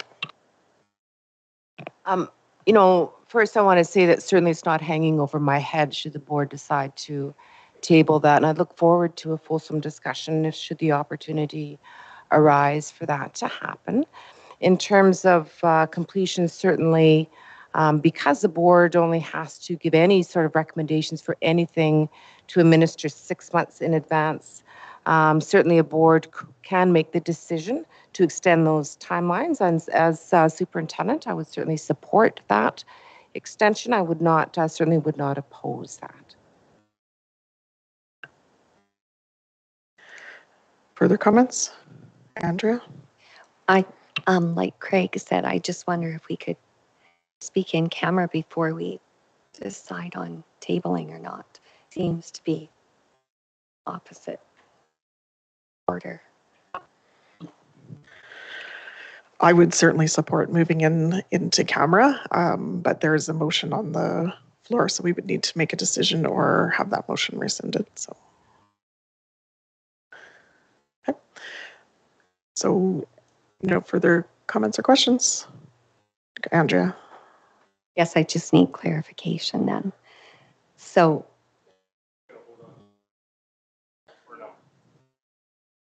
without getting a chance to talk in camera.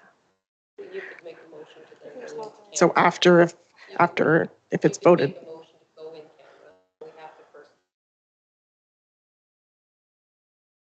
So you can.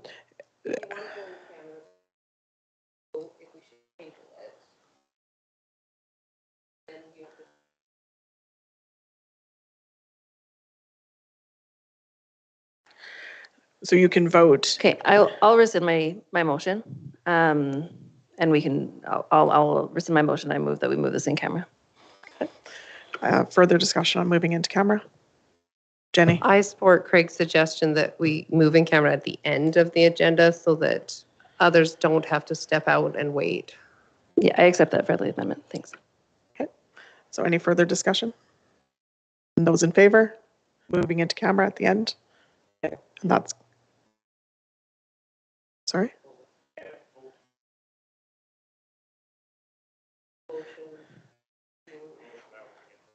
The motion that we would move into camera at the end of our agenda. So it sounds like we don't need a motion. We'll just move it to the end of the agenda and then we'll move it to in camera. We'll make a motion at that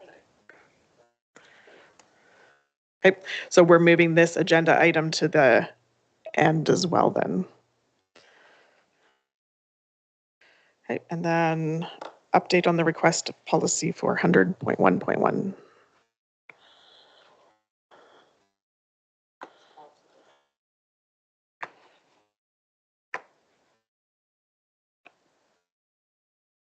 And so I can certainly give an update on that. I did get the chance to talk to Maura Gasco, the Associate Superintendent in that committee.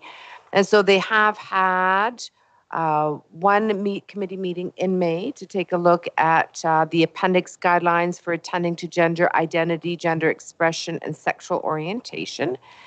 So they met in May. They met again on Tuesday, June 21st, and they feel like they've made a lot of progress. Of course, the goal being to review that document to make sure that it's updated and timely and ready to go out and get some staff input into that document. And so they have another meeting set for early September, and the committee anticipates that they'll have the guidelines ready by early October. Thank you. And then any further questions from anybody else? Seeing none, we'll move on to the next is the multi-faith calendar update request. Great. And Leanne, if I could have the opportunity for that to sort of go on the website so board members can see where this will be, or is now, and will be moving into the future. And so in terms of the multicultural and diversity calendar, rather than just faith-based, so it has also some cultural pieces to it as well. If you go to our division and you go to Multicultural and Diversity Calendar, newsletter is right beneath the regular calendar, right? So that it's easy to find. And we've got Garrett is working with Sajjan as well as our new ASL lead teacher. They've so September is up there, ready, to be accessed, and they haven't had the opportunity to finish everything, but we'll be moving forward with that certainly early fall. And so that's where that will be found, as well as the newsletter is, I think we saw that, Leanne, when you clicked on there. You go back to, there we go. And then the newsletter is right below that. And so certainly there's the Multicultural and Diversity newsletter that I've been sending to board meetings, and right now they've been leaving it to school administrators to distribute, but I thought, no, we should really be distributing this more broadly and have it on and so it's here as well as, Garrett, I think on our community engagement website, am I right? Right, so we've also got it on the community engagement website, and so parents can find it there and staff, as well as find it on our regular website. So that's moving forward as well. I'm never short on being pleasantly amazed, and by our tech team and how quickly they move forward with things. And so I did check. I'd asked a couple months ago if they could investigate whether we can have a different code for student attendance absenteeism that recognized the diversity of our students and families. And so now the student attendance system now has a code called cultural holiday as a choice. So that's wonderful. So that's those parents can choose that piece, and they're not sort of getting the unexcused absence or phone call or whatever that may be. And so we'll try to put a strategy together to make sure that that's broadly known to families in the fall, so that they know they have that choice. That's where we're at. Thank you very much for the update and all the hard work. Thanks. Craig? Just a question.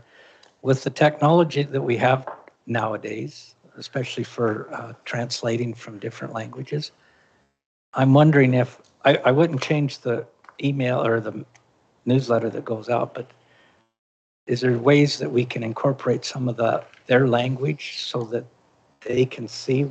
Because we have a lot of parents that aren't as and we were talking about that later, as versed in the English language as some of us expect. And so with the technology about going into the computer and just having it translated to different languages, is that possible?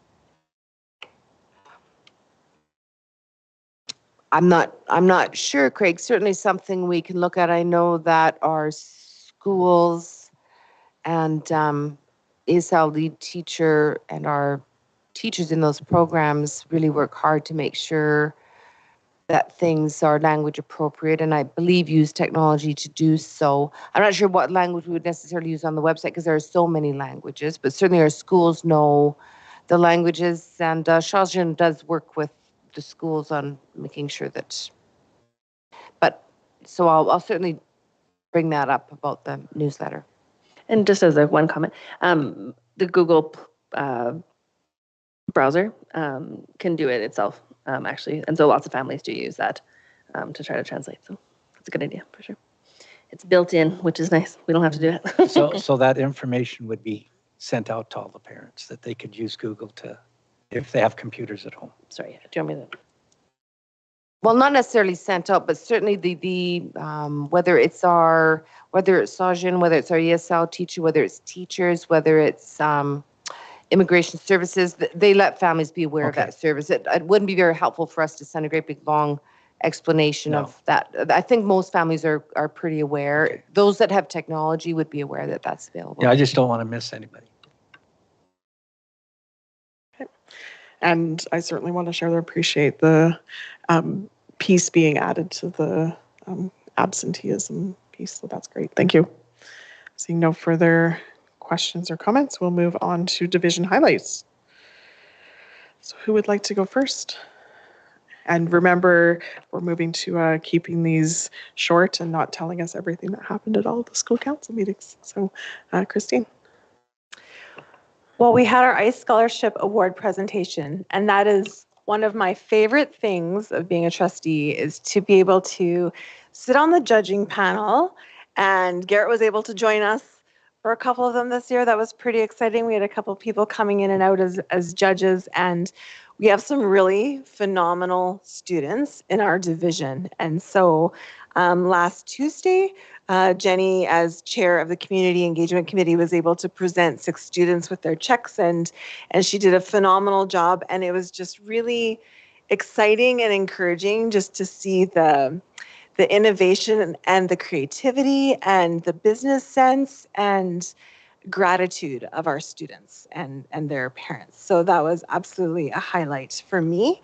We also had our Indigenous Education graduation, and we got to celebrate 40 students, and it was just a fantastic celebration at Winston Churchill, and they did a really great job, and students and parents were very, very proud. And our retirement banquet, it was great to gather.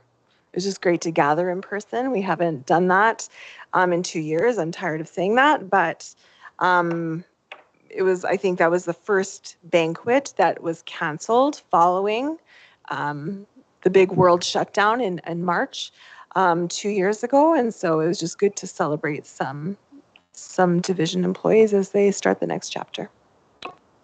Thanks for sharing, Christina. Yeah, I just wanted to share that I'm really was really pleased to join the Pride float with the division on Saturday, and it was really, it's always really fun, but it was great. So many students and teachers and principals, and just nice to celebrate again, and back together and return to Pride. So it's good. Excellent, thank you, Jenny.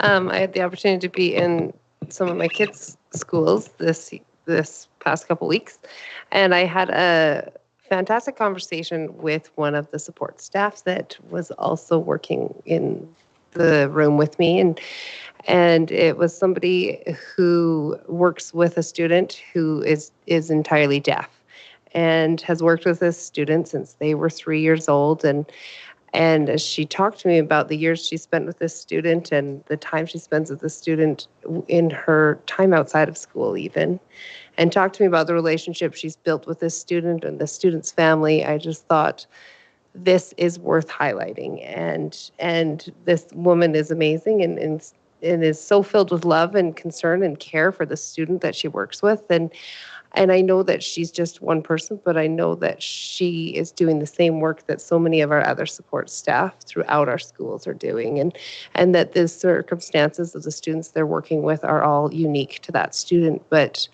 I just thought, listening to her and seeing her passion and her genuine interest in seeing this student succeed and in being involved in every aspect, really embodies so much of what we're doing here. And so I just thought I wanted to highlight her and the work that our teachers and our support staff are doing for our students.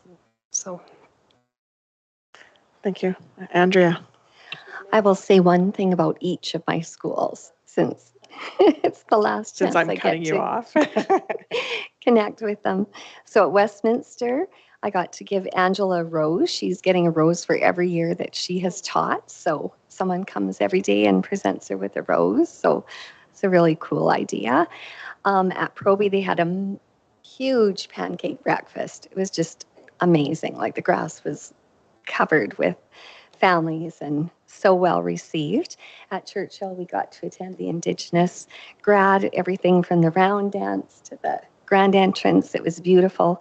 The ICE scholarship was one of my little kindergartners, Samerpith, and so that was very cool. And then at General Stewart, not a meeting unless Andrea cries, sorry. Got to do an action song with my last kindergarten kids. So yeah, they put on an amazing Under the Sea production, and Wendy let me come and do a song. So, because they were interrupted. Sorry. And then Mike and I got to go to the kindergarten grad, and that was adorable. And the hats all stayed together. Yes, they were adorable. It was wonderful. So sorry, but those are my 4 schools, and I will miss them. You kept it highlights. Good job. Tyler. Perfect. Craig. Well, my big highlight will be tomorrow because at Wilson, I'm supposed to show up at 11:30, not 12, because Hickory Street barbecue truck is going to be there and they're going to feed us. So that's the highlight. The other highlight is we had community conversations and on short notice, and Jenny and I were the only 2 that were able to make it.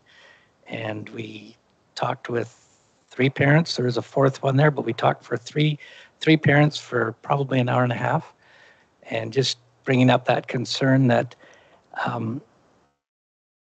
that they want to make sure that we're prepared for the fall, that people will know that even though the government has let go of all the COVID restrictions and we're not under COVID, that it's all right if their kids protect themselves. And so I think that was I think Jenny and I both thought that was a valuable comment. And so we passed that on.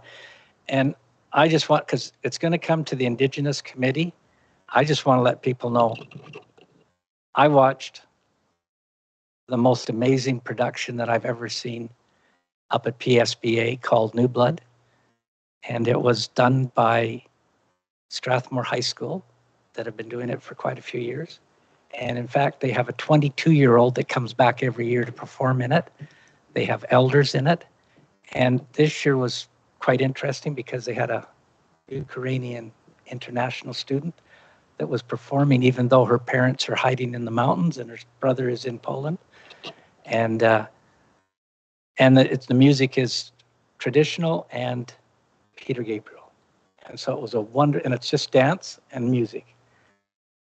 And I learned something, and this is the key I learned. The elder talking from Siksika stated that the traditional Blackfoot territory actually goes up to the North Saskatchewan River, over to the combining of the North and South Saskatchewan River, to the Continental Divide, and all the way down to the Yellowstone. So I thought that was very interesting that I learned that. So I just passed that on. Thanks for sharing. So for me, it was this time of year is great because we get to go out and attend things with our staff and present the Years of Service Awards, and just being able to have conversations with staff and talk about how their year went and the struggles and the celebrations that they have, and just they made it through this last year, and definitely looking forward to the break and just having those conversations has been fabulous. I was able to attend Annie at Senator Joyce Fairburn, and it was amazing to see that the students do the entire production. So all of the tech stuff, the behind the scenes stage crew. It's the students that are running it all, and that they have multiple crews because they put on multiple shows. So it's just neat to see that they all have such a place in that school. So it was great to see that. And then, of course, on Saturday, I was able to attend the Churchill grad, and it was just fabulous to be able to hear. They did one-liners for all of the students, and I was telling Tracy when she was here that I had many times that there was tears. I don't know these students, but in a one-liner you could learn so much about those students, and it was just amazing to know about their struggles, about what they've done to get to this point in those little one-liners, and just so great to celebrate the students and staff within our division. So that's it for my highlights. So moving on is community conversations. So we did have another rain out session with 100% chance of rain for days leading up, and it presented with 100% rain that day. So we did move to virtual. I know that Craig, you provided your comments already, and I'll let Jenny offer a couple of comments. One thing that I did hear back from participants, and again, with it being a daytime one, I wasn't able to attend, but I did hear back that those parents were able to attend because it was moved to virtual. So I thought that that was a pretty unique piece, that it actually provided them that opportunity. They were able to remain at work and still be able to jump on and to be able to participate. So Jenny, just looking if you had any comments.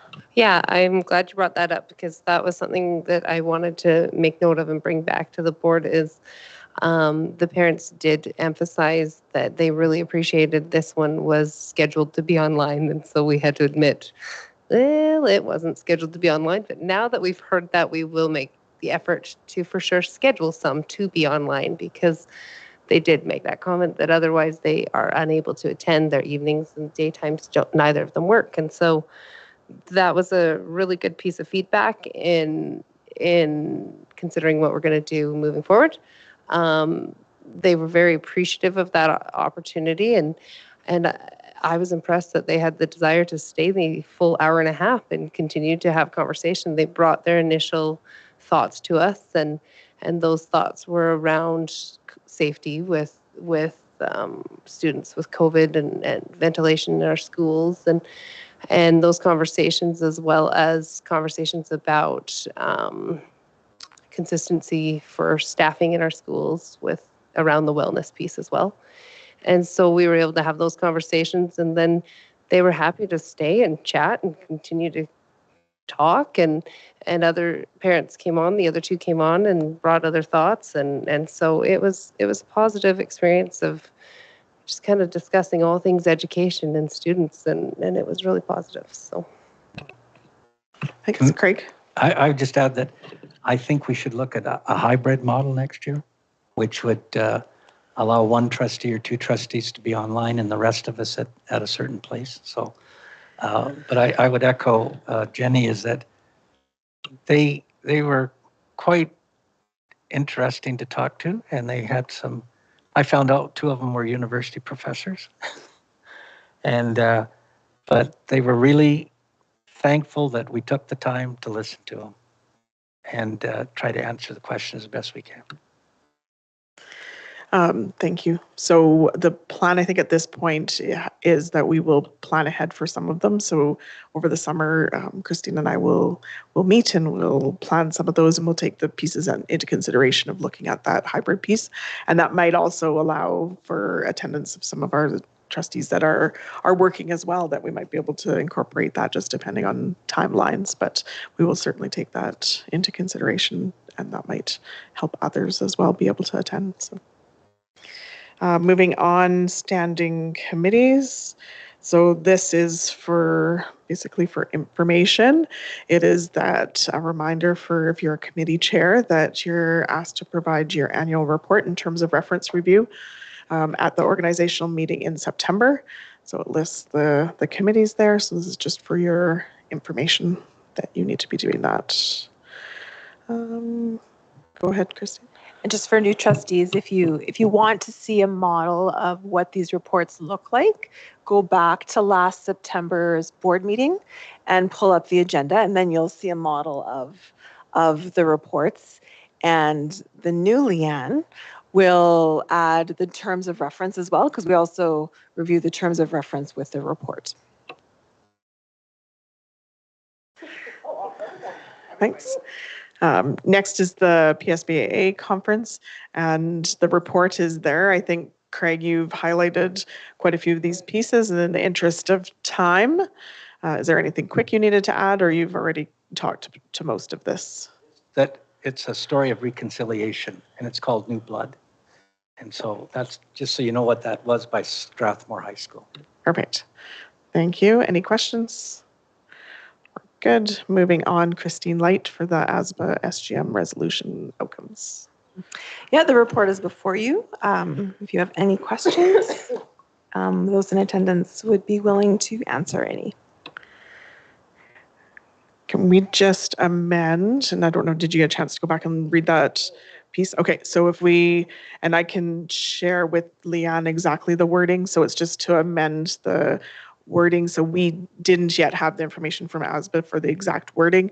So at the end of a proposal of an increase of 3%, which was moved to the 0%, and there was a piece added to that. So I will confirm that piece that was added to the end of that statement and ensure that that's in the minutes and provide that to Leanne. Okay. Yeah. Is there any questions on that? Seeing none, moving on to the follow-up meeting. So at our April board meeting, the motion was made that we would have a conversation with Holy Spirit trustees about bell times with regards to feedback from their constituents.